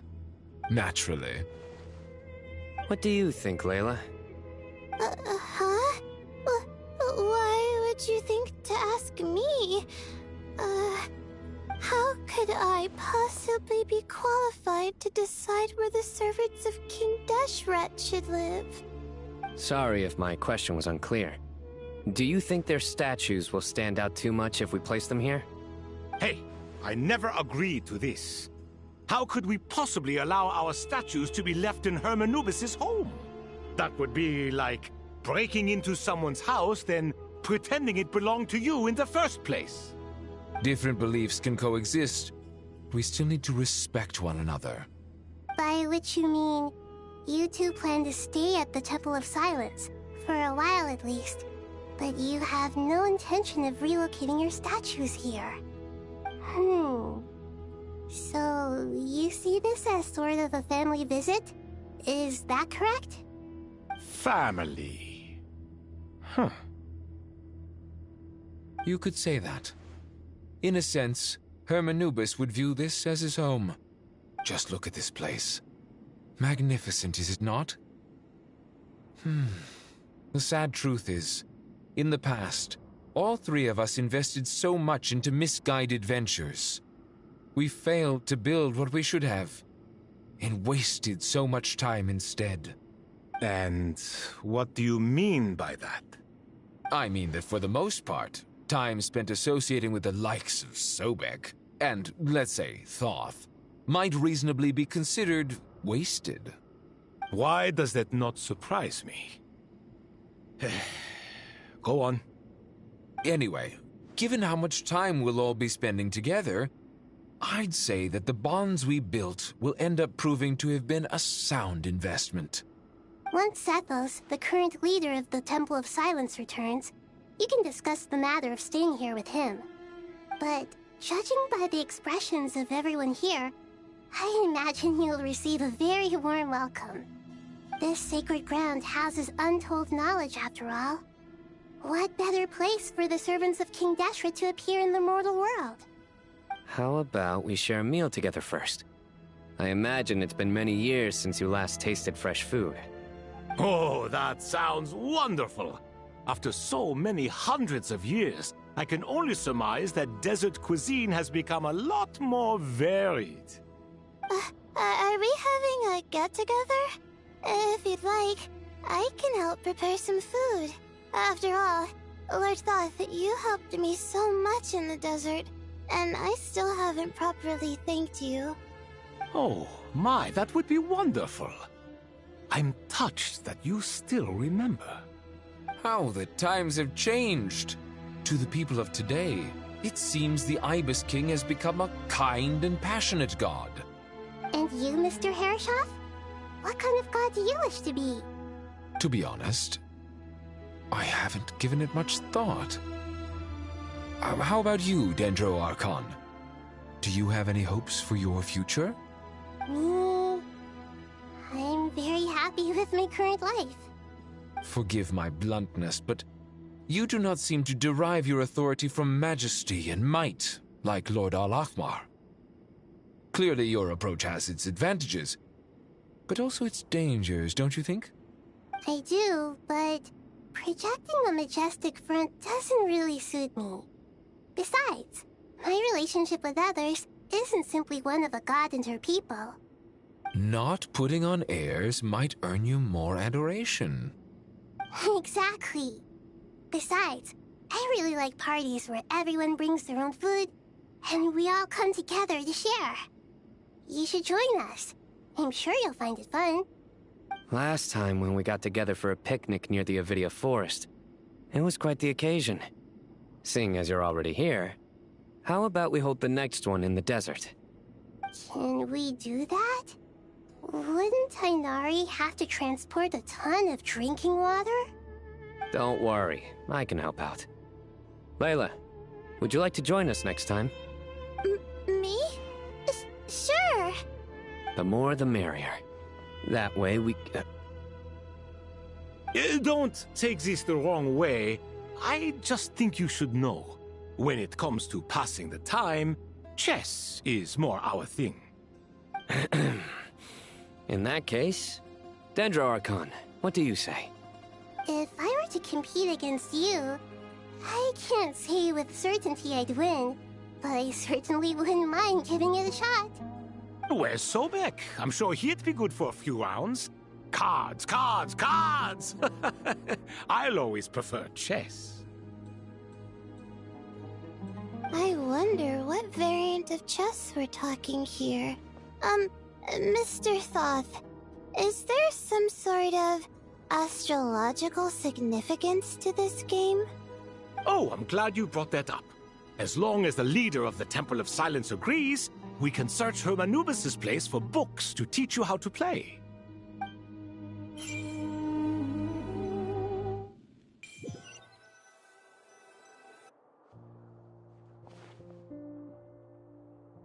Such devastation visited on Sumeru City. So many houses destroyed or damaged in the fighting. Who could have foreseen this? Look at all of this. It's going to take me forever to tidy up. I suppose living below the academia doesn't always work out to your advantage. I would have thought a little appreciation of my sincerity and effort in helping to clean up this mess might be in order. Helping? Effort? This is your house! Of course you should be putting in the effort! If anything, I'm the one who's helping! So you see yourself as just a helper in this situation. I must admit, I'm rather shocked. If you're trying to say that since I live here too, I have an obligation to tidy up, fine.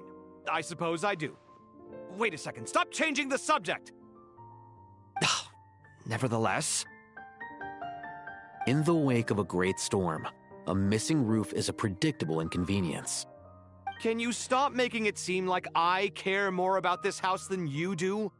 Doesn't it upset you at all to see your home in this state? I won't pretend it's ideal, but that's no reason to be upset. This is the roof over your head, your shelter from the cold. The furniture is scattered, the paintings have fallen off the walls, the windows are shattered. Don't you feel even a little disheartened? The way I see it, these problems are easily solved. Ugh, this is precisely why I hate talking to you about sentimental things. It's like banging my head against a wall. You simply don't understand just how much work goes into making a proper home. It sounds like this is causing you a lot of anguish. You mean the house or the paintings? I mean your sentimentality. Oh, well, yes. But I'd rather not dwell on such things right now. Generally speaking, when anguish becomes the norm, people usually make an attempt to improve their situation. But there are so many people and things in life that are difficult to change. It's not like you can force them. Besides, anguish can be a source of inspiration, and I'm not sure I could break my reliance on it. I'm glad you're able to make yourself think like that. What kind of a response is that? I was stating a profound truth about the very nature of art. Suffering is the cradle of all creation. Even you can't deny that. And I wasn't trying to. I'm just happy for you. Pure and simple. Can't you tell? Happy about what? Happy that you can always find an answer that backs up your views. You... More often than not, life is a process of running into problems and then searching for answers. Yours more than most. Not everyone's so good at justifying things to themselves. It's something that you've been steadily mastering. Huh. What about you, then? What skills have you been mastering lately? Pass me that box. Huh? Okay. You may consider this my progress on the path to mastery. What? Wait a second. Isn't that box mine? Hey, it is! It must have fallen off that shelf! I'll hate them! Those are my paints and inks! Would you like me to put it in your bedroom for you? Huh? I mean, sure, if you don't mind. What kind of progress is this? Does he think he can bribe me? Not that giving me back my own things is much of a bribe. These books on the floor, they're a complete mess. And this one, didn't he say it was an out-of-print collectible? It's completely covered in dust, and some of its pages have even fallen out. Ugh, guess I should help him repair it. This one too. And this one.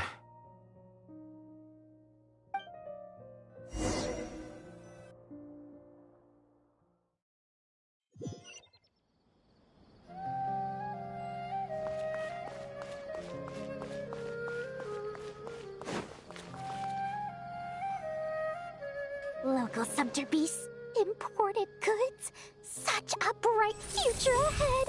I can picture the Mora just rolling in.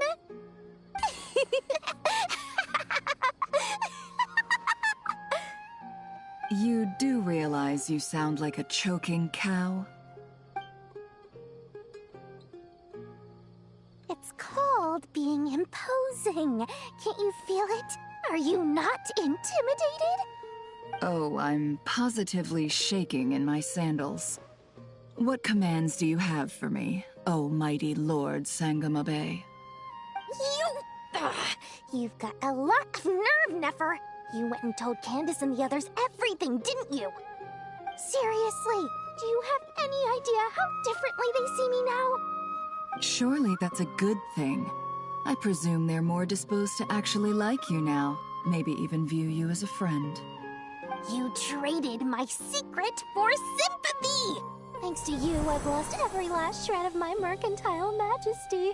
How am I supposed to make anyone think I'm a big, scary investor now? The dark days of Lord Sangamabe are behind you. Why not take this chance to make a few honest friends? Speaking of friends, since when did the notorious Lady Nefer gain such an admiration for holier-than-thou types? A moonchanter here, an angel there? Who'd have thought it? A coming together of fates, nothing more. No need to throw around accusations of admiration. Forget it. You're right about one thing at least. Making friends is never a bad thing for a merchant.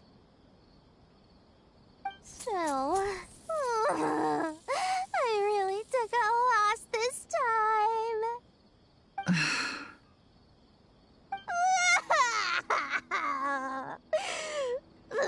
What are you looking at? I'm trying to see if you're really crying or if those are just crocodile tears. A little birdie told me that when Lord Sangamabe makes money, the tears flow from the center of her eyes. But when she loses it, they flow from the corners. Which is it this time? Ugh, you are so annoying. I'm not talking to you anymore. Nefer! Thank goodness you're here. I've been looking everywhere for you. Huh? Well. If it isn't the House of Dana's very own librarian. What can I offer you today, Miss Katayun? Oh, no. I'm not here to buy. I'm here to bring Lady Nefer a book, and a fascinating one at that. We agreed to meet at the entrance to the mausoleum of King Deshret. One more thing. I bought this copy with my own money. It's not borrowed. Reasoning knows not time of day, but suspense always follows a blizzard. That's quite the mouthful. Huh? Isn't that the one that... It was all the rage for a while. People throughout the city were clamoring to get their hands on a copy. The names inside were all circled. Everyone thought it was a riddle. Don't bring up that book in my presence. I don't even want to hear its name. That thing was nothing but a scam! Surprisingly enough, I've actually heard of this book, though it doesn't seem of much consequence. So, what truth lies behind it? You're from the Vahumana and you're asking me what the truth is? I'd say the actual truth was about the least important part of the whole episode. I brought you this book because it probably has the most interesting backstory of any in the House of Dana's collection, at least in recent years. As for its quality, well, you can judge that for yourself. This Lord Sangamabe, but Lady Nefer has a fondness for books with... how should I put this? Mixed reviews? No eye for good literature, huh? Perhaps she feels that bad books hide interesting secrets? But I shouldn't put words in her mouth. It's probably fair to say she prefers the conversations that books can spark over the substance of the books themselves. Suits my style as an intel broker, wouldn't you say? Very interesting, thank you. I'll return it to you once I'm done reading. And as it happens, I have something for you, too. Incense? I imagine you've already used up the incense I gave you last time. Here's some more. This batch is from Nodcry, so the scent won't be quite the same. Well, actually, I've been saving the incense you gave me. I couldn't bring myself to waste it without a special occasion. But I'll gladly accept this, too. And I promise I'll use it this time. Katayun, you haven't changed a bit.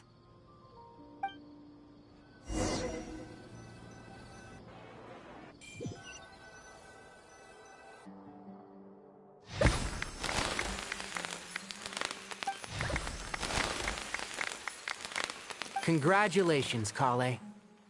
Well done, Kale. After studying for so long, you've finally become a full-fledged ranger. Sure hasn't been easy for you, huh? This really is fantastic news. All grown up. No longer a trainee, but an official forest ranger. Oh, the next step is to secure tenure in the academia. Thanks, everyone. It's true. I'm an official forest ranger now. Master Tainari, thank you for your guidance and support. I wish Mr. Sino were here so I could thank him too. Sino had a matter to attend to at the Temple of Silence. I don't imagine he'll be back for some time. But don't worry, we can celebrate together once he's finished. I'm afraid the party will have to wait. Kale still has some matters to attend to first. Kale? Is everything all right? No, it's not what you think. There's nothing wrong with my health. I just have a few things I need to deal with. I've made plans with the Traveler and Paimon to visit Mondstadt. Master Tainari and Mr. Sino will be accompanying us too. Well, that's a relief. Let's get together when everyone's back. I'm sure you'll be doing even better by then. Of course. I have a feeling you're right.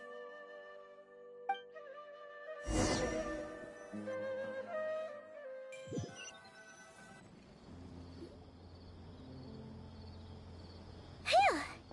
After all that catching up on sleep and food, Paimon's feeling full of vim and vigor again. For someone who spends so much time resting, your recovery routine is surprisingly simple. Hey! Paimon's been working her butt off too, you know. She flew all over the city helping everyone out. Don't worry, I saw how hard you worked. Listening to that? As long as you're rested and full, that's what really matters. Paimon's been looking around the place, and it seems like the city's already on the mend. But Paimon's been wondering how Nahida's doing. We should check in on her.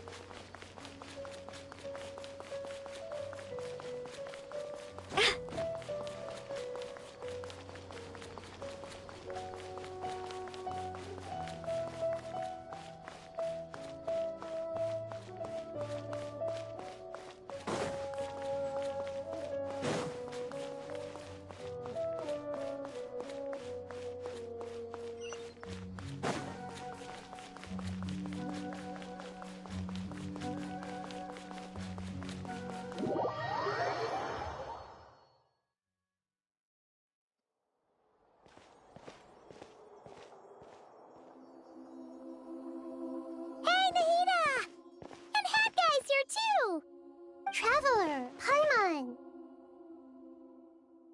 What's going on here? Nothing much. Nahida was just expressing concern for my physical and mental well-being. Oh, the Traveler told Paimon all about that. We've both been very worried about you. Are you feeling alright? You make it sound like I'm on the brink of some kind of breakdown. Truth is, I'm doing much better than you might imagine.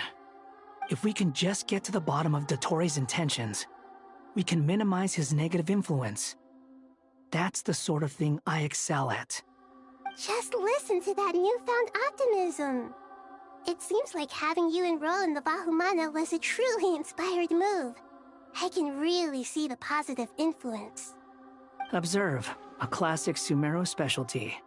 Chalking everything up to education and learning. To be honest, even I can sense the change in you. Everything Dotori said to you was a way to manipulate your mind. Fortunately, you're no longer under his sway. Can someone as old as me really continue to grow? If it helps, just think of yourself as a late bloomer. It's all a matter of phrasing, and it comes down to what standards you measure yourself by. For a puppet, developing at such an age is perfectly normal. But if you choose to call yourself a late bloomer, it sounds more like you consider yourself human. However you see yourself, well done. All right, I see what you mean. Anyway, what's your next step? What else can I do but complete my current courses? Everything else can wait. Anyway, that's enough chit-chat. There are still things in the city I need to help out with. I'll be heading there now.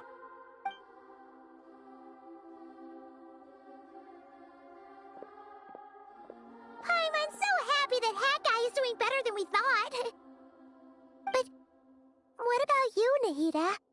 How are you holding up? The pyronosis burned down the corrupted Irminsul. The flames blazed for 7 days and 7 nights before they finally subsided. All that was left were the parts underground. Now, Aru shoulders the responsibilities that once belonged to Irminsul. The situation was contained before it got out of hand, so Tevat's most vital information has largely been preserved. Irminsul has a strong influence over you, doesn't it? How will you cope now that it's gone? There is no need to worry. Thanks to Nicole's extraordinary talents, my connection to Irminsul has been severed and transposed onto Aru. Angels can do things like that? They can. Such abilities are precisely what makes them so powerful. The goddess of flowers, Nabu Malikata, once claimed that she too could perform feats beyond the reach of mere mortals. In my eyes, much of what she went on to achieve reached such transcendent levels. Her and Nicole really are both fascinating and magnificent. So, does that mean your situation is stable now? Correct. Just imagine that Aru has become the new Irminsul, and the essence of my existence has been bound to it. The wisdom of Sumeru has ultimately converged into a single, unified entity. Should we ascribe this all to fate, or is it merely fortune? Whatever it is, the important thing is that you're okay, Nahida. Dendro Archon, Lesser Lord Kusanali. Oh, thank goodness you're here. Greetings, Traveler and Paimon. Sir Nevis, do you have something urgent to say? Yes, there's something I need to report. We've received a message from Snezhnaya.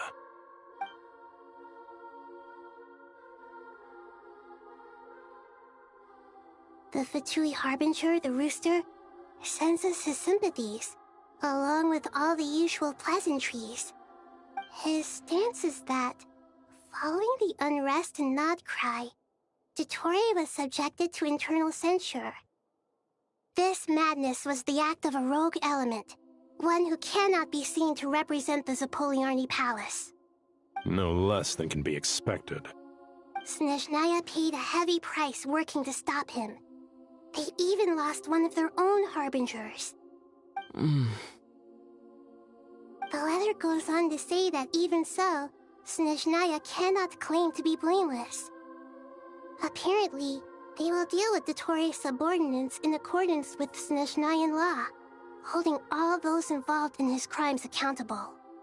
Additionally, they are supplying relief funds and supplies, which are already en route. They hope this will aid in Sumeru's reconstruction.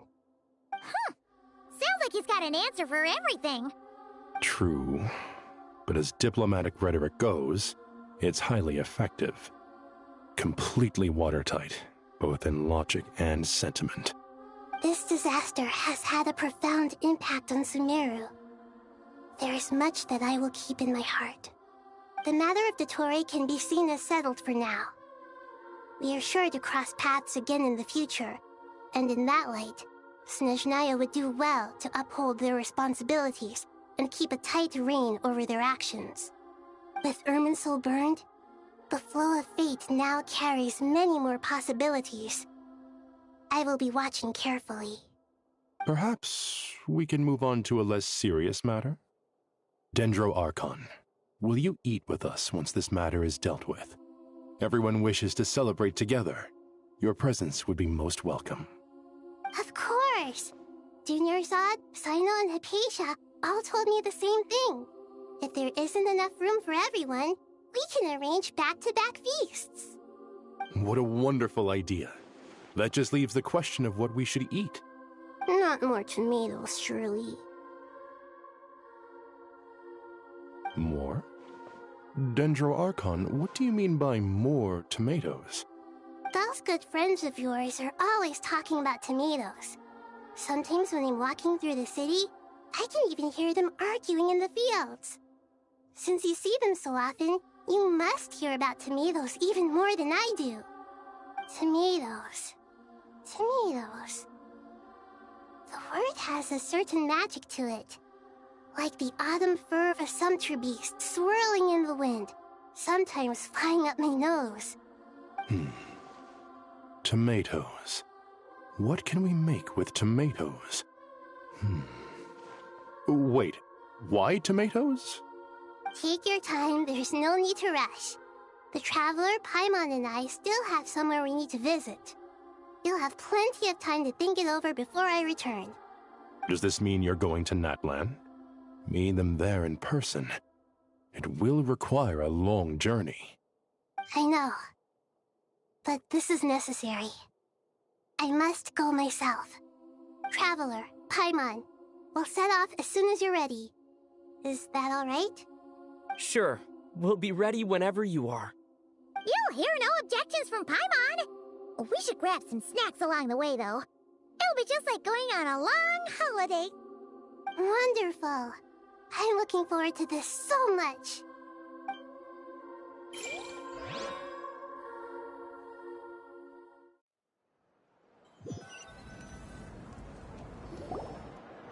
Natlan is such a lively place. It's super cheerful and positive, too. I can see that. There are people outside exercising at all hours. Such a healthy way of life. You came. Welcome, welcome. You must be hungry from your journey. Would you like something to eat? Oh, thanks, but no thanks. We've been eating the whole way here. We had a mushroom platter, Sab's meat stew, butter braised chicken, hot and sour pudding. Paimon's positively stuffed. All right, all right. No need for all that detail. I'm starting to get hungry myself. Maybe later then. We can wait till everyone's got an appetite. Then I'll head out for a meal together. Sounds like a plan. Let's find somewhere to sit down.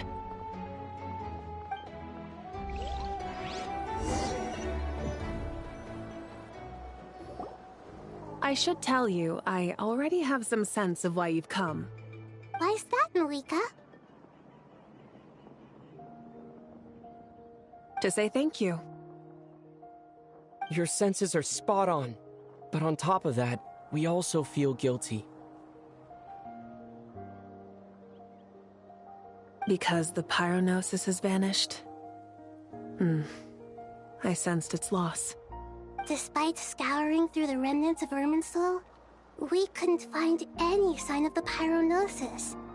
Not even any trace of it burning to ash. That's certainly unusual. Still, the potential fallout from Irminsul's loss is significant, to say the least. Perhaps the pyronosis's disappearance is simply a knock-on effect of the impact it's had on a certain strand of fate. There's no need to feel guilty. We were clear that this time, there was to be no returning, only giving. Pure and simple. Thank you really is a fascinating phrase. We use it to express gratitude for the smallest of things. Yet, when faced with a kindness too immense to describe, we use exactly the same words. It's not that we lack other means of expression. It's that when we truly need to express our feelings, the simplest and purest words are always the most powerful. You're right. In Natlan, we prefer simple expressions too. Companionship, friendship, support. They might not sound fancy, but the sentiment behind them is sincere. That's wonderful to hear. Sincere feelings are often a vehicle for the deepest wisdom of all. Irminsul's destruction doesn't seem to have done you much harm. I'm glad to see you're doing well. There's still a lot of work to do, but before we begin, we felt it was important to come here and speak with you. Partly to express our gratitude, but also because we felt that seeing you, in a sense, is like basking in warm sunlight. That's a nice way of putting it. I like that. To tell you the truth, though, I'm not a fan of somber meetings. So, since there's nothing more to say, why don't we go bask in some actual sunlight? The weather's beautiful today. What a great idea! Paimon's gonna lie back and soak up some rays.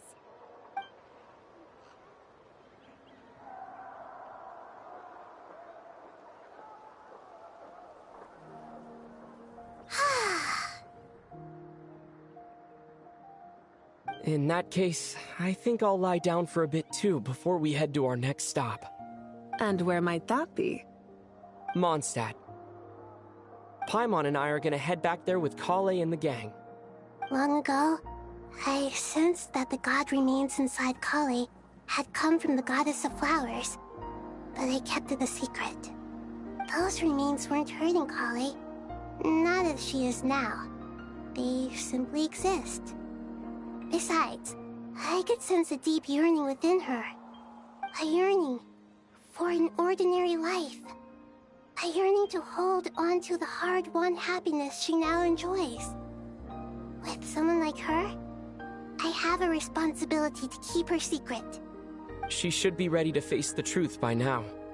Whenever people meet, there is always the potential to create warmth and kindness. Every child grows up. But even as adults, they are still children in the eyes of certain people. Oh, just like how Paimon sometimes sees Nahida as a little kid. Is that so? Well, anyone who's friends with a kid is probably a kid themselves. Of course! And there's nothing wrong with that. When we get back, we'll actually be hanging out with another of our friends who happens to be a kid. Or more like looking after, in her case. Anyway, we'll always be there to watch out for our friends.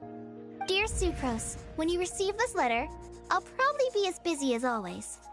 But busy with wonderful things. That's because I'm no longer a trainee. I'm now an official forest ranger. Impressive, right? Sino said that official rangers sound much tougher than trainees.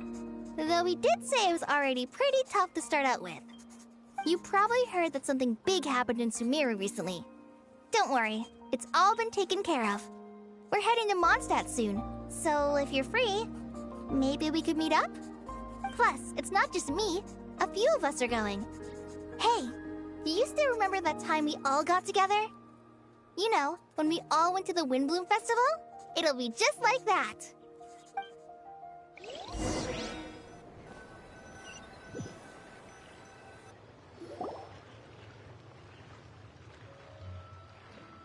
Tighnari, is that... Don't you say it! Is that the great Vayu Vyastra? Behold, the great Vayu Vyastra, General Mahamatra. How times have changed. I wasn't expecting you to beat me to the punchline. You've changed. You've really upped the aggression in your battle against Sino's jokes. Kale, how did you know what I was going to say? For the love of... Hey! Traveler! Paimon! You're right on time! I hope we haven't kept you waiting. Kale! Sucrose! It's been so long! How have you been? I've been well. Everything's going great. What about you? Are you still busy? Not at the moment. Oh, right! That juicer you gave us works amazing! Farzan loves it! Seriously? That's wonderful. I don't suppose you drew up a detailed test report, Oh, what fruits did you use? How's the texture of the final product? Sucrose, you might want to try asking your questions one at a time. Albedo! Paimon didn't see you there! It's been a while since all of us were together like this. How about we follow the same plan as last time? Good idea, my friend. You never disappoint. So, what are your identities this time? Don't remind him. First things first. Allow me to introduce our very own official Forest Ranger Kale. The rest of us are simply her humble travel companions. This sounds like one of those mushy stories that gets people hooked on some corny, heartwarming premise. Oh, is our story not heartwarming? If I recall correctly, there was even a scene like this in King of Invocations. Besides being heartwarming, our story's also about tough, impressive-sounding job titles. At least that's what I think.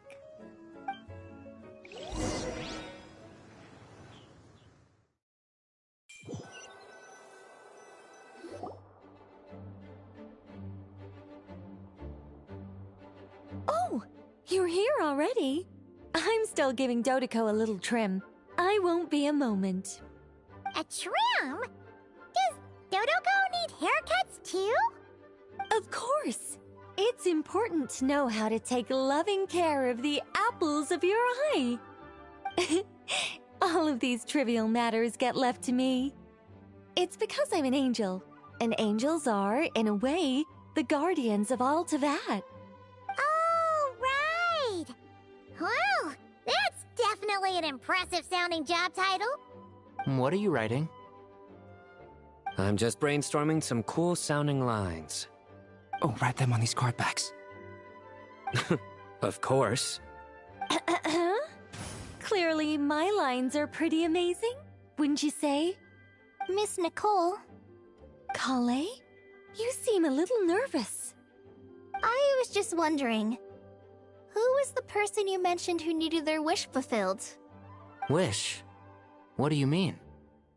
Miss Nicole asked if we could meet up in Mondstadt once everything was over. She said a friend of hers had a wish that needed my help to come true. Well, you never mentioned that before. All we knew was that you'd arranged to meet in Mondstadt. But we thought it had something to do with the god remains. To be fair, everything I told you was true. Anyway, my friend is waiting. Come on, let's pay her a visit.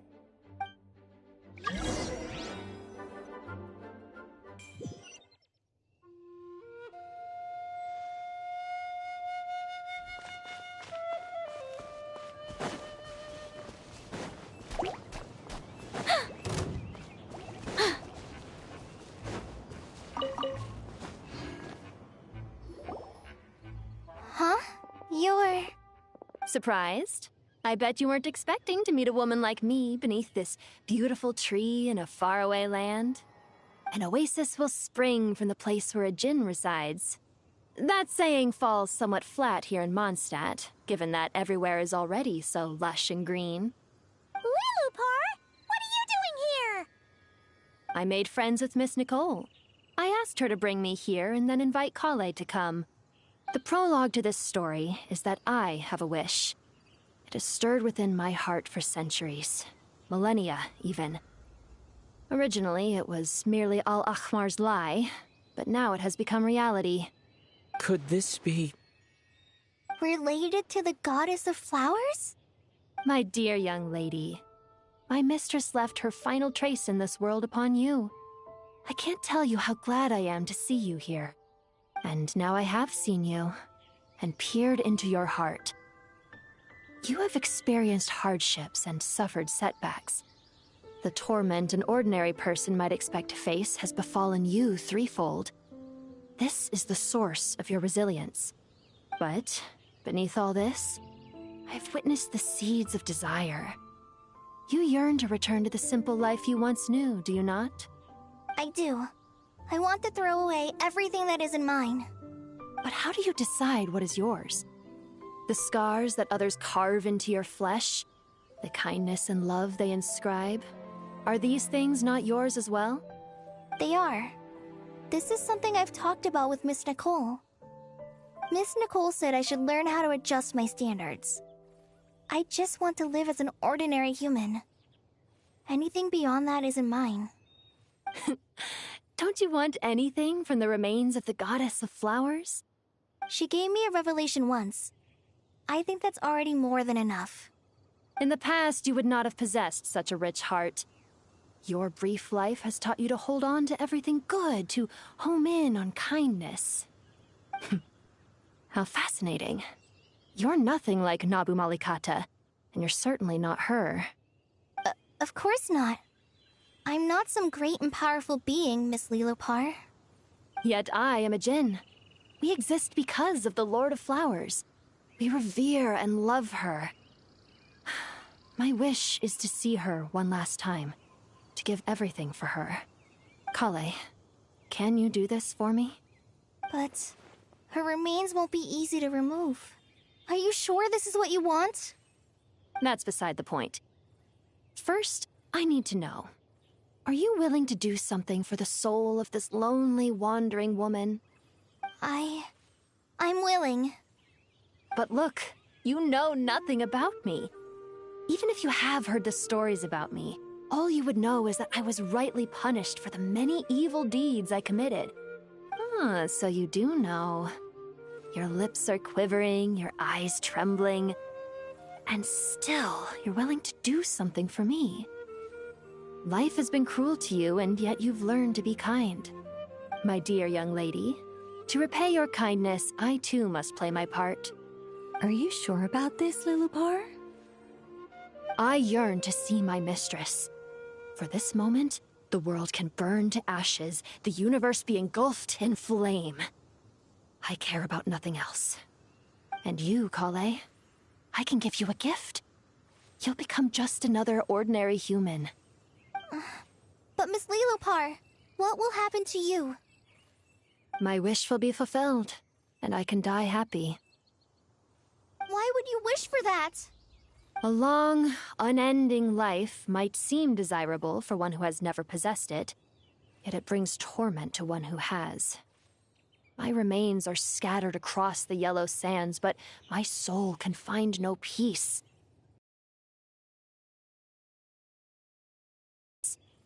Allow the dying to die, and let the dead rest in peace. You have my thanks. Kale, there's no pressure on you. What she said, it's all true. A wish is a genuine desire, after all. It's as if you want to use the last of your life to give me a better future. Nothing so selfless. We'll be using our futures to fulfill each other's wishes. This is a noble act, a beautiful and secret transaction between two women. I understand. Miss Lilopar, I'm ready. Close your eyes, Kale. Then open your soul. From there, I will embrace my mistress. The downpour of flowers is your touch. Like returning to the very beginning. Like surrendering to your grace, my mistress. People say that devotion is beautiful, yet filled with pain. How foolish of them. For me, devotion is beautiful, pure and painless. Devotion is my love. Thank you.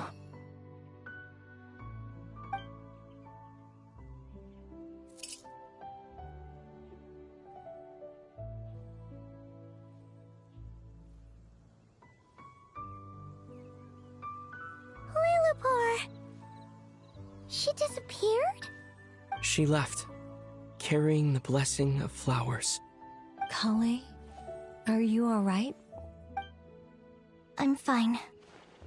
Now that the remains are gone, I don't actually feel any different at all. Those remains weren't hurting Kale. Not as she is now. They simply exist. Besides, I could sense a deep yearning within her. Kale must have already received what she was yearning for. I'm doing fine. I feel relaxed. There's really no need to worry. Then my wish has come true, too. To become ordinary? That's just one of my wishes.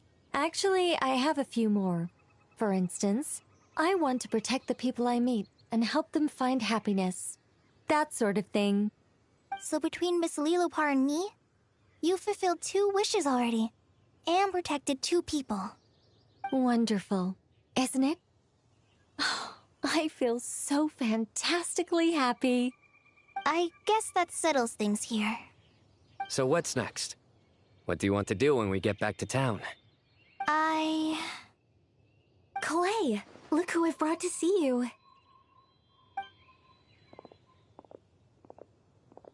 Hey, Kale! I heard you guys were holding some kind of secret event. How come you started without me? Huh? Oh no, it's nothing like that. We were just saying goodbye to an old friend. Really? Who? Me. The old me. So that's what this is all about. Did you come all the way to Mondstadt for that? Because we knew the old you so we could witness the change? Exactly. The old me is gone. I puffed her into the air, and she became a fluffy pink cloud, floating into the sky, before disappearing forever. Do you think, maybe up in the sky, she has friends waiting for her with test tubes, flasks, and bows? Oh, when you put it like that, it doesn't sound so bad after all. What do you think, Miss Nicole? I think maybe that's right. At least, if it were up to me, I'd consider that a happy ending. Dear Sucrose, even though my childhood ended long ago, these past few days have really felt like growing up again. I've become stronger, and I feel like I can finally accomplish things by myself. Surely someone as mysterious as you will find a friend like this fascinating? Always growing, always thriving like a plant. I came to say goodbye to my old self. I know that after this, she'll be gone. Thinking about it makes me feel a little lonely. I know the weakness that kept me company will one day leave me too.